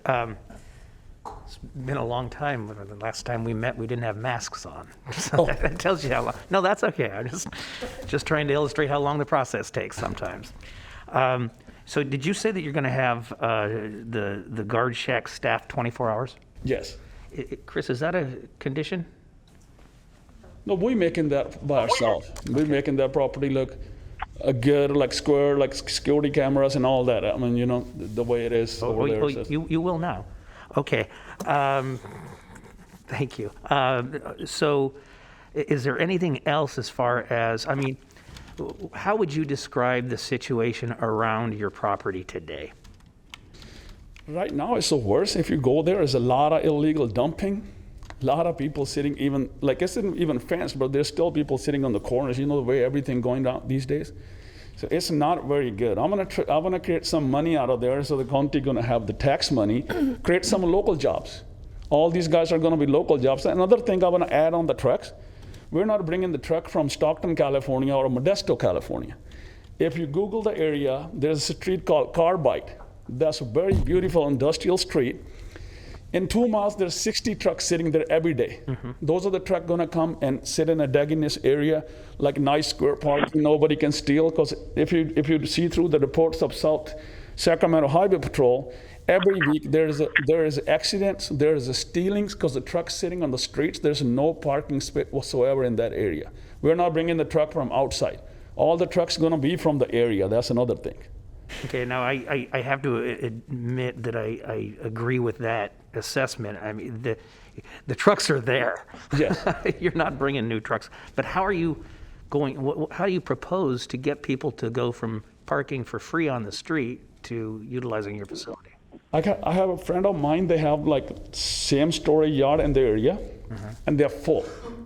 You can imagine the parking's, like this is how much the demand. The parking rent was $75 a spot like 3 years ago. Now people even charging $200. People willing to pay because there's no parking whatsoever.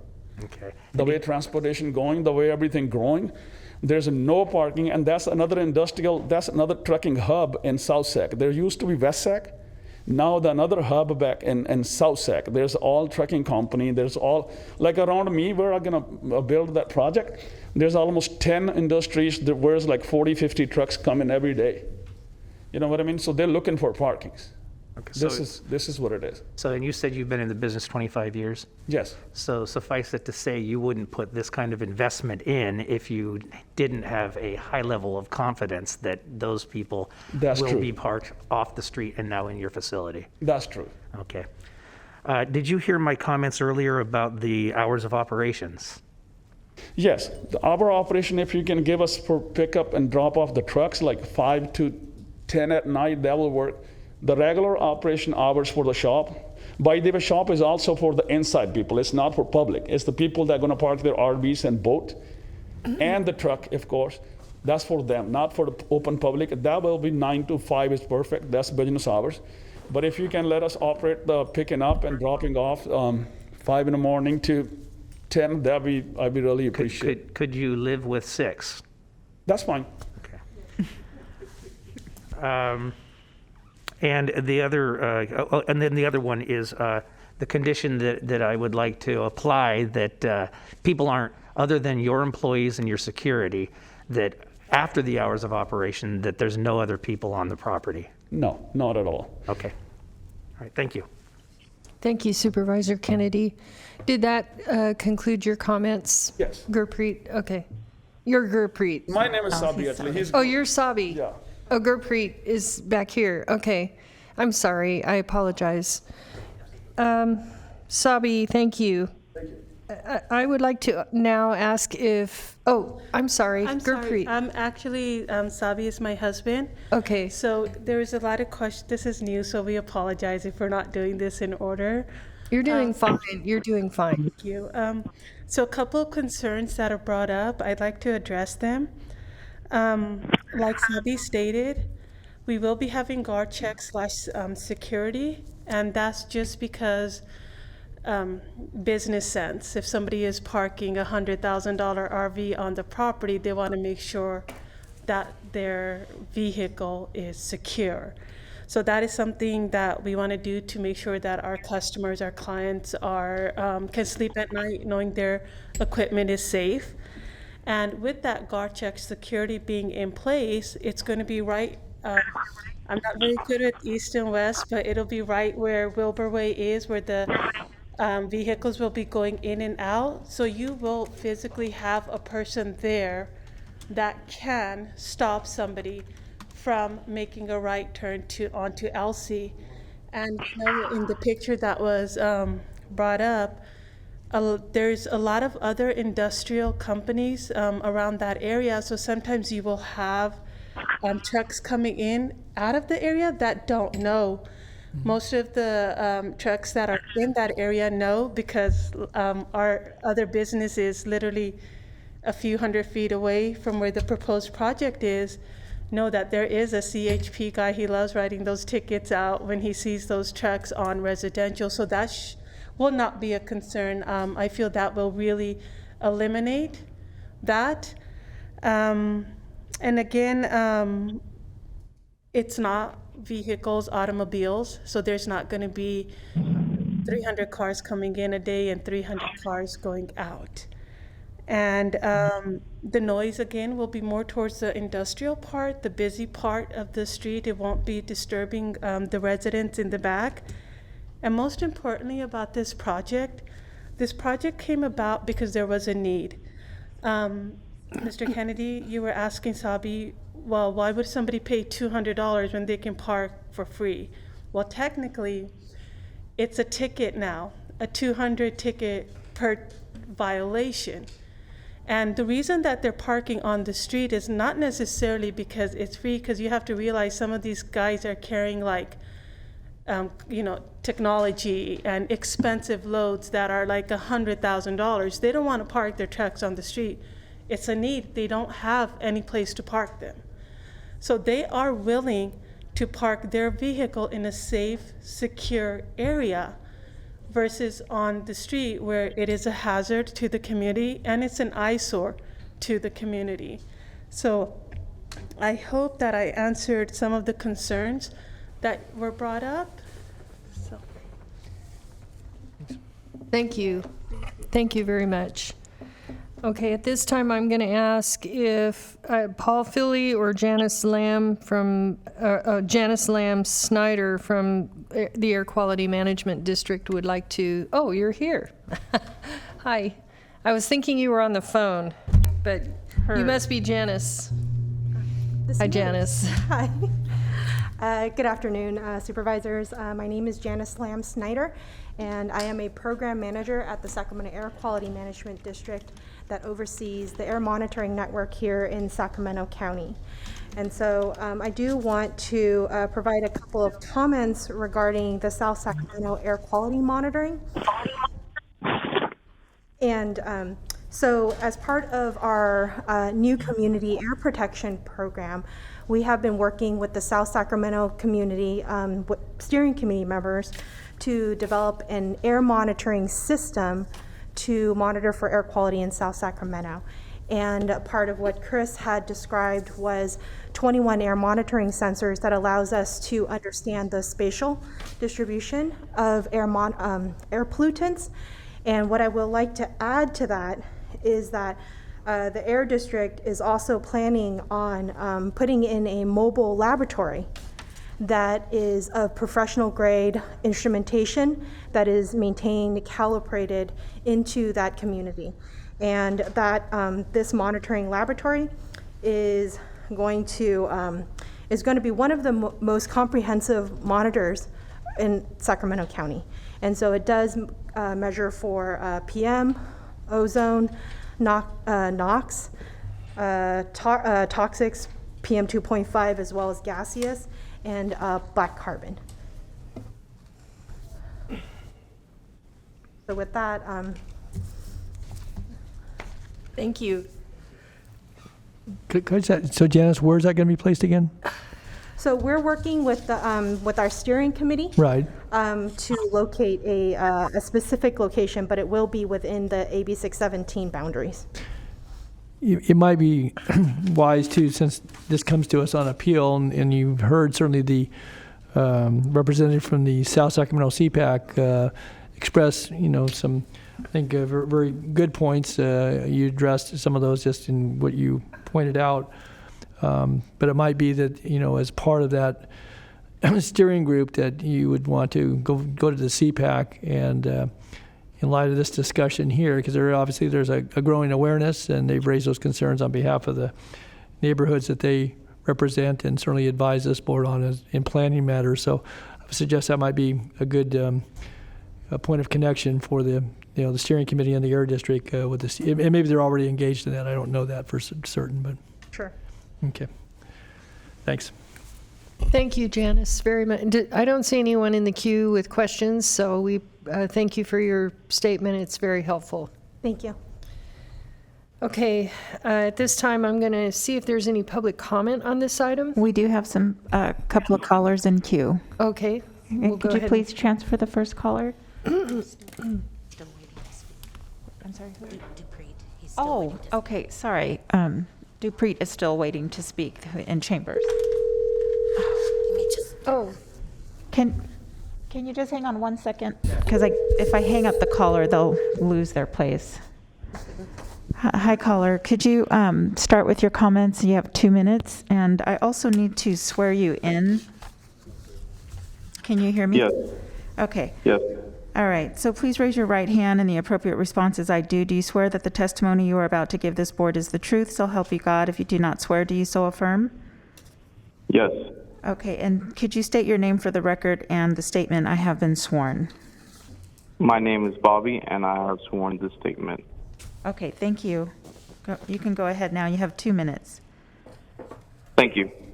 So I'm a boat owner, and within the county, there's not really enough terminal that where I can park my boat at.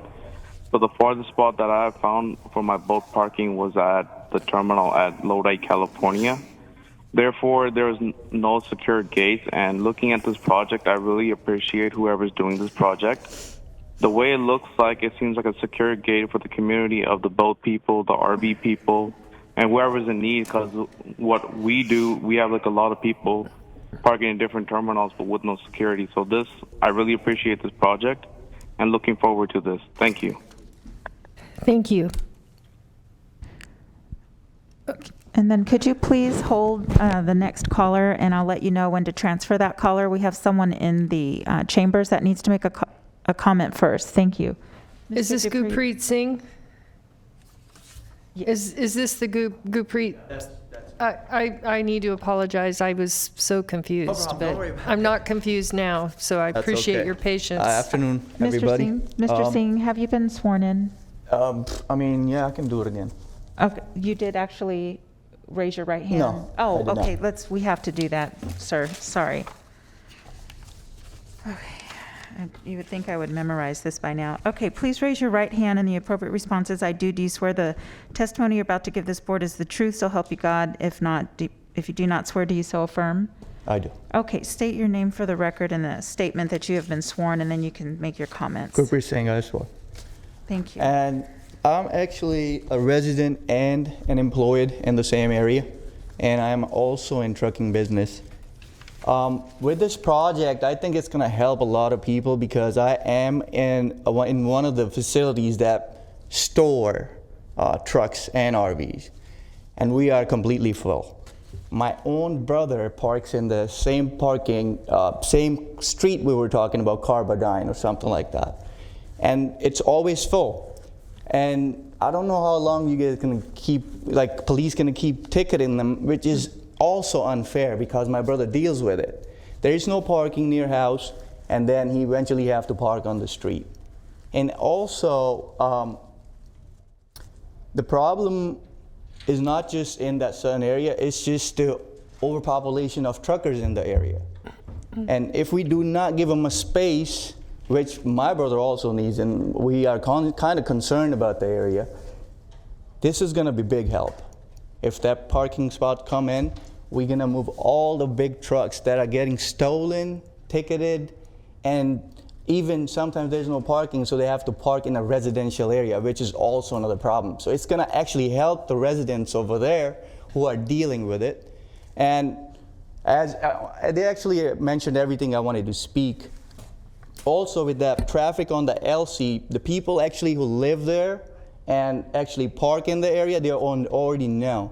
They do not go on LC, including my brother. They have to go around the block and come back to Wilbur. But it is just the traffic that doesn't come there every day. They come here for deliveries and stuff like that. They just don't know. That's when it happens. But obviously they need a bigger sign to let the truckers know, don't go this way. That's all I got to say. But I really appreciate if they are doing it. I think it's going to be good for the area. It's going to clean the traffic, unnecessary traffic that's just parked there for no reason because they don't have a parking spot. That's all. Thank you for your time. Thank you. Okay, next person. Please send the next caller, please.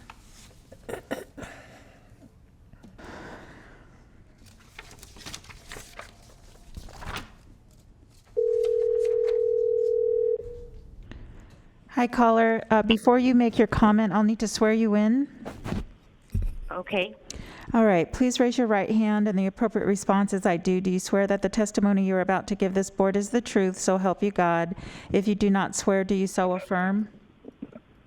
I do. Okay, state your name for the record, and then the statement, I have been sworn, and then you can make your comments. Sherry Silva, and I have been sworn. I appreciate this project. I've been looking for quite some time now for parking for my RV in the Sacramento area, and I haven't been able to find it because there's nothing available ever. I'm just hoping that this project goes through so that I will be able to bring my RV from Roseville back over on this side of town. That would be awesome. So I just want to state that. Thank you. Thank you.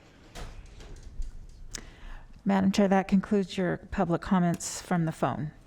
Okay, Supervisor Kennedy. Thank you very much, Chair.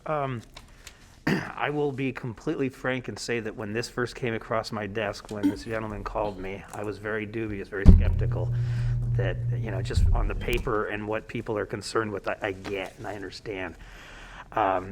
You know, Chris and our staff have done a phenomenal job of mitigating, I think, all of these concerns. I think the air quality, Supervisor Natoli, I think it's an outstanding idea to have AQMD staff go to the CPAC. I think that they'll have a greater feeling of comfort. Those of us, all of us who serve on AQMD know that AQMD staff does not take these things lightly, takes them very seriously, and would not tell me that we don't need another monitor there if that wasn't actually the case, especially if I was going to get someone else to pay for it. So I actually feel, you know, comfortable with that aspect of it. So, but I've spent hours parked and didn't get a ticket, but parked and watching the situation and watching coming and going. And I do believe that, first of all, with what is, you know, what you could put at this spot could be even more intensive. You know, it's zoned for that. But beyond that, I do think that it's not only going to be aesthetically better than it currently is, and I know we don't use this statement, it's better than it currently is very often, but the fact is that if this doesn't go in there, I don't know what else will. And this does provide greater landscaping than just about any project I've been involved with since the early 90s. So my position has changed, particularly with the fact that this operator has been willing to bend over backwards and meet all and conceded to conditions that I don't see, frankly, a lot of applicants doing without really being put through the grinder. So I really appreciate your willingness to continually work with us and make this a better project, which I think you have. So with that, I would like to make a motion to approve staff's recommendation with the following additional conditions. That the security will be provided in the form of a person, 24 hours. Hours of operations to be 6 a.m. to 10 p.m. and that no individuals other than employees and security outside of business hours are to be on the property, other than obviously emergency personnel and so forth. And so to be clear, your motion is to deny the appeal. Deny the appeal, correct. And also, Supervisor Natoli, you have my commitment to work on that Elsie side, the north side of Elsie, and you know, hopefully we'll be just as successful as we were earlier this morning. Yes, so, you thank bet. you. Just a second. Okay, we have a motion by Supervisor Kennedy and a second by Supervisor Desmond. Please vote. Unanimous vote. Thank you very much, Chris. That was a great report, and thank you, Supervisor Kennedy. Okay, item 39 is the review and approve recommendations of policy revisions to transient occupancy tax grant program allocation policy.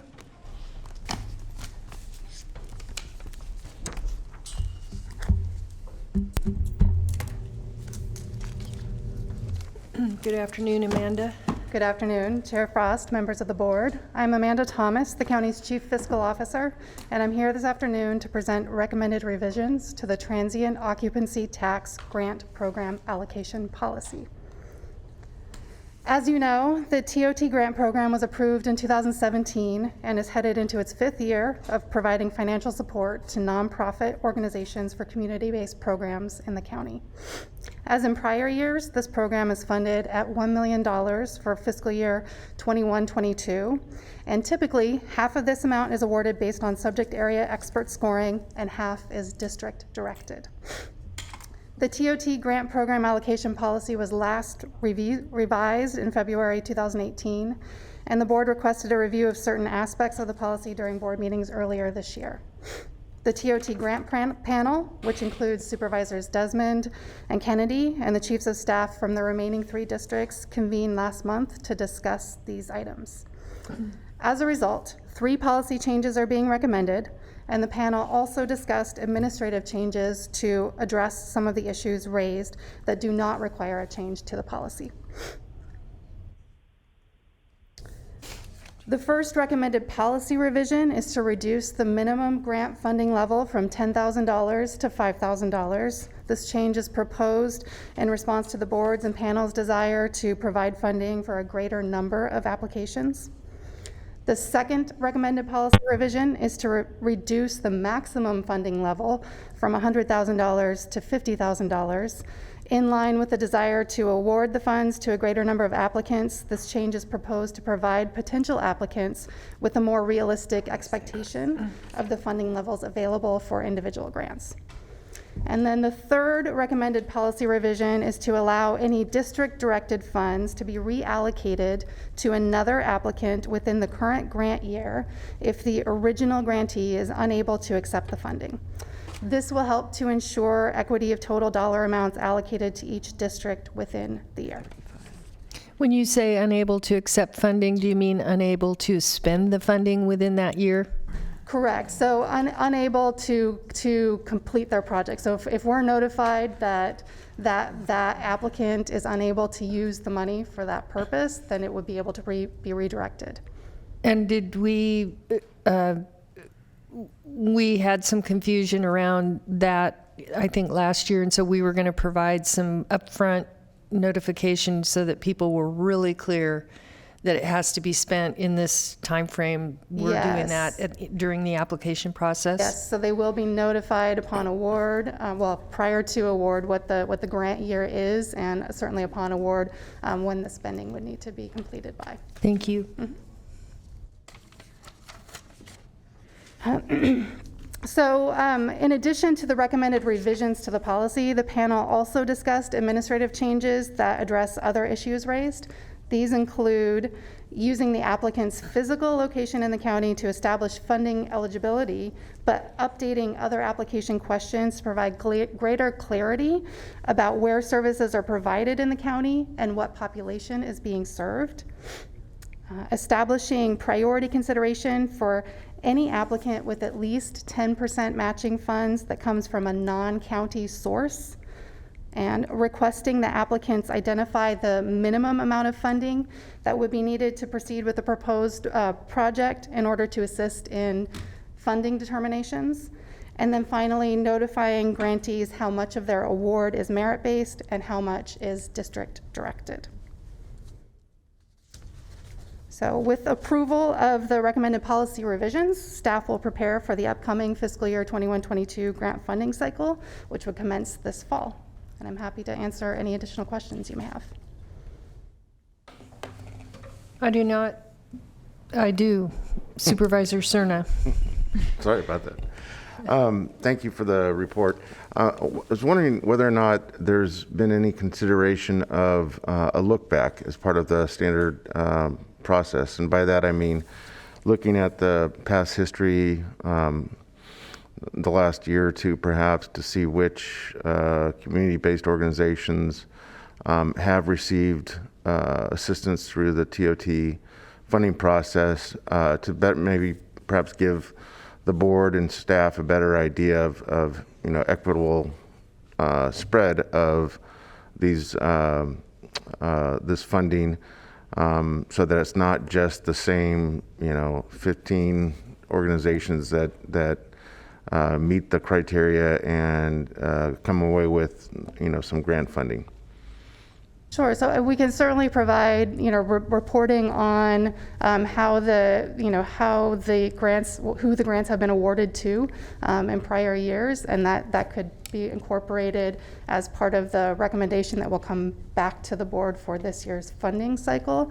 So if that would address your question, we could certainly do that.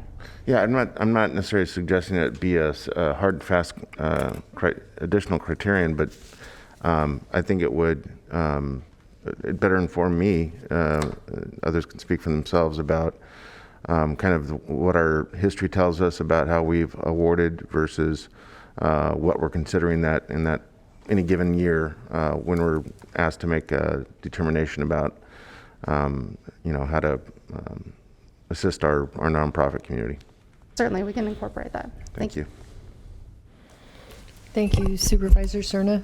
Supervisor Natoli. Yeah, very quickly, Amanda, thanks for the clarification. I know in briefing yesterday I asked about the 10% match for priority consideration, and when you say it's from non-county sources, so if it's a small nonprofit, that was my concern, that could, was seeking, a modest grant, but didn't either have the benefit of a sponsor necessarily, but had raised money on their own volition and set it aside for a particular program, that they wouldn't be discounted because because they couldn't get a bigger sponsor outside entity. So it's defined that if they raise, even if that nonprofit raised their own money, set it aside, that would allow them to move to that higher threshold of priority, right? That's correct. Okay, and that's for the competitive side. That's not for directed side. That's you can use that criteria or not. Is that accurate? That is my understanding. Okay, very good. Thanks, man. Thank you, Supervisor Natoli. Let's see, do we have any public comment on this item? We do not have any public comments. And I do not have any cards. We have a motion by Supervisor Desmond and a second by Supervisor Kennedy. Please vote. Unanimous vote. Okay, item 50 is the report on COVID-19 response.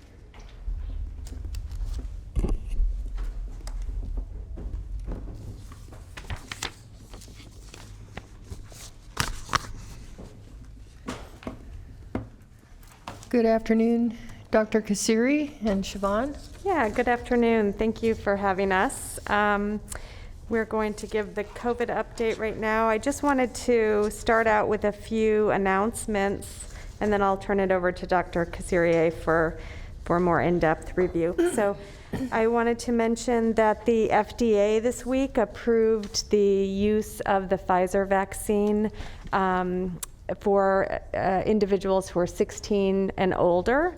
It is still under emergency use authorization for individuals who are 12 to 16.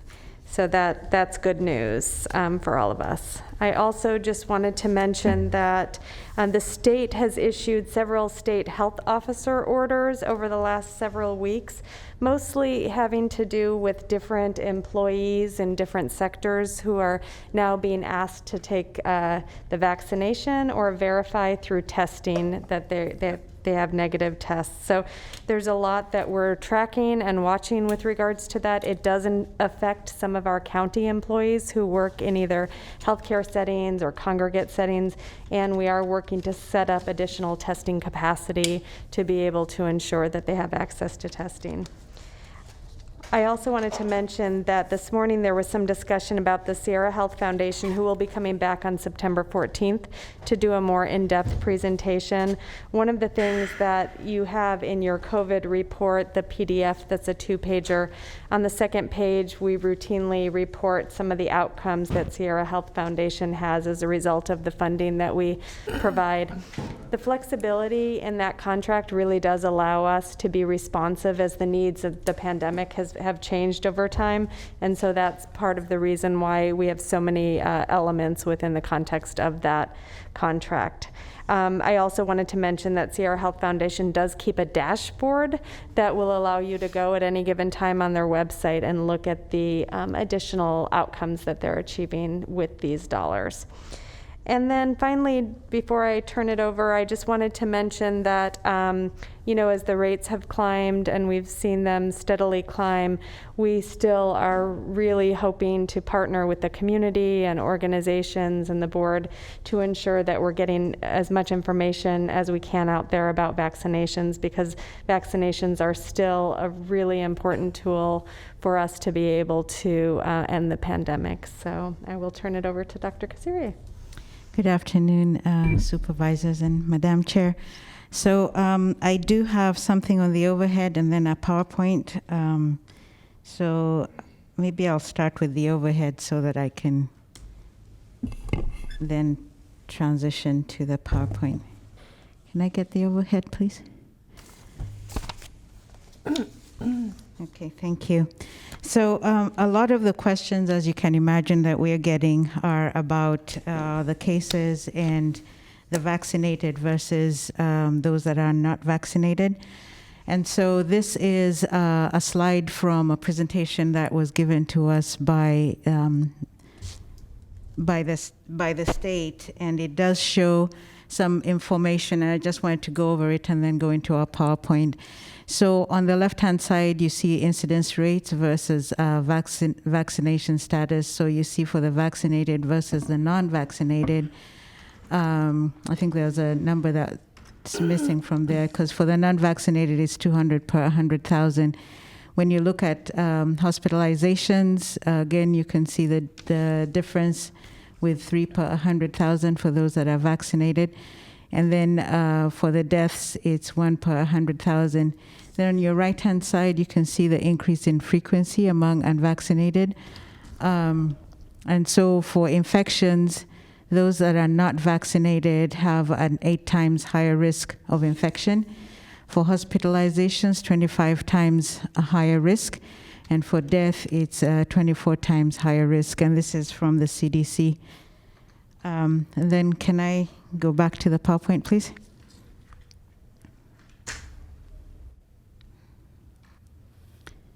Thank you.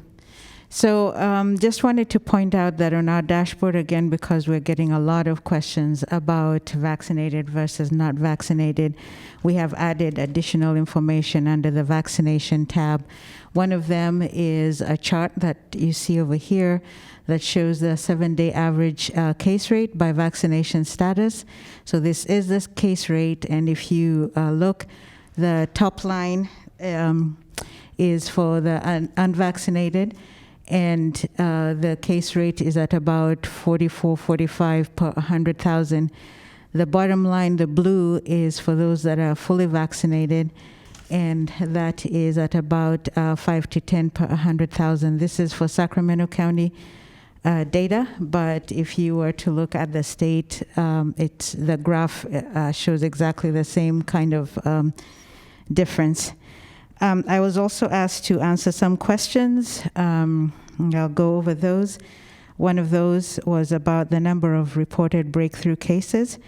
A breakthrough case, again, to remind you, is of cases of those that are have COVID-19, have symptoms, and are also at least 2 weeks beyond their completing their vaccination. So that would mean that if it was J&J, it's 1 dose, and then if it's for either Pfizer or Moderna, that would be 2 doses, so 2 weeks beyond their second dose.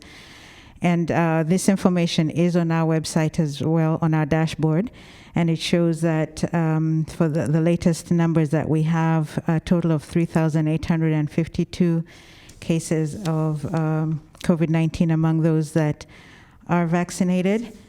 And that's like the total, and then 1,020 with symptoms. So if you look at the state definition of a breakthrough case, it's the 1,020, whereas in total for those that have symptoms and those that do not, it's 380, 3,852. This is compared to a total of 122,791 for all cases of COVID-19. When you look at, actually this last question can be answered by my next slide. Dr. Kasiri. Sorry. I know if Supervisor Cerna has a question, but I wanted to just quickly ask, where is the data from where does this data come from? The hospitals, or who's reporting these numbers? The reports come from everywhere. They come from healthcare providers as well as the hospitals. Okay, thank you. Because every healthcare provider is required by law to report certain infectious diseases, and COVID-19 is one of those. They're required by law? Yes. Okay, thank you. Supervisor Cerna. Thank you. So before you leave this slide, I just want to make sure I understand it. It's to me, it seems like it's telling the story that fully vaccinated folks in Sacramento County, is this Sacramento County, by the way? This is Sacramento County, yes. So folks in Sacramento County that are fully vaccinated are 4.5 times less likely to be identified as an active case than someone that is not fully vaccinated. You could put it that way, yes. Okay, thank you. So before I leave the topic of vaccination, this is a slide that we got from UC Davis. I know that you all have been interested in the hospitalization, and we have pointed out to you that the vaccination status on the hospitalized cases takes us a bit longer to get, because we would either have to request the hospital records, or we would have to match the information that we have from the reports with the information from the vaccine record database. But of course, the hospitals do have the information. So UC Davis provided this to us. And again, it shows you in comparison, and this of course changes on a day-to-day basis. So this was for August 18th. And it shows for 67 hospitalized cases, 59 were unvaccinated, 4 were vaccinated but had immune-compromised systems, and 4 were vaccinated and were not immune-compromised. When you look at the intensive care unit, 21 in the intensive care unit, 18 unvaccinated, 2 with immune-compromised systems, and 1 vaccinated with no immune-compromised system. And then those on the ventilator, 13 total, 11 unvaccinated, 1 vaccinated, immune-compromised, and 1 vaccinated, not immune-compromised. And then ECMO, that's the system that they use where someone, they basically have to, they have a system that breathes and circulates the blood for a person. There are 2, and both of those are not vaccinated. So that's I think that completes the questions that I had on vaccination status. I want to go back to this slide, which is another question that we've been asked a lot about, which is how are we doing with congregate facilities? Because as you recall, when we've told you during previous surges that we were experiencing very large outbreaks in the congregate facilities or long-term care facilities, which include the skilled nursing facilities. And so if you look at the beginning in January, you can see the number of cases we were getting. The brown line shows the general trend of the numbers overall for that surge. Then you see the numbers go down as we went to February, April, and May. And then you see what's happening now with the current surge, where you see with the brown line that we seem to have plateaued. But what's also significant to point out is that even though we are beginning to see outbreaks in the long-term care facilities, they tend to be small, usually 5 people or less, and usually it's unvaccinated employees. But we do have some cases of residents that do get COVID. But when you compare this surge with the surge before, I think that's one question that I was asked is, when you look at total cases, we're maybe at about 50% of the peak that we had in the winter surge, whereas when you look at hospitalizations, it's like at 85% of the peak. So I think that a lot of the difference is because we are not seeing the large outbreaks in the long-term care facilities. So I think it's a testament to the effectiveness of the vaccines, because very early on during the vaccination rollout, the pharmacies went out and did vaccinations, and now when you check, about 80 to 90 or sometimes 100%, especially of the residents in these facilities, are vaccinated. So it has really helped to control the outbreaks in those facilities. And the last question I was asked is about what is happening with booster shots. Since I believe that's one of the points that Ms. Kathari pointed out, is that both the CDC and FDA and CDPH have approved booster doses or third shots for people that have compromised immune systems. We in Sacramento County are continuing to focus on first and second doses because we still have areas in the county where the vaccination rates are 40% or maybe at least less than 50%. So we're still focusing our efforts there with our pop-up clinics. But we have been communicating with our health system partners, and many of them are able to provide these shots, booster doses, for the populations that are approved for now, the immune compromised, and many of them have told us what system they have in place. Of course, we're monitoring also the demand that we're getting, because we are very aware that there are some people who may not have access to a healthcare provider and might need our support. So we're monitoring that, and with some of our partners, if we do see a need, we can very quickly ramp up and set up some specific clinics for people that are needing a booster dose. But right now, it seems like the health systems are able to handle it, so we continue to work with them on that. So I'm going to switch gears to give you an update on where we're at with vaccinations, vaccination equity, and this is something we've been working with the state on. So they been providing us with these slides. So our health equity quartile, we're at 61%. So if you recall, when we started off, we were like 20-30%. So we've made a lot of progress. We still have a ways to go, but still to see that it's at 61% is great. And then we still have work, especially with our communities of color, at 42% for the Latino communities, and then 46% for the Black.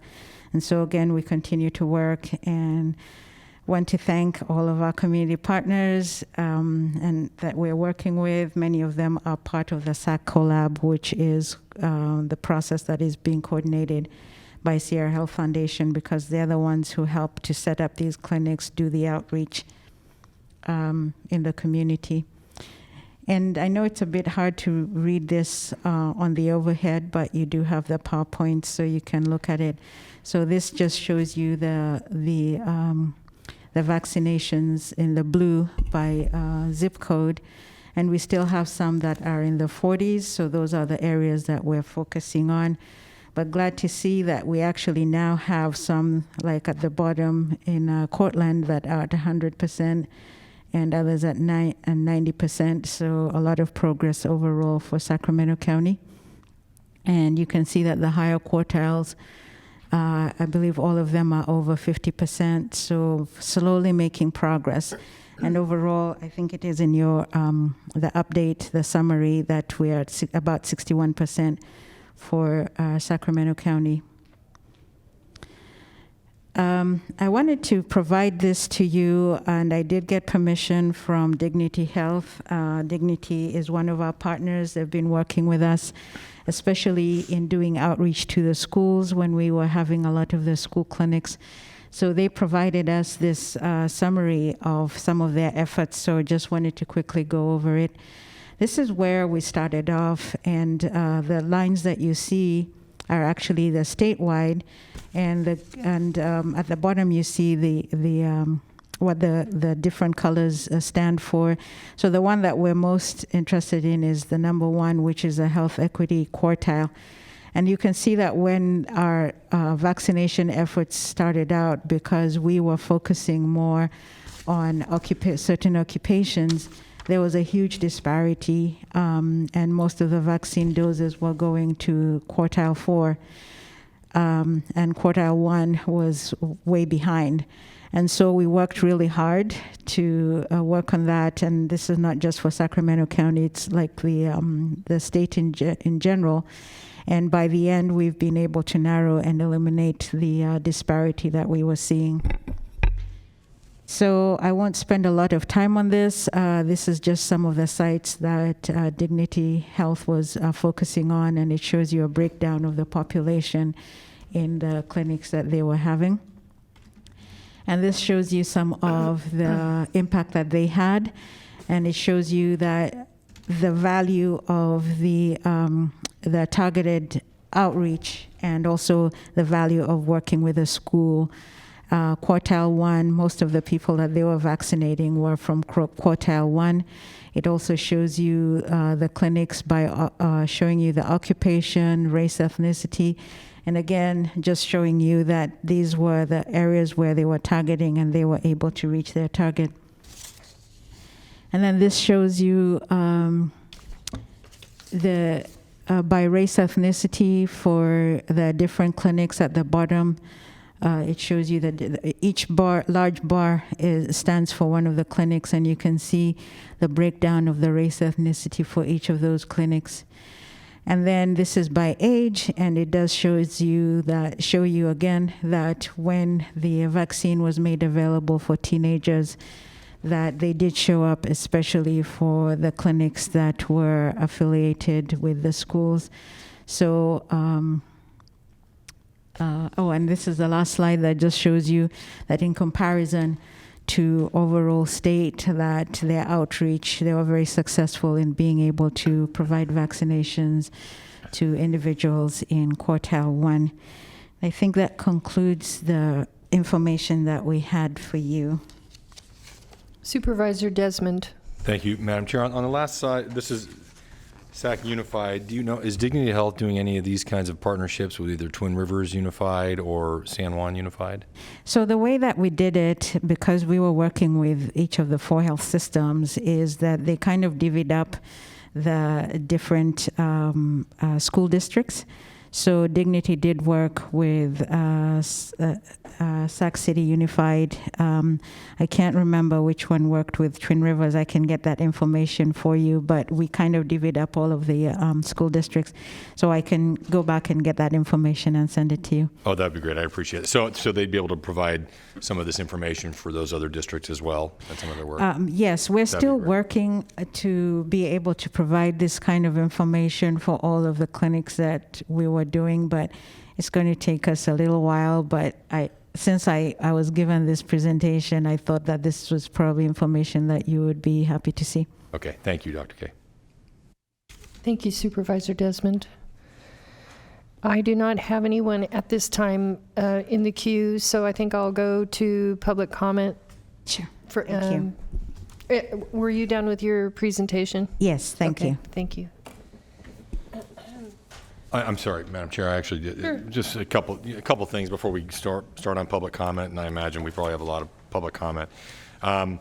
Just wanted to mention, Dr. K, you came out to a clinic we hosted in North Highlands a week ago Sunday, and I just really appreciate that so much. You came out and stayed the entire time, and you and I talked for a while, and I've been like a broken record with Bruce and our county exec without a qualifier in front of her title anymore.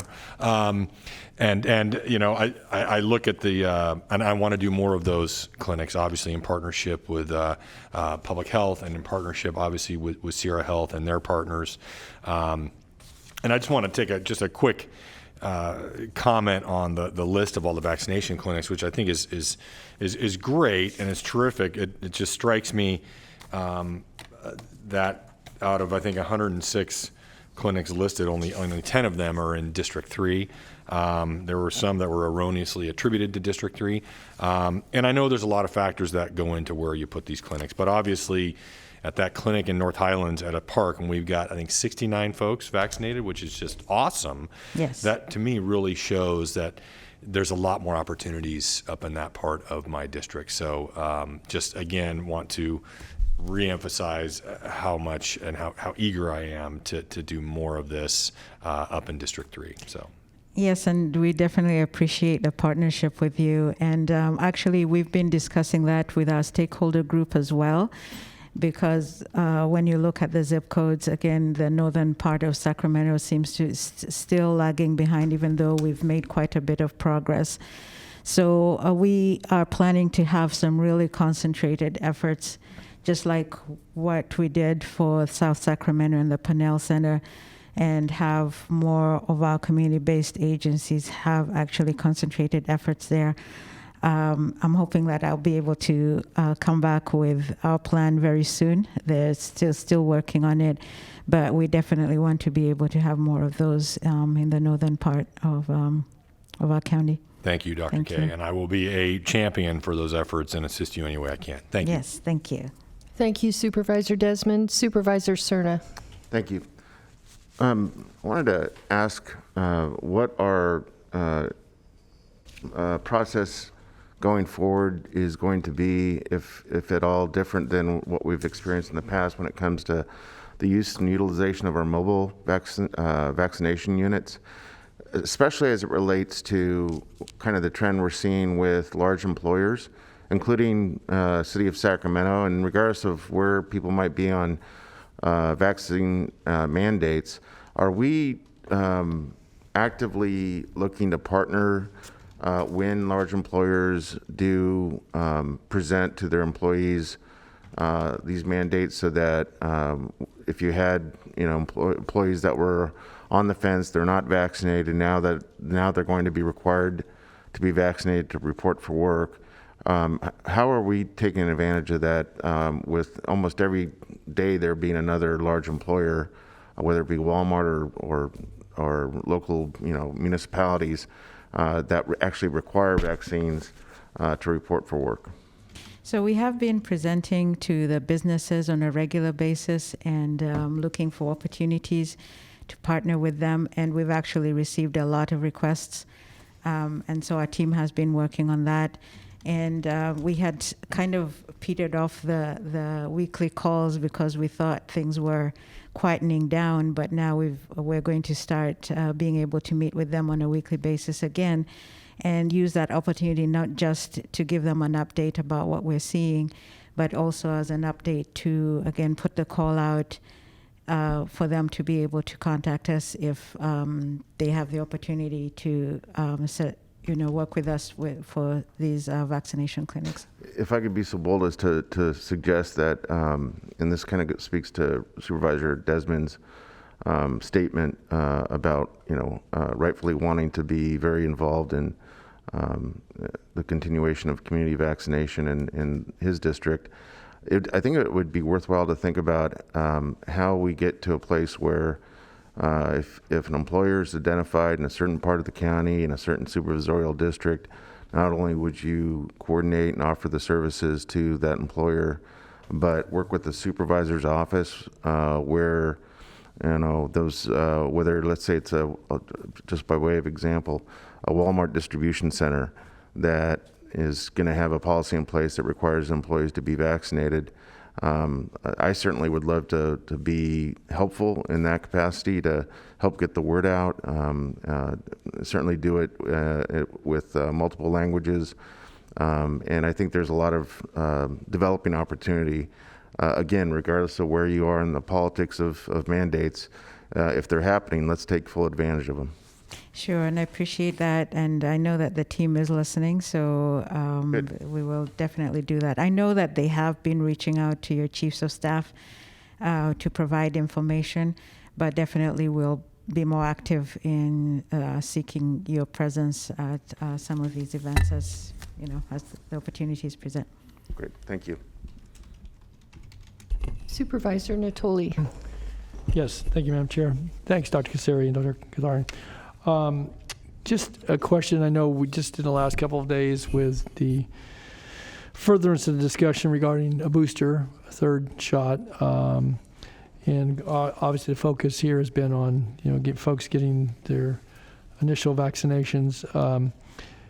How do we plan, or I assume we're still putting together plans to either complement what we're doing or rolling this out? Because as you list dates and places and so forth, for those that would seek to get the booster, because again we're now getting to a point in time where those that may have received them January, February timeframe, if whatever the the period of time is between the initial vaccination and booster shot, if that's what people choose to do. I guess I'm curious, where are we with that? What sort of mobilization will go with that? Obviously, administering shots and vaccines will, going to be for the at least the immediate foreseeable future.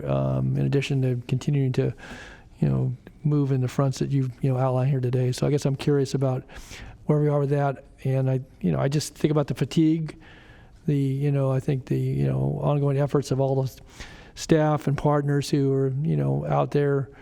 The drive-through, we're still doing testing. We're still doing obviously administering vaccines for those that are choosing to get them. And so I'm just curious about how that gets folded in, because we're just at the beginning stages of that. So if you could share a little bit on that. Yes, and right now, as Ms. Kathari pointed out, the approval is only for those that are immune compromised. And so a lot of them are going to their healthcare provider. And as I mentioned also, we are monitoring the requests that we are getting.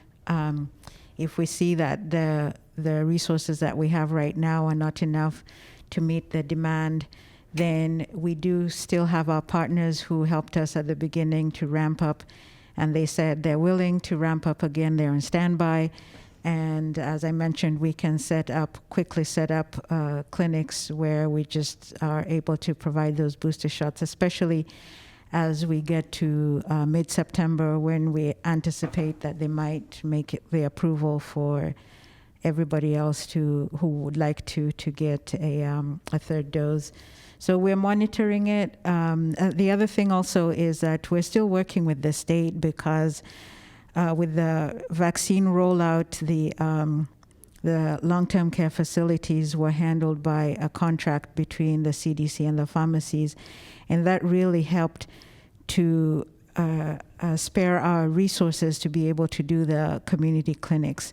So we're hoping that that will be reconsidered. I don't have a final word on that yet. I guess the state is still discussing that to see if it's a possibility, because if they're able to do that, this is one of the most vulnerable population, and we have seen how effective the vaccine has been in preventing large outbreaks. So definitely our hope is that we'll be, and of course they were among the first to get vaccinated, so they're probably at that point where they might be experiencing some waning of their protection. So I'm hoping that I'll soon have some word on that, but we have some tentative plans in case that does not happen. So And that's through our partnerships. Yeah, no, thank you for that. So is the booster, is it a distinct dosage? Is it a different segregated, type of, whatever the vaccine is contained there, or is it going to require special handling, and is it approved for all 3 of the current, I guess the 2 that are still awaiting final, but obviously the Pfizer received the FDA approval, but with Moderna and Johnson, or the Janssen, Johnson. Right now, the approval for the booster or third dose is only for the 2 mRNA vaccines, so that's Moderna and Pfizer. And it's actually exactly the same as the other doses. Oh, it is? There's Okay. nothing that has changed. It's just that in the studies, both from Israel and also some of the studies that they've been looking at the national level, there's been a little bit of waning in the protection, especially for people that are immune compromised, but also for others, especially beyond the 8 months. And so the expectation is that by giving this shot, basically what it does is like a reminder to the body and the immune system of what the enemy looks like and what they need to look out for, and be able to again raise the number of antibodies and cells that are able to provide that protection. So you mentioned the work through the CDC and I guess the pharmacies for some of the long-term care facilities, but if I remember correctly, we had cooperation from the fire departments with our mobile team, and deployment of that going back many months ago.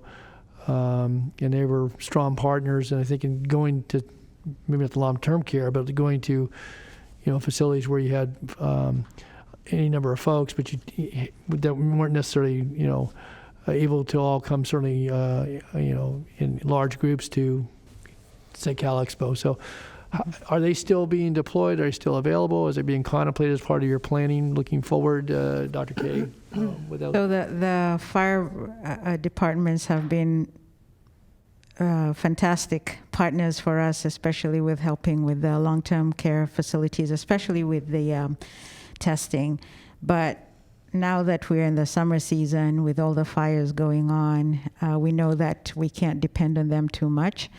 We do have some of the private ambulances that we still have a contract with that are still helping us, like with the homeless. So I hesitate to put that out as an option right now. Maybe if things quieten down with the fires, I'm sure that they would be willing to help us, because they've told us that whatever we need, they're willing to help us. Right. No, and I appreciate where we currently are in our environment here in California, and certainly the firefighters are on the front lines, all around us. Okay, so will you, in subsequent reports, kind of keep us posted then on the approach as, I guess, things unfold? You do all the time, but particularly with the booster, because again, that just becomes additive, though, to, and again, if there's some determination made that beyond those that are immunocompromised, that there's a more broad application of that, then that just it puts another layer on what you folks are given charge to do, and that is try to get the vaccine to as many people as we can and make sure that it's effective as we can be. Sure, so it's definitely added an additional layer of work, but we know the vaccine works, and we have a lot of people who have come alongside us who've been helping, and so I believe that we'll be able to meet the challenge. Okay. When it comes. Thank you, Dr. K. Thank you. Dr. Kasirier, are you following the people after they're vaccinated? Like, do you follow them to check in on them like in a normal trial? There's a control group and you're watching people to see their reaction to whatever the medicine you're in a trial. The trials were done by the companies, so we're not doing the trials right now. We do, following the guidance that we have, where after a person gets a shot, they are observed for a minimum of 15 minutes. And if they have a history of an adverse reaction, we actually increase that to 30 minutes. We also give them information about what to look out for, and they can what to do if they have an adverse reaction. Yes, and we also give them information. They can enter their information into a database that will check on them, but that's a voluntary thing where they can have a system that checks on them and asks if they have any side effects or not. So you're saying this is not a trial? It's not This a trial. is, you're saying this is a fully, I mean, this is not a trial? The you're saying. Pfizer vaccine is fully approved, and the trials were done last year. So It's approved under an emergency authorization, but no, because there's no treatment, but it's been fully approved. The FDA approved yesterday the Pfizer vaccine. they extended the emergency authorization. No. They approved. It's full approval. Okay, well, I'm not gonna, we'll move on to Supervisor Kennedy. Okay, thank you very much, Chair. I was very, very pleased to see it get full approval from the FDA, as they say, the gold standard for those age groups. So no longer a trial, fully approved. The couple things. First of all, Dr. Cassieri, you know I'm not about to tell you how to do your job. As a matter of fact, I'd rather you tell me how to do mine. And you know, I've watched the efforts, and along with, by the way, the firefighters, the National Guard has been phenomenal in areas that they've gone in District 2. I mean, just great. Now, there's appropriate places to send the National Guard, and there's those areas that probably not so much, but you've handled that also with a great deft touch, so I appreciate that. But I hope that you all are, and again, not telling you how to do your job, but I just feel like I have to say it, reaching out to your counterparts throughout the state to see, you know, what is working, what isn't working, because I think that we have done a good job with the lower hanging fruit, and we've kind of, you know, now hopefully the new approval, I've heard somewhere around 30% or so of Americans were hesitant because it hadn't been fully approved. Now it has. Hopefully we'll bump that, get those 30% in. But so we started with the big events. We kind of exhausted that audience. Then now we're doing more of the pop-ups, and I mean, as an example, at Siemens, I asked you to, you know, have, I believe it was Olivia, go out there, the truck, and, you know, because we didn't know who had been vaccinated and who hadn't, because obviously privacy concerns. But I had said to you, I said, you know, I'm going to feel terrible if only 5 or 6 people show up. And you said that's 5 or 6 we don't have. So that's a good message to tell people. We ended up getting dozens, by the way, out there. It was a huge success. I just saw, you know, on Saturday at the Golf Course Terrace Neighborhood Association, there was a truck out there, and they had, I think, 5 plus testing, but 5 vaccines. So, you know, you're hitting those in, you know, small increments. But I mean, I don't know. I mean, I've heard going door to door doesn't necessarily work. I mean, for that next layer of strategy, I'd be very interested in see what y'all come up with, because the big events are gone, but we need to go to where the people are. And so that's just me spouting what I'd like to see. So thank you so much for your work. Thank you. And there are different reasons for why people are hesitant, and that's why we're trying to work on it in different ways by having the community-based agencies do the door-to-door, which is successful, but sometimes you end up with just 5 people. But that's 5 more people that are vaccinated.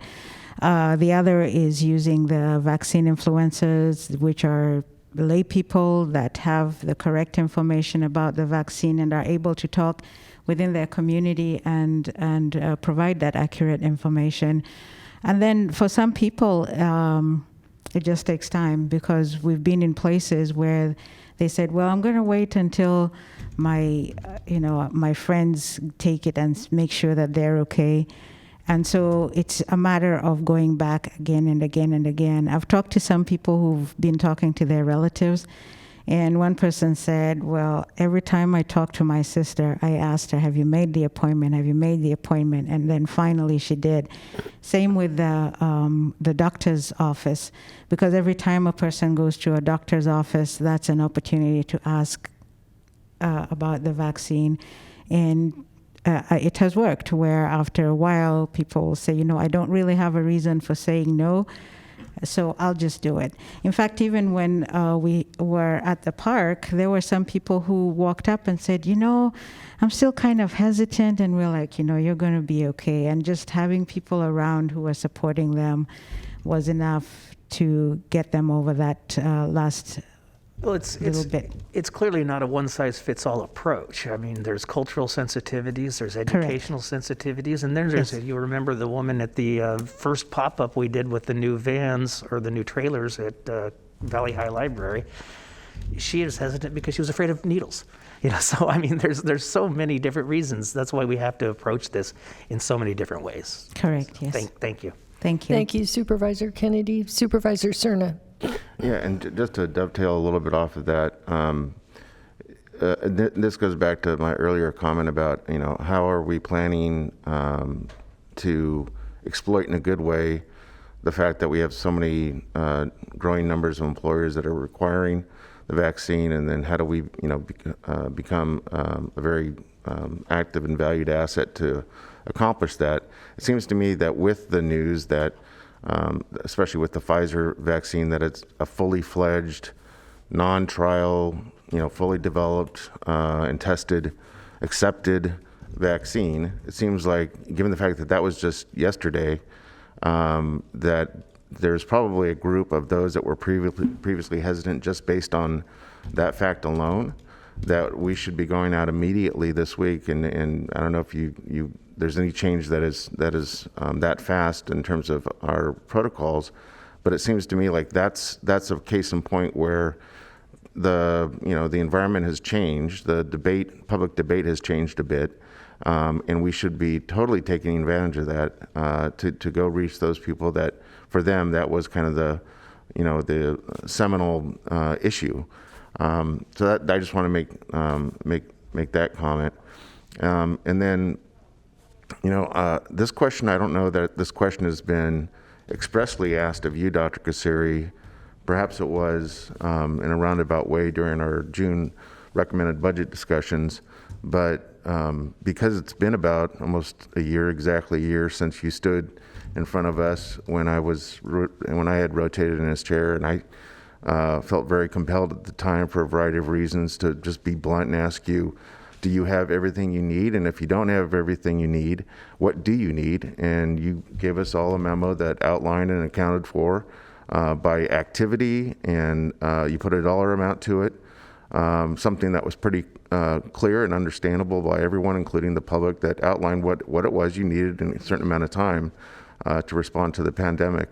Is there going to be something that we can expect either before or at our final budget discussion that is very similar to that, so this board has a clear understanding that between mid-September of this year and 2024, when the ARPA funding has to be used, that you can kind of give us a roadmap of what your department needs to continue to respond effectively to the pandemic?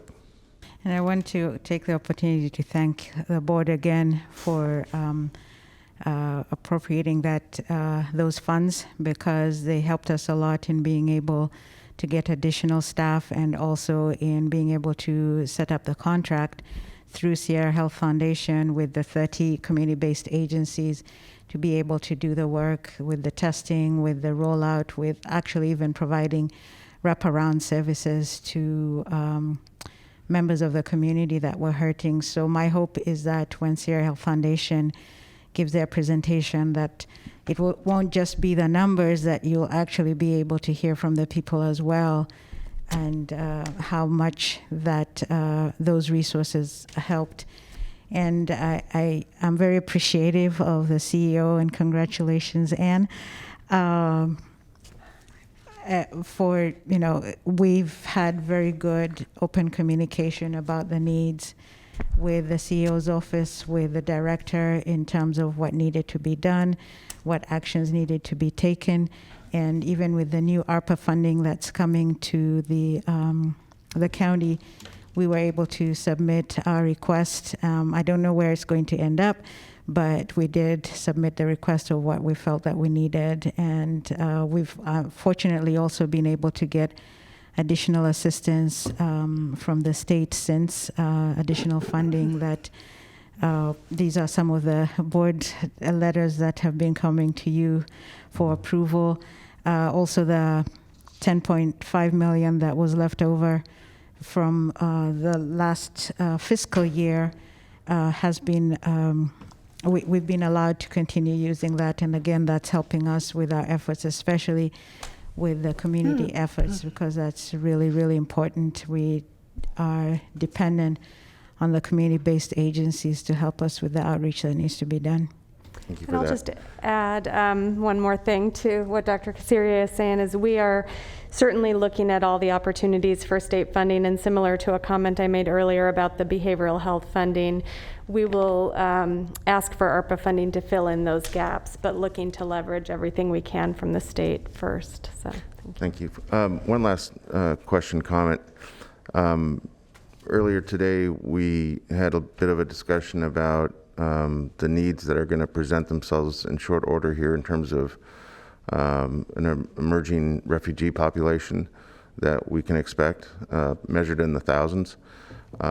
What are we doing today to plan so that when they do arrive, we can offer them the same pandemic response servicing, including vaccination access, that we offer everyone else?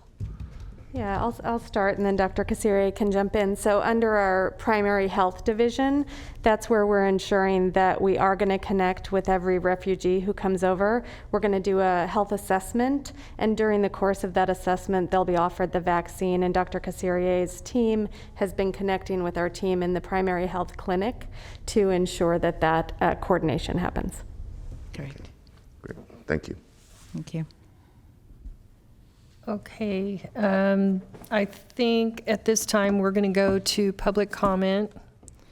And I'm going to start with those that are in chambers.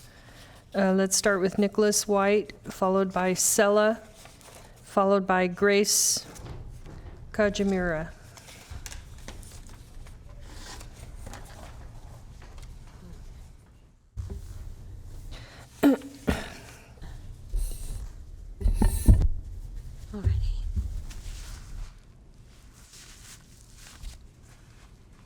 Good afternoon, Nicholas. Hi, how are you doing? Good. So first I'd like to thank Supervisor Desmond and Supervisor Cerna.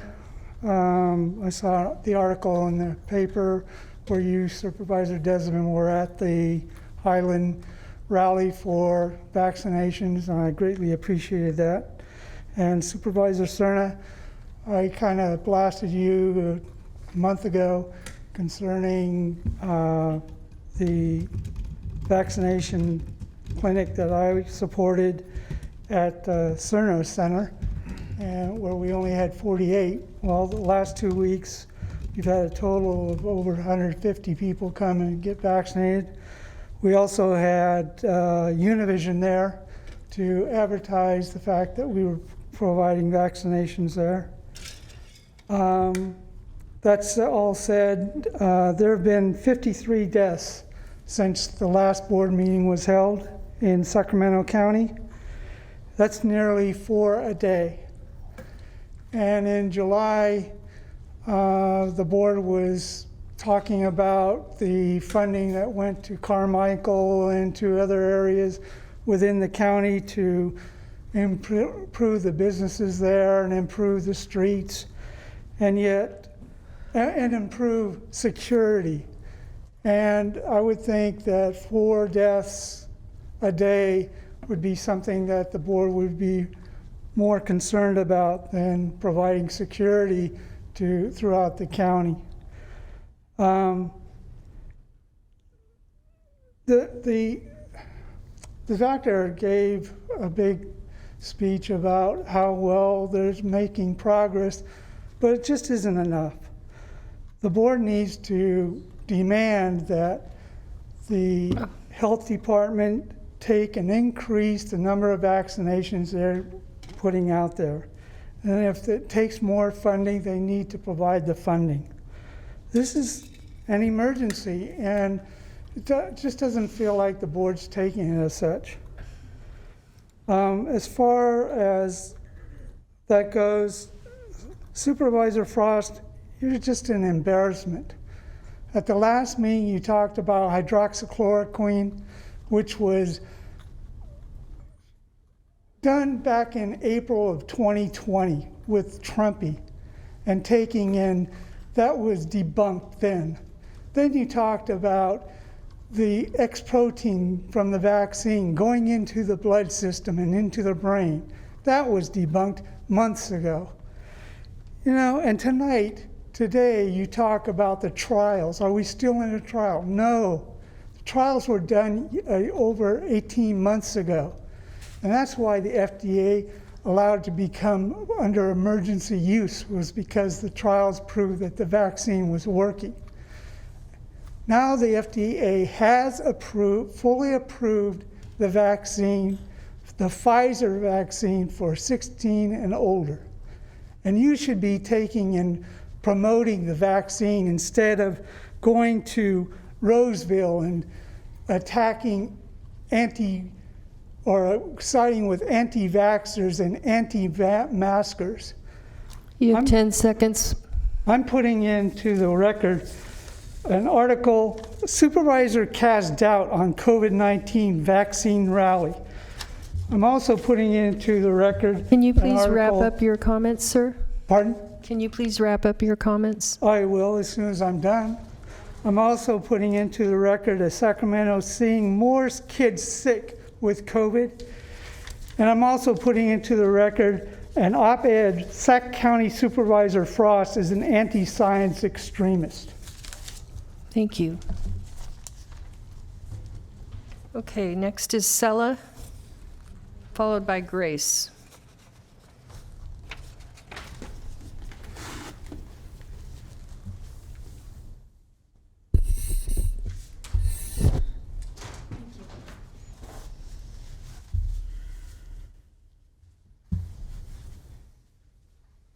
Good afternoon, Sella. Good afternoon, Board.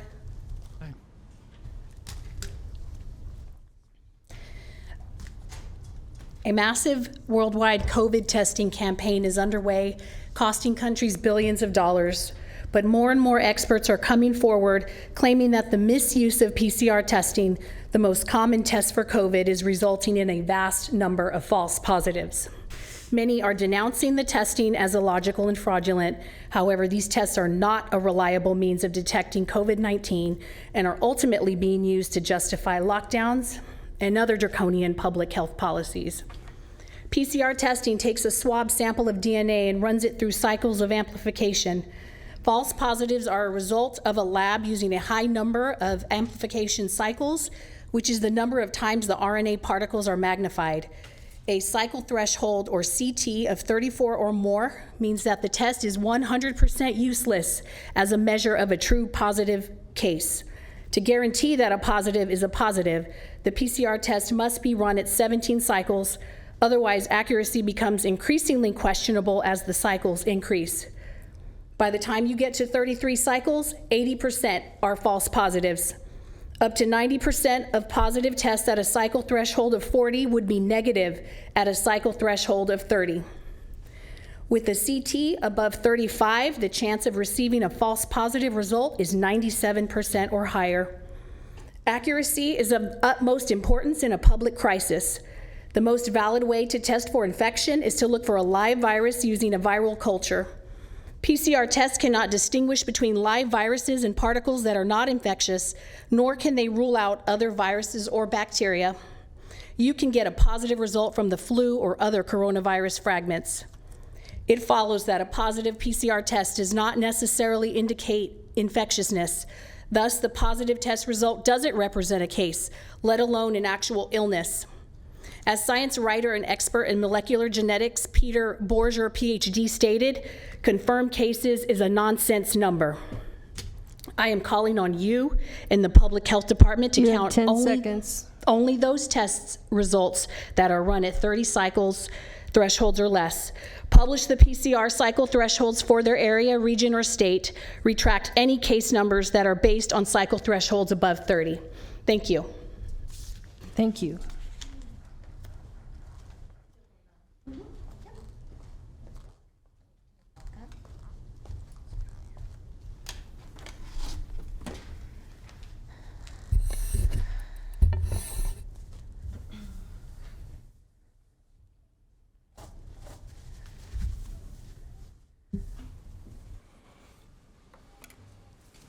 And you're all set. Hello, I'm Grace. Thank you for hearing what we have to say today. As a follow-up, so we must ask ourselves, what does a positive PCR test even mean? What percentage of positive cases used to keep society locked down and socially isolated is from those who are asymptomatic, based solely on a positive PCR test? This is validated by the World Health Organization, which issued an advisory on January 20th, 2021 for labs processing PCR tests. The advisory instructs technicians to carefully determine if manual adjustment of the PCR positivity threshold is recommended by the manufacturer. It goes on to say that careful interpretation of weak positive results is needed, asserting that a positive PCR test result does not automatically constitute a case of COVID. I do have that here if you would like it. Other issues with this testing include both the United States and the United Kingdom reported large-scale testing kit contamination. Additionally, testing site lab contamination has led to countless false positives. Finally, the test can pick up on non-infectious virus fragments long after an active infection has resolved. Testing is designed to substantiate clinical observations per the WHO. A PCR test is a diagnostic aid that must be looked at in conjunction with multiple other factors. Yet this appears to be the first time in history that a pandemic is being measured and managed through testing alone, without clinical oversight to verify the tests or even justify the administration of a test. Without this clinical observation and oversight, it's impossible to determine what percentage of positive tests will ever be symptomatic or never be infectious. You have 15 seconds. I am calling on you, the board, and the Public Health Department to count only those tests that are run at the 30 cycle thresholds or less. Publish the PCR cycle thresholds for the area, region, or state. Retract any case numbers that are based on cycle thresholds above 30. Thank you. Would you like this? Thank you. Sure, you can give it to the clerk.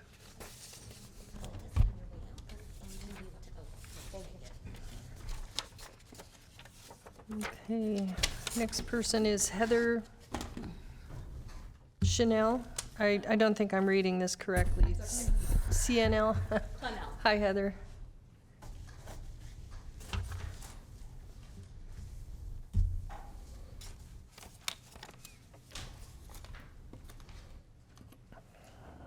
Good afternoon, board. Can we change the course of the PCR testing and reporting catastrophe? Can we hold the health departments and other regulatory agencies and powers that be accountable for their acquaintance in the chart? Our human rights and freedoms, including our children's futures, hinge on your response to this unreliable testing model. That is defending the public. We're told if we care about others, we must comply. Without question, many are doing it willingly, but too many are being pressured into getting tested for COVID, sometimes repeatedly. However, genuinely caring for others doesn't involve weaponizing fear or selling false solutions. It is truthful and transparency. And in today's fear and anxiety-ridden climate, those attributes are more important than ever. I'm calling on you, the Public Health Department, to count only those test results that are run at 30 cycle thresholds or less. Publish the PCR cycle thresholds for this area, region, or state. Florida is the first state to require all labs to report the misleading CT. Retract any case numbers that are based on cycle thresholds above 30. We will hold you, Dr. K, and this entire board responsible to provide us with the burden of proof. This matter is devastatingly unjustified and must be addressed immediately. I hope the public hears this message and demands the same. And Chair Frost, you are correct. The FDA has not given full approval in Section 524. They've only extended and have accepted the application for Pfizer to be approved. Only the application has been accepted at this time, and that was published on the FDA site yesterday. It does not have full approval. Thank you. Thank you. I just asked the board clerk to distribute a letter from Pfizer, and I just wanted to point the board to paragraph 2 and 3 that goes to what I was speaking about. And our next person is Brenda Pandos, who's in the overflow.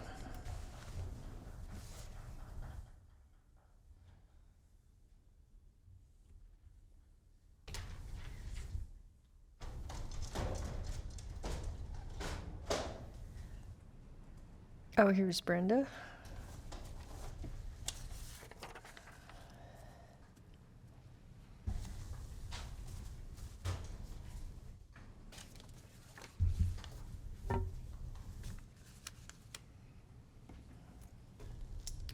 Good afternoon. Hi, I have packets to serve to Dr. Kasiri and the 5 board members. If someone will hand them out for me, please. Can you? It's for the 5 board members and Dr. Kasiri.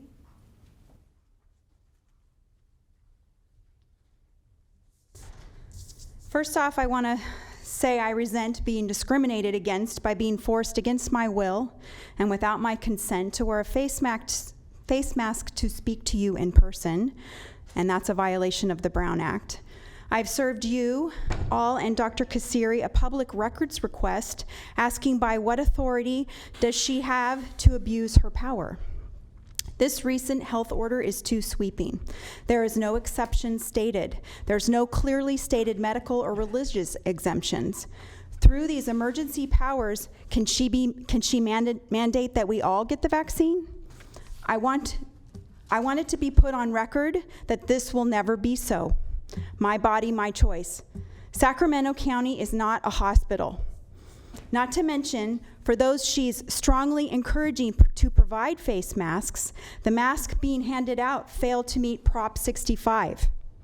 Does the health officer want to accept the liability of those she's strongly encouraging? How about the schools?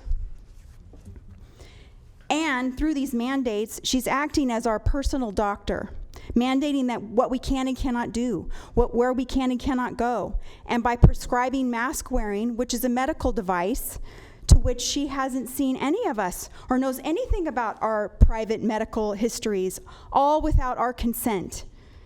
And thus, she can be sued personally. I am taking back my consent. Thank you. Thank you. I just have a question for County Council. Did you submit this records request to the county also? I did it online. Pardon me? I did it online as well. Oh, okay. So you have formally submitted this to the county? Submitted this to the county. Okay, great. Yeah, I don't have a copy of it, but I can follow up and handle it on behalf of the board and the county. Thank you. The number is on the request. Okay, thank you. At this time, I do not have any more speaker cards, but I wonder if we have any phone calls.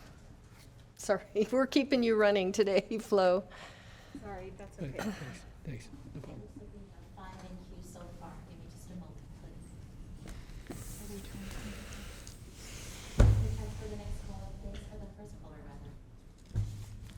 Lisa.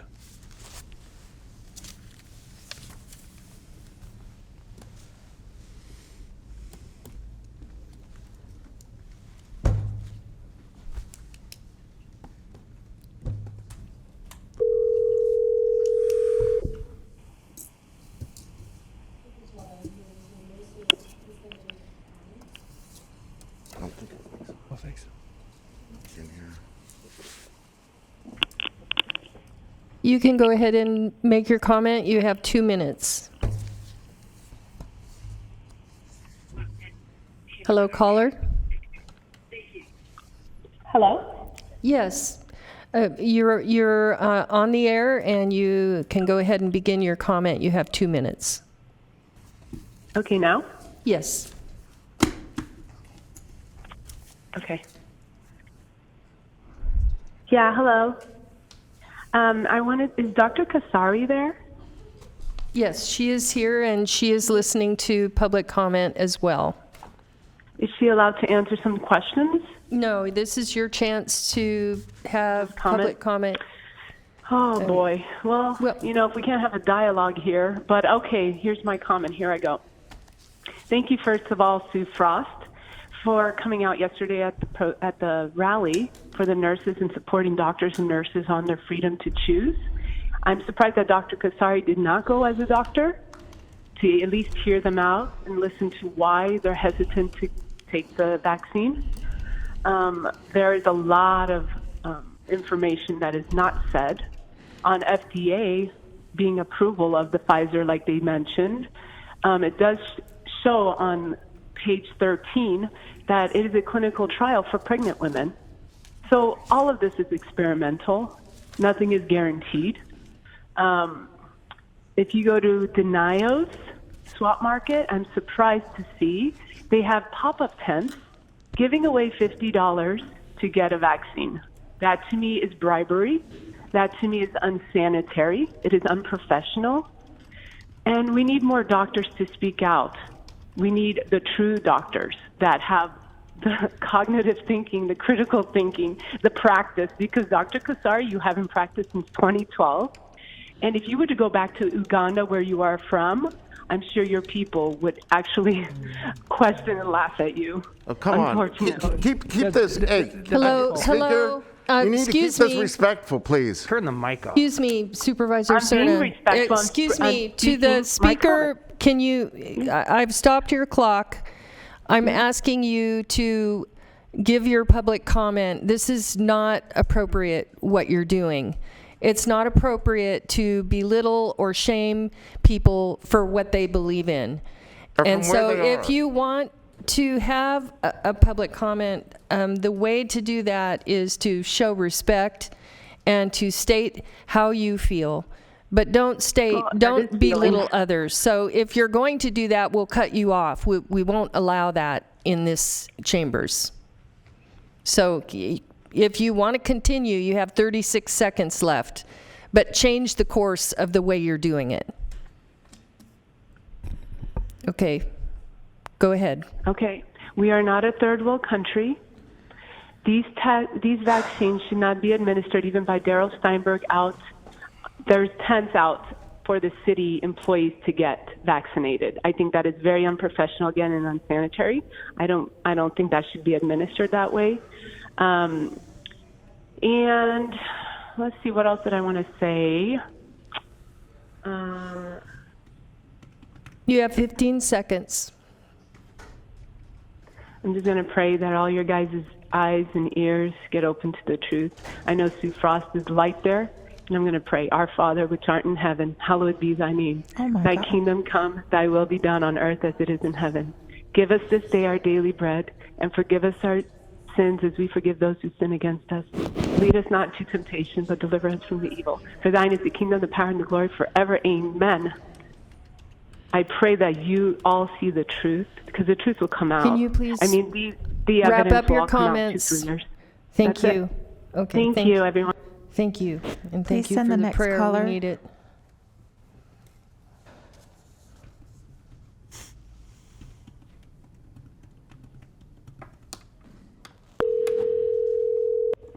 Hi, caller. Please start with your comments. You have 2 minutes. Caller, could you please mute the meeting in the background and then start with your comments, please? Yes, I did mute the background noise, and I just wanted to start off by saying that it is really, really inappropriate that a speaker would be censored. The First Amendment still matters. Someone who calls, regardless of what you think about what they may be saying, they still have freedom of speech, and censoring a speaker is just really, really not appropriate. So that being said, I also wanted to say, in terms of FDA approval, I wanted to mention that Agent Orange, which really disabled and killed, well, you know the history of Agent Orange. Agent Orange was also FDA approved.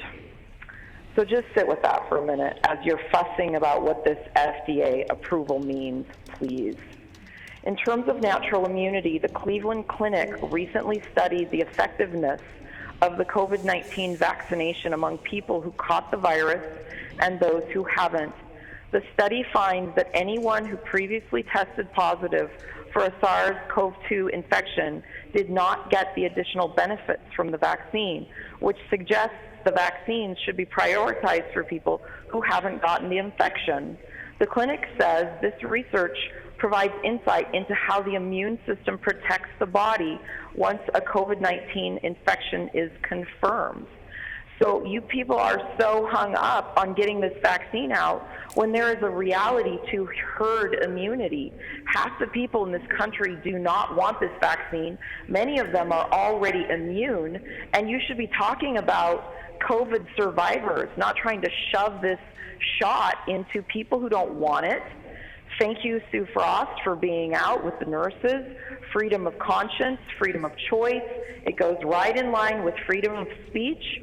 In terms of mask You have 10 effectiveness, seconds.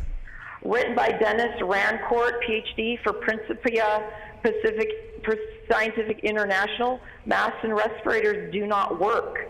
There have been extensive randomized please controlled wrap up your trial comments? RCT studies and meta-analysis reviews of RCT studies, which all show that masks and respirators do not work Excuse to prevent me. respiratory influenza-like illness or Can you- respiratory illnesses believed to be transmitted by droplets and aerosol particles. In Okay. terms of segregation Thank and you very vaccine much. status, Thank you. Then the next caller.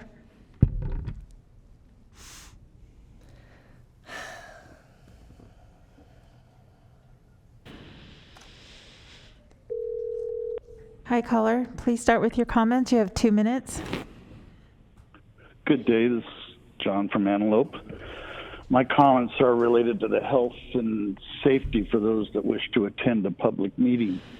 I wanted to attend today's meeting in person. However, I'm calling in as I do not feel my health and safety are secure at this board meeting. I've had communication with the health department and have read the health department's mandates and orders by the health officer in relation to mask mandates at public meetings. For over a week, I've attempted to find out from 3 different departments, as well as my supervisor and staff, who is responsible at the board meeting to ensure the security, safety, laws, mandates, and health orders are obeyed by all in attendance and all the county officials. No one would take full responsibility for that. It is clear to me after listening in on the board meeting today that the board meeting, the supervisor or the chair is responsible, and Supervisor Frost is clearly violating the law and health orders.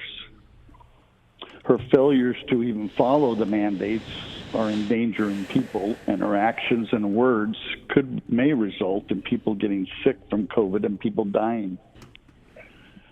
Not only is she failing in her responsibility as the chair of this board, she is insulting the rest of the board and the community. I, for one, would attend this meeting in person to express my views. However, my supervisor made it unsafe, and for me or anyone in the public that disagrees with her theories, to attend the meeting safely. She owes an apology to the community, the board, the health department, for her failure to follow the laws and for her poor judgment. She should agree to follow the mandates or she should resign. Thank you. Thank you. Next caller, please.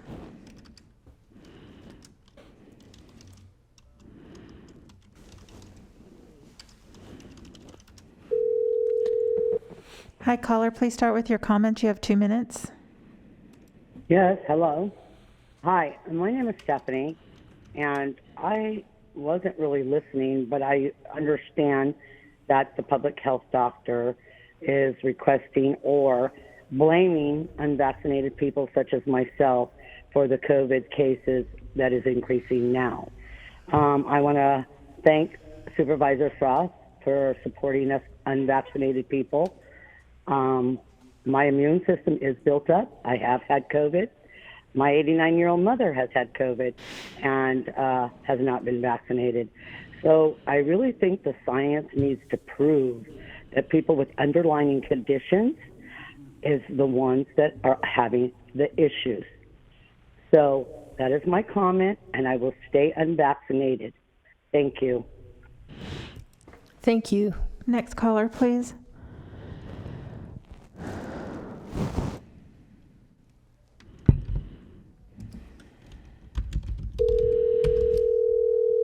Hi, caller. Please start with your comments. You have 2 minutes.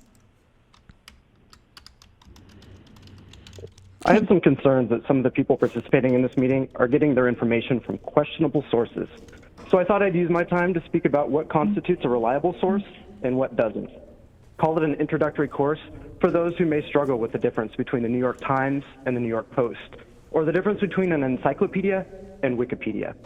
Looking for some information on COVID-19 that's based in scientific research? Start with sources that employ doctors and scientists who do actual research like the CDC or WHO.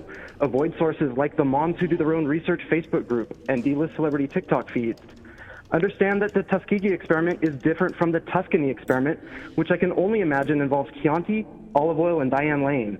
If you reference the Holocaust in your arguments about the COVID-19 response, stop for a moment and try Googling the Holocaust. Instead of showing up to a board meeting in a white coat that was clearly part of the doctor costume you bought on Amazon, listen to actual doctors. Confused about the difference between genetic code and the president's nuclear codes? You might need a little less Dr. Jack Ryan in your life and a lot more Dr. Anthony Fauci. Talking with like-minded people to confirm your baseless hypothesis does not constitute doing research, nor does reading Facebook while sitting on the toilet. This is a huge difference between peer-reviewed journals and a study conducted by 6 parents in Florida. If you're mad at the president, the governor, the mayor, the superintendent of schools, or your child's kindergarten teacher, or if you're advocating to make a change to state or federal policies, you are in the wrong meeting. Lastly, if you have served papers at one of these meetings, attempted a citizen's arrest, cited international or natural law, own a court suit but don't actually work in a courtroom, or if you think declaring I do not consent or I do not give you authority to the board has actual meaning, I am so sorry. I don't think I can help you.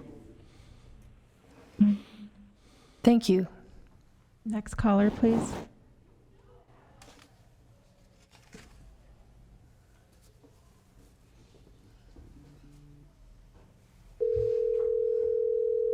Hi, caller. Please start with your comments. You have 2 minutes.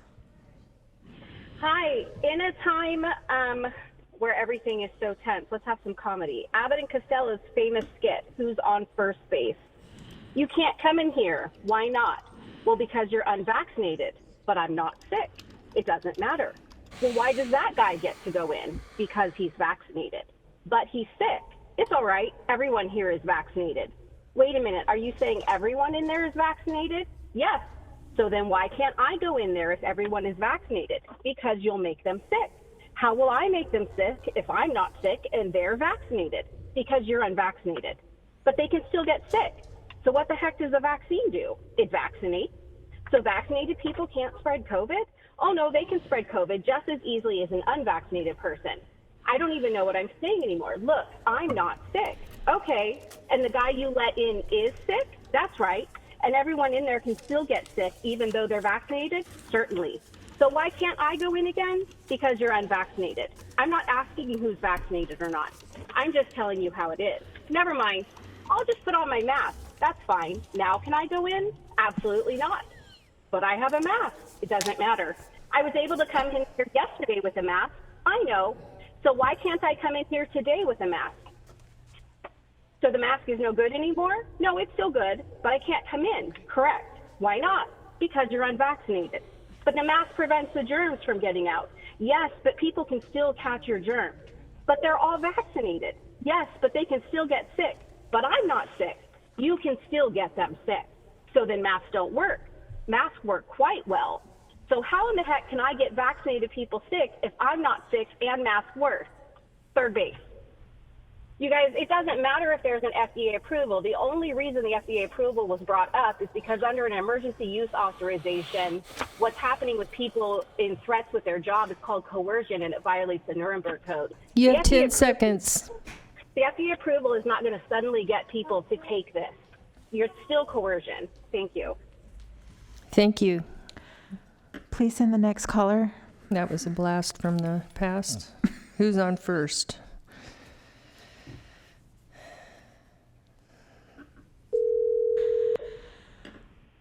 Hi, caller. Please start with your comments. You have 2 minutes. Hi, my name is Courtney Symes, and thank you for taking my call. I would like to know if the public health officer is taking a one-size-fits-all approach to this vaccine, if she is offering to be personally responsible for any injuries that patients may incur. And I'll answer that. The answer is no, because she and the manufacturers have no liability. And what happens if somebody experiences an adverse reaction after 30 minutes? There is no recourse. So far from the county, I have not seen any informed consent at all. It's just, the vaccine, is good. You have to take it. There's absolutely no list of possible side effects. So people actually don't know what they're getting into. I would suggest that Supervisor Kennedy take a look at the other FDA-approved substances before touting it as the gold standard. And I would like to say thank you to Supervisor Frost for listening to the science that the mask mandates do not work, and that for recognizing that bodily autonomy is a human right. It's been proven that this vaccine does not prevent transmission. So I'd like to know why we are wasting all of this taxpayer money sending out vans to vaccinate the public.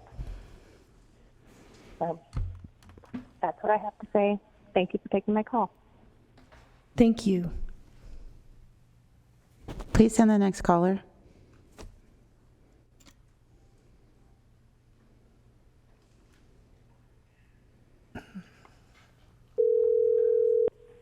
Hello, caller.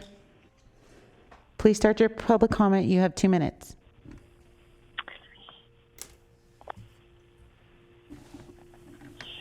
Hello.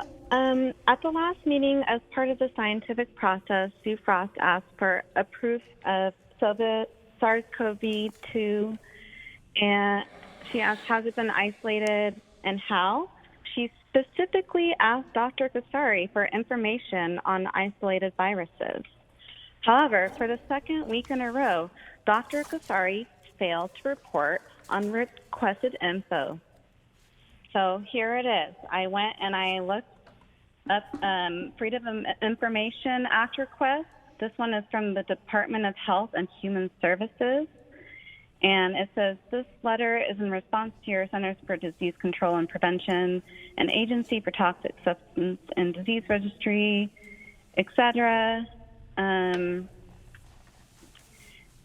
They were asking for all records in the possession, custody, or control of the Centers for Disease Control describing the isolation of the SARS-CoV-2 virus directly from a sample taken from a deceased patient where the patient sample was not first combined with any other source of genetic material, i.e. monkey kidney cells, aka viral cells, lung cells from a lung cancer patient.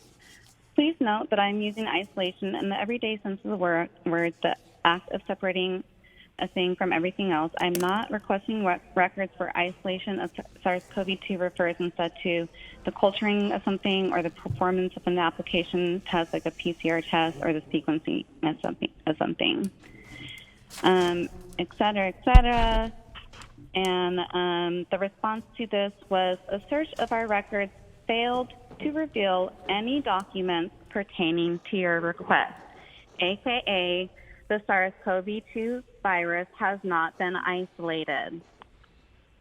And on another note, I have noticed a trend in these meetings of males belittling unvaccinated persons and also Sue Frost.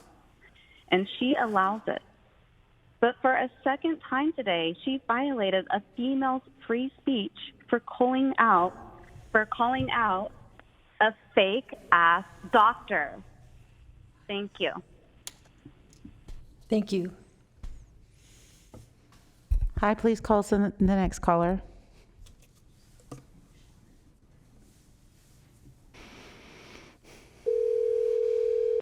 Hello, caller.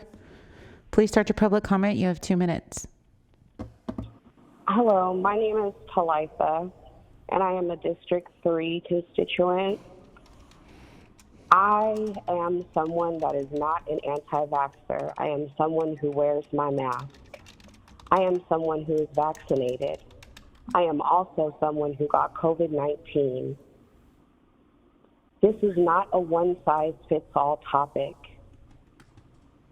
Because of taking the vaccination, there was a side effect that they did not anticipate. I'm one of those people that 1% of the population that has a neurological condition. Because of the vaccination that I took, I am now having unregulated, increased fluid in my brain. Wasn't something they anticipated or thought of.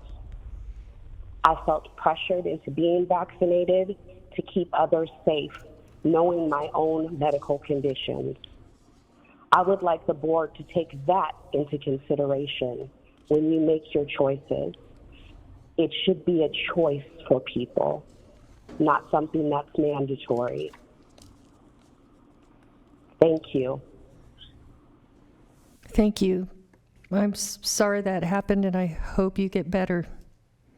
Please send the next public comment.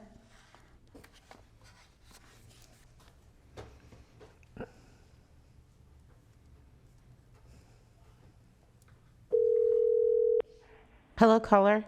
Please start your public comment. You have 2 minutes. Sure. I just want to give a big thank you to Sue Frost and the Friends, for Sue Frost especially, for subjecting many of your constituents and your residents, as well as your county employees, including your public health officer, to the ignorant and racist crap that you call in for people to mobilize around every single week. It's really kind of like just par for the course at this point. You are really just that awful, so awful that you are literally making money off of all of these useful idiots that are calling in with a lot of delusional shit that they have no real evidence to back up with, that you could verify for them right now with an entire army of public health experts and medical professionals, and debunk line by line all of their concerns and complaints, but you don't. You know full well that you of all people, of all of you, can actually get the answers to the questions that they've been raising. These questions that you feel you have, your free speech rights allow you to ask as a public official. As somebody that served in the military, I can tell you that freedom of speech isn't absolute. We who serve the public, serve at the interest of the public, have to actually measure our speech, choose our words carefully, and make sure that what we're saying can be backed up, which you, of all people, Sue Frost, refuse to do, and you know it. I know you're delusional and you're ignorant, seconds. but but you're not stupid. I don't believe for a minute you give a fuck about people's freedoms of choice. You're doing this for fucking political points. Can you please And wrap up your everybody that comments? pays attention to this shit knows it. Sure. Just gonna finish up by saying what everybody that has been working on this pandemic for the last year plus is thinking right now. Please, go fuck yourself, Sue Frost. You're horrible as a chair, and you're... Thank you. Please send the next public comment. Let's maintain, what do you call it? Decorum. Decorum. Let's maintain decorum. Comments should not be allowed from Okay, anyone. let's try to be professional to our public speakers. Let's try to be professional. Hello, Okay. caller. Could you please turn the meeting down in the background? Hello, caller? Yes. Could you please turn the meeting down in the background and start your public comment? did. Okay, thank you. Okay. And you have 2 minutes. Hi, this is Liberty. We, the people, do not consent to human trials. We, the people, do not consent to experiment on our children or the elderly. We the people do not consent to be silent about the skipped animal trials, especially since all of them died. We the people do not consent to make us think that this is a vaccine, when in reality, Moderna and Pfizer created a gene therapy technology from deadly synthetic materials. Prove it. Prove that the virus exists. Isolate it. Prove that all who lost their lives, they did them from COVID. Prove that the vaccinated does not get the disease or spread the disease.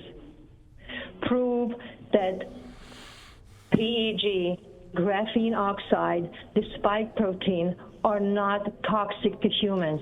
Disclose all the ingredients. Take liability, especially Dr. Kassiri. Take liability for all those who got injured by the needle. And now they're unable to drive, unable to walk. Over 10,000 of them aren't even alive. Yet you try to coerce the people to take a booster shot. No, we do not consent to withhold informed consent. We do not consent to anaphylaxis and death as an undisclosed side effect. That's all. Thank you. Please send the next caller.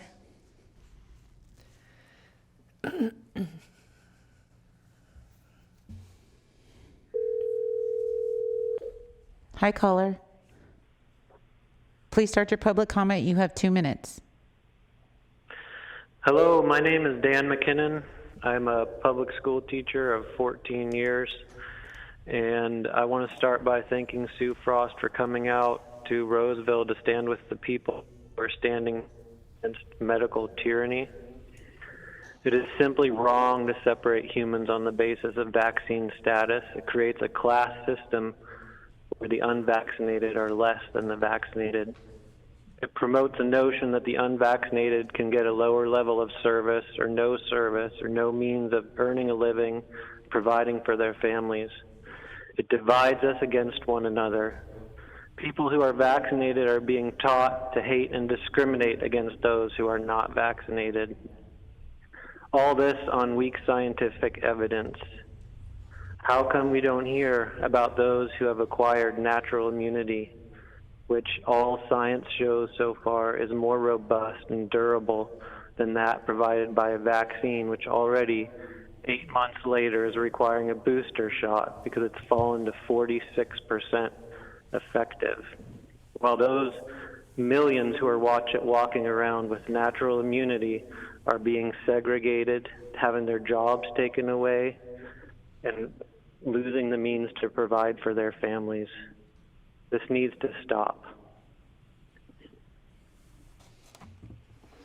Thank you. Please send the next caller.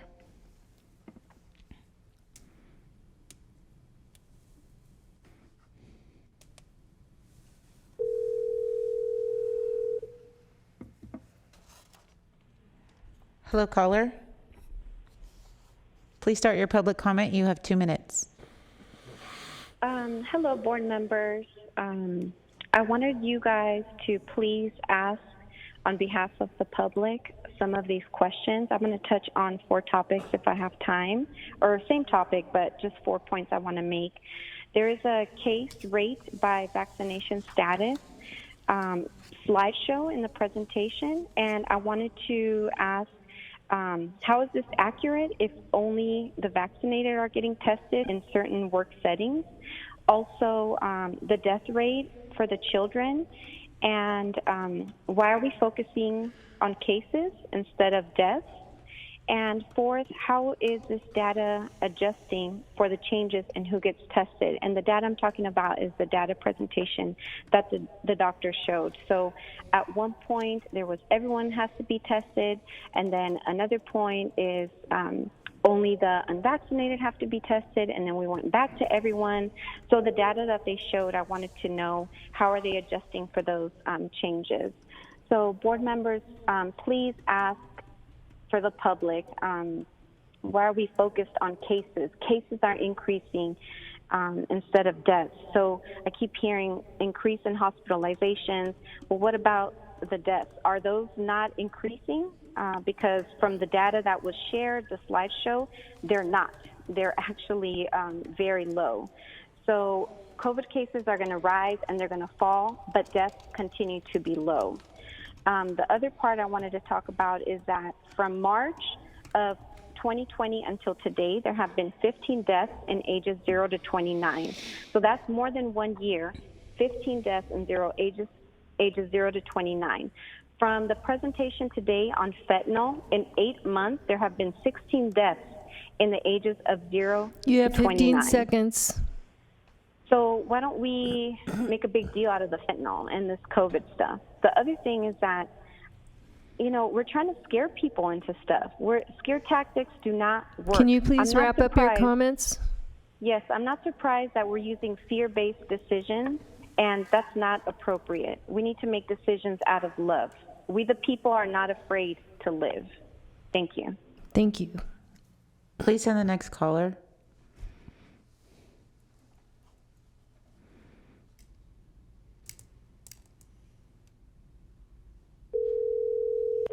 Hi, caller.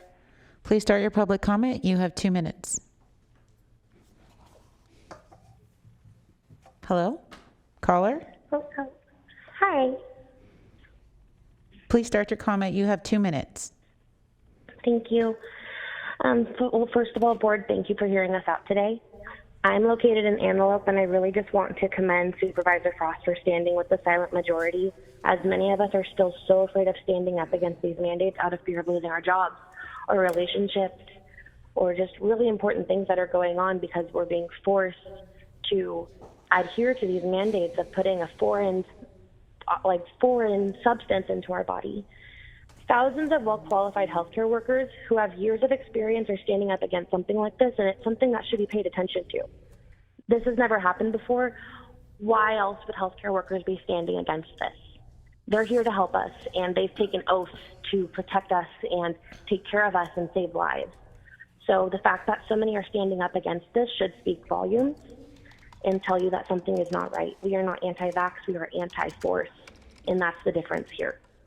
God bless you all, and that is my comment. Thank you. That concludes your verbal public comment. Okay, thank you very much. That concludes our public comments, and I'm going to ask Dr. Kasiri if she might be willing to just speak to the why are we focused on cases versus deaths.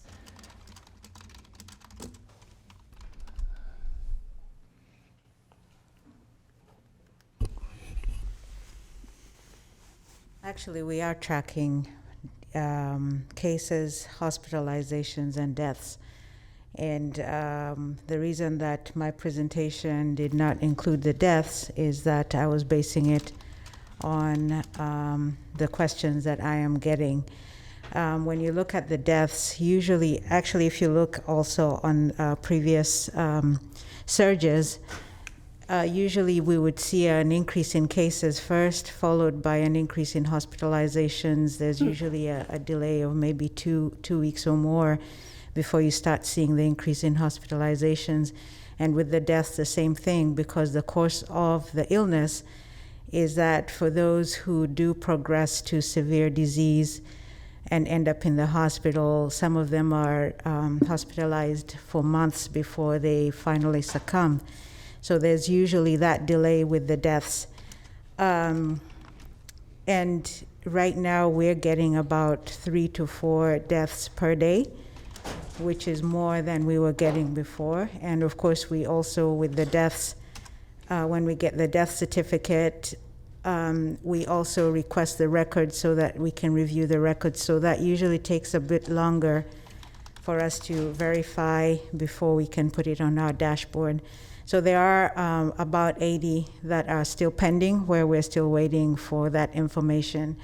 So I do expect that the deaths will see in fact, we have seen a little bit of an increase already, because if you recall, during the June and July, we were getting maybe 0 to 1 death per day reported, but now it has increased to 3 to 4.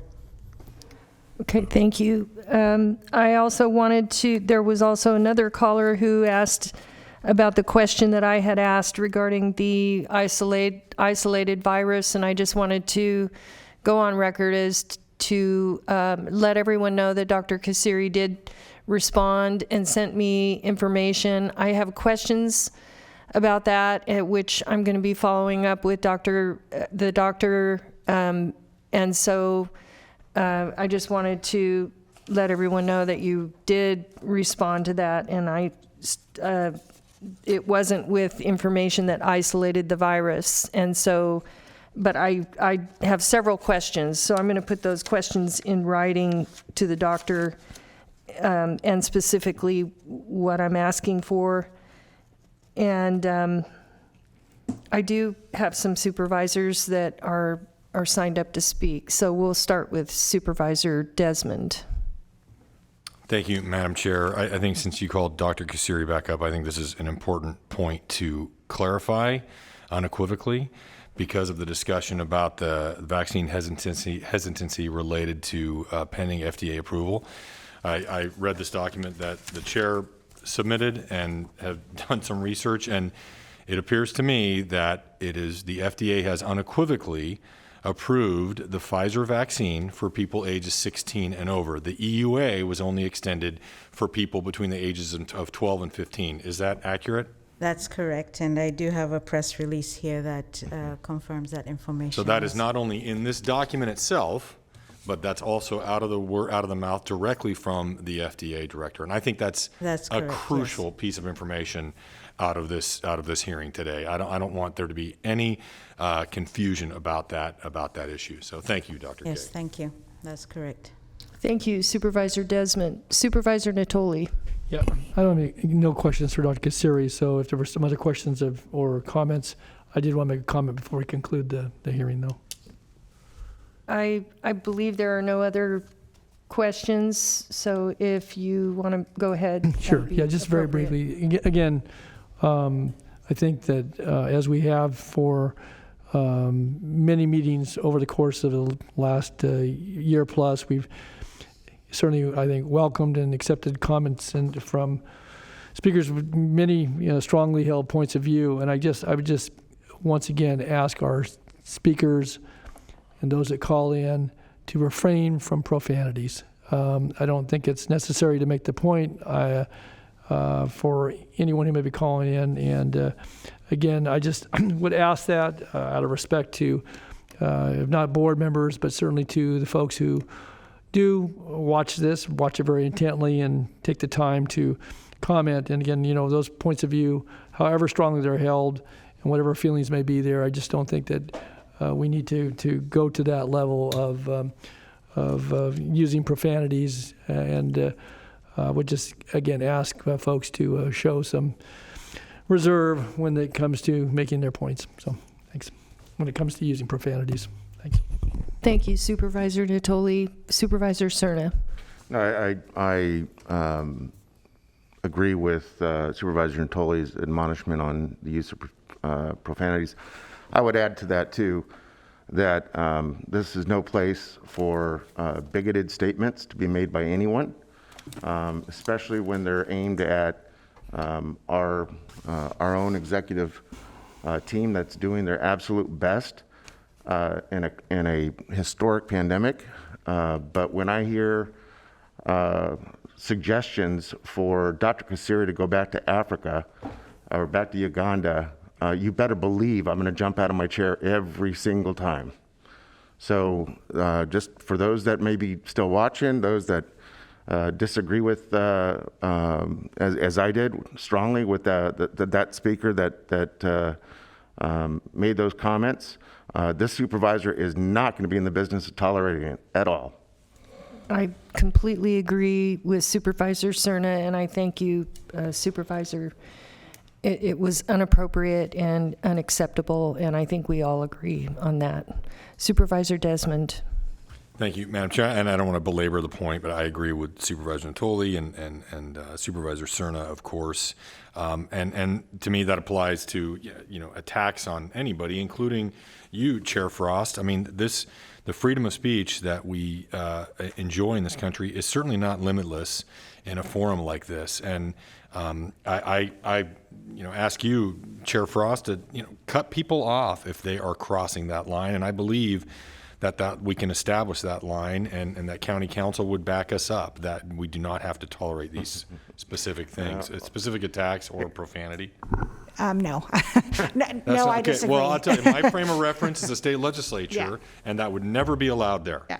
And you're telling me the different rules apply to us here at the local level? Well, I don't never have represented the state legislature and how their meetings proceed.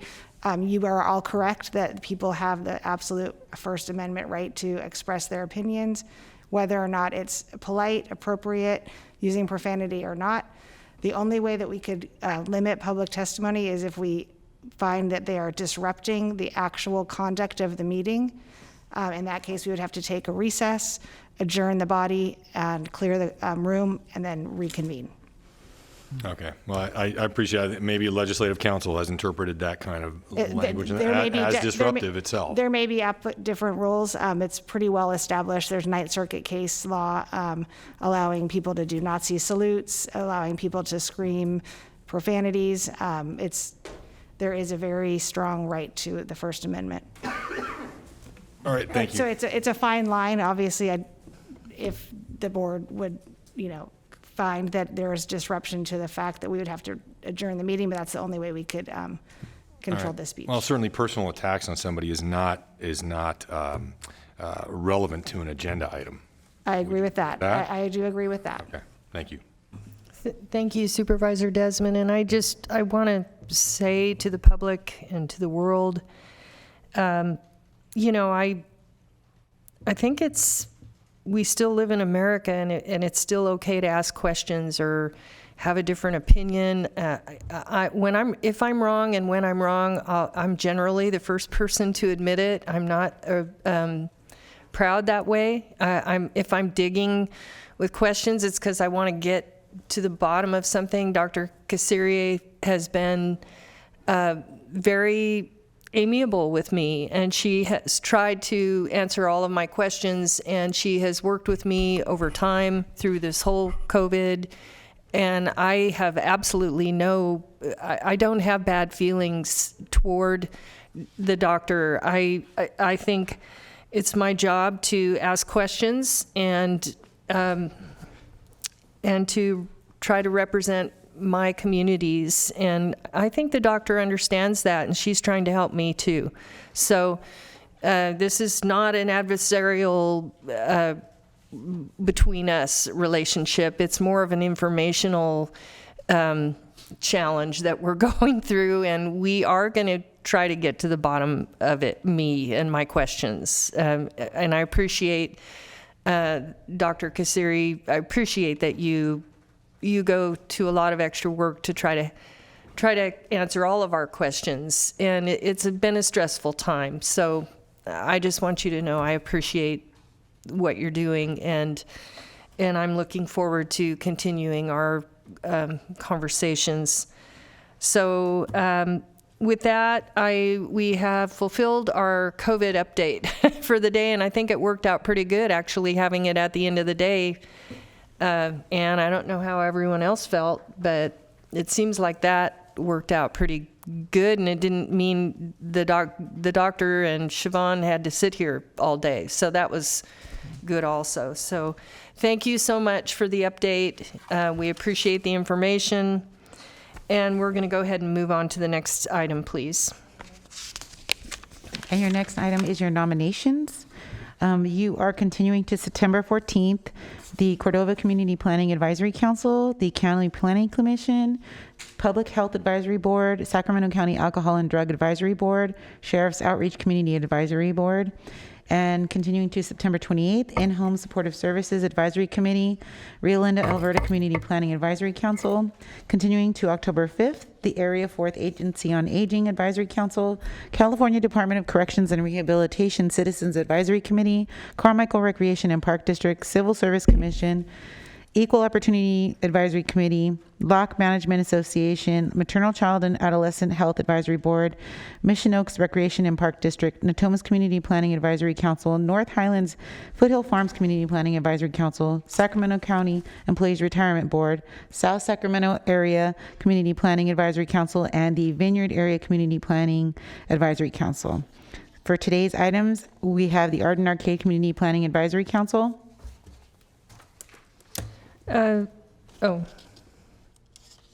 That's District 3. Please continue to October 5th. Thank you. Carmichael Old Foothill Farms Community Planning Advisory Council. Also continue to October 5th. Thank you. And please continue to September 28 for District 4. Thank you. Children's Coalition. Chiefs recommend continuing to September 28. Thank you. Community Review Commission. For District 1, I'd like to nominate Paul Curtis and John Stoller. For District 1, okay. Thank you. District 2. Please continue the second appointment to September 14th and keep the application process open. Thank you. District Supervisor Desmond. Please continue to September 28th. Thank you. And Supervisor Frost. Please continue to September 14. Thank you. Sacramento County Behavioral Health Youth Advisory Board. Is it District 3? No. District 3, yes. Yes. Please close the application period and continue to September 14th. Okay. Thank you. Okay, District 2, appoint Marissa Posh and Jalen Wright. Thank you. Yeah, I got to put over for 2 weeks. And District 5? This is District 5. First, I want to thank the applicants. As I may mentioned the last meeting, we had 15 applicants from District 5, and some very talented, very committed folks who, brought some, even at a younger age, some life experiences and some, really thoughtful comments to the interviews and to their applications. And so today I want to nominate Jordan Katapu and Madison Wynn. Thank you. And just back on the Community Review Commission, if I could, Madam Clerk, District sorry. 5, we're interviewing, so I want to continue that until September 14th. Okay, thank you. Thank you. Got it. Okay. And then the Sacramento County Mental Health Board. District 5, continue to September 14th. We have some interviews pending. Okay. Sunrise Recreation and Park District. Please nominate James Evans and waive the process. Okay. I have a first by Supervisor Frost and a second by Supervisor Kennedy. Correct. Please vote. Unanimous vote. Thank you. And that concludes your nominations. Thank you. And next item is county executive comments. Just want to say thank you once again. Look forward to the future with you. Thank you, Ann. You've done a really amazing job for the last year, and we're happy to have you on board. And do we have any board? Oh, we have board comments. Supervisor Kennedy. Thank you, Chair. I sit at the pleasure of the board as your representative on the Health Authority Commission. I would like to ask the CEO to agendize an update, and we can work together on what that looks like.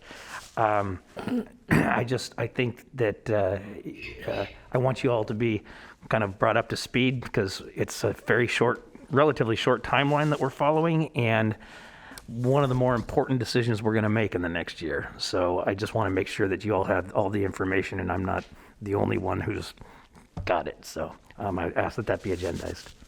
Thank you, Supervisor Kennedy. Supervisor Cerna. Thank you. I have two comments. One is a heads-up suggestion. I know that many of us have been approached by our constituents from across the county expressing concern and a willingness to help when it comes to the looming task that we're going to have to serve and to assist refugees that are fleeing Afghanistan. And today we heard that those numbers could measure in the thousands. And I know that Supervisor Desmond in particular is focused on this. But I wanted to say publicly that I was approached, and perhaps there are others on this board that were similarly approached by Bassem Makara, the Executive Director of the Council on American Islamic Relations for Sacramento Valley. We had a phone conversation a few days ago, and he was a bit distressed, I think it's fair to say, with the looming expectation that the constituency that that council serves is going to be very tasked, I think, to put it lightly, in terms of the growing need for assistance and service delivery to those refugees, again, coming from Afghanistan. I went ahead and explained to him that perhaps the best thing to do in the immediate future was to put together a list of items that he thinks the county could assist with, whether that's legal services or housing or other aspects of serving that population. I asked him to put that into a spreadsheet form, and if it's a financial assistance request, to assign a dollar figure to that. I certainly did not make any commitments of this board. That's not my place to do that. But I thought it would be kind of the best way to immediately communicate to our now permanent executive, our permanent CEO, Ann Edwards, what their needs are, what their interest is in serving that population, and gives us something to think about in terms of perhaps how best to consider our final budget. I think that's probably going to be one of the most appropriate places to consider that request.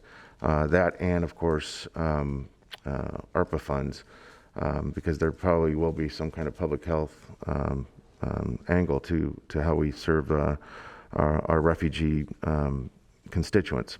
So I just want to make the board aware of that. I have shared that with Supervisor Desmond, again, because of his kind of pronounced interest in the subject.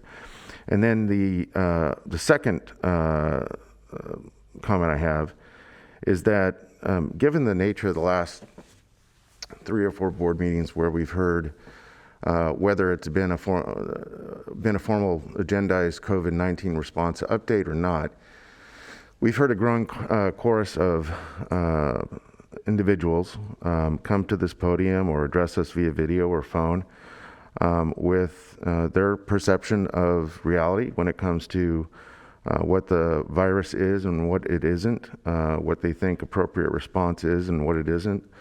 I think it's fair to say that members of this board have not been by any means monolithic in terms of our agreement or opinion about the response, especially when it comes to things as important as vaccination. I think it's high time, given the fact that it just seems to be a growing, there seems to be growing discord when it comes to at least understanding what the facts are and what the facts aren't. That I would like to propose, and I've already mentioned this to Supervisor Kennedy, I'll be working with him on this, that we come back on September 14th and consider a resolution that will be basically a statement of facts surrounding the nature of the pandemic, the nature of the challenge, and what we know to be scientifically proven to be interventions that are saving lives. I don't think we can leave it to chance for the public's sake. You know, regardless of where you are on vaccines, where you might reside on the subject of masks, I don't think it's fair to the public to leave them guessing as to where this board, at least a majority of us, sits when it comes to, again, something as important as protecting our constituents, saving lives, and getting us finally past this pandemic. So that'll be this board's opportunity to vote up or down what we bring forth, or to amend it from the dais, or to substitute it. Bring forth your own. But I just think this is the right time. In fact, it's probably overdue that we just be very, very clear about what a majority of this board understands to be the set of facts surrounding this pandemic.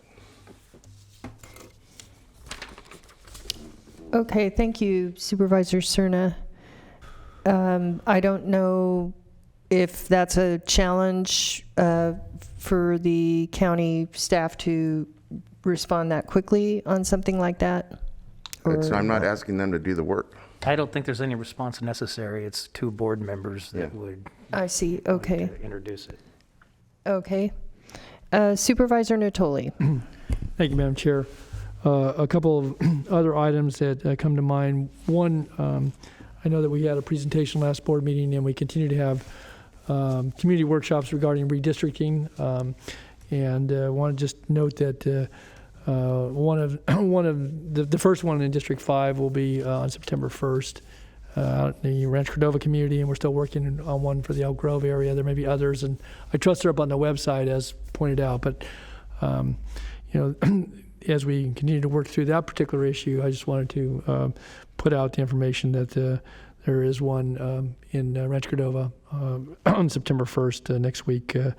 And the information certainly is available, but it'll be in the evening at the Rancho Cordova Library, I believe. So the other thing is, and I know all of us have received correspondence here recently. It's of growing concern to this supervisor, and I know that our county executive certainly received the correspondence, this board, as it relates to a number of volunteers that assist us and assist animals at the Bradshaw Animal Shelter.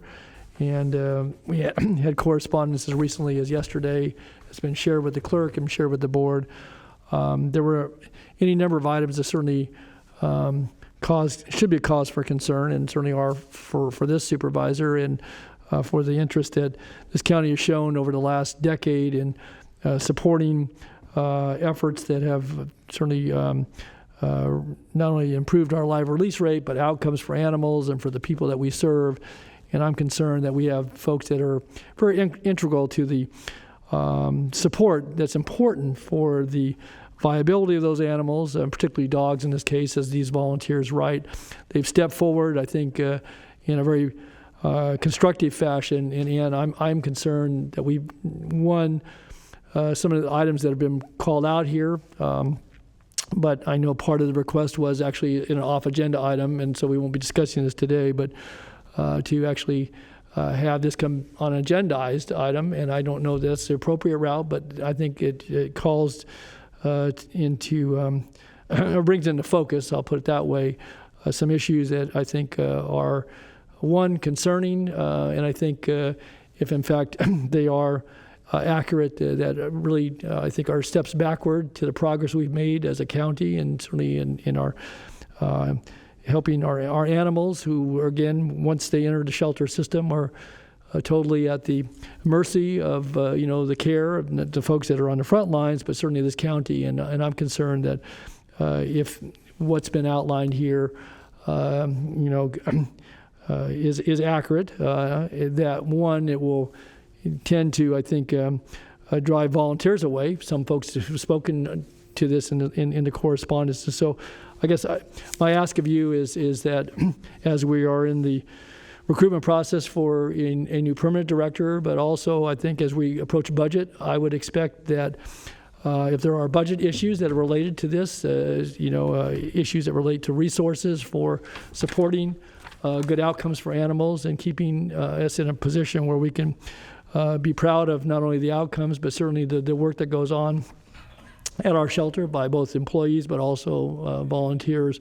Again, I'm concerned what has been encompassed in these letters. Again, I think that we're very thoughtful, and so I don't know how you might propose to best address this, but again, it's not up for discussion here today. Outside, I wanted to call attention to it, and I know that we've all received the correspondence, but I'll be prepared during our budget discussion when we can talk about a variety of topics, but certainly to bring focus if we need to have additional budgetary support. But there are some policy issues here that relate to, I think, the approach we take to both assessing animals, but also the work that we do. That's, I think, proven certainly over the course of the last several years beneficial in many ways, and has allowed us, I think, to very honestly say to folks, we've been making progress, and I'm concerned that what's been laid out here will be steps backward. And I for one, will be very strong on my commentary, and certainly in being supportive, but also I'm not going to see us regress to the progress we've made to help animals, to serve the public well in this community as it relates to our animal care services in this county. So I'll just leave it at that. I expect any commentary, but there's some calls to action and some urgent, I think, concerns and angst and anxiety that's being expressed in the correspondence, and so I know you'll take that to heart and hopefully keep this board apprised. And if there's a need to agendize this, because I think it was part of the request, or how we're going to address that request, I would appreciate some reporting back from you on that. Thanks. Thank you, Supervisor Natoli. Supervisor Desmond. Thank you, Madam Chair. I just want to echo Supervisor Natoli's concerns. He and I have spoken about this issue. I also received the correspondence, and I just want to say, when it comes from these volunteers, these folks who we rely very, very heavily on to make sure that we can provide high-quality, compassionate care to our animals, I think we really need to stand up and take notice and look into that. So thank you, Supervisor Natoli, for bringing that up. And also just want to thank briefly our registrar, Courtney, and our consultant, Doug Yoakum. We hosted a redistricting workshop in District 3 last week, and I have some bragging rights. I was told mine was the most well-attended so far. Mine was the most entertaining. Oh, I'm sure it was, Supervisor Kennedy. But just want to thank them publicly. They did a wonderful job, and all the county staff, the DTEC staff, and others who were there went really well. So I just want to thank them. Thank you, Supervisor Desmond. Yeah, I didn't have as many as I hoped at mine. Supervisor Kennedy. I just want to kind of to a twist on Supervisor Natoli's and Supervisor Desmond's comments, and I don't want to wait until we agendize that. At least I believe that there's some urgency to what the claims were made in the correspondence, and I would like, prior to ability to actually agendize a full hearing of any kind, written response to those communiques. Okay, thanks. Thank you, Supervisor Kennedy. Okay, we don't have any further supervisors in the queue to speak, and we have no further business for today. So with that, this meeting is adjourned.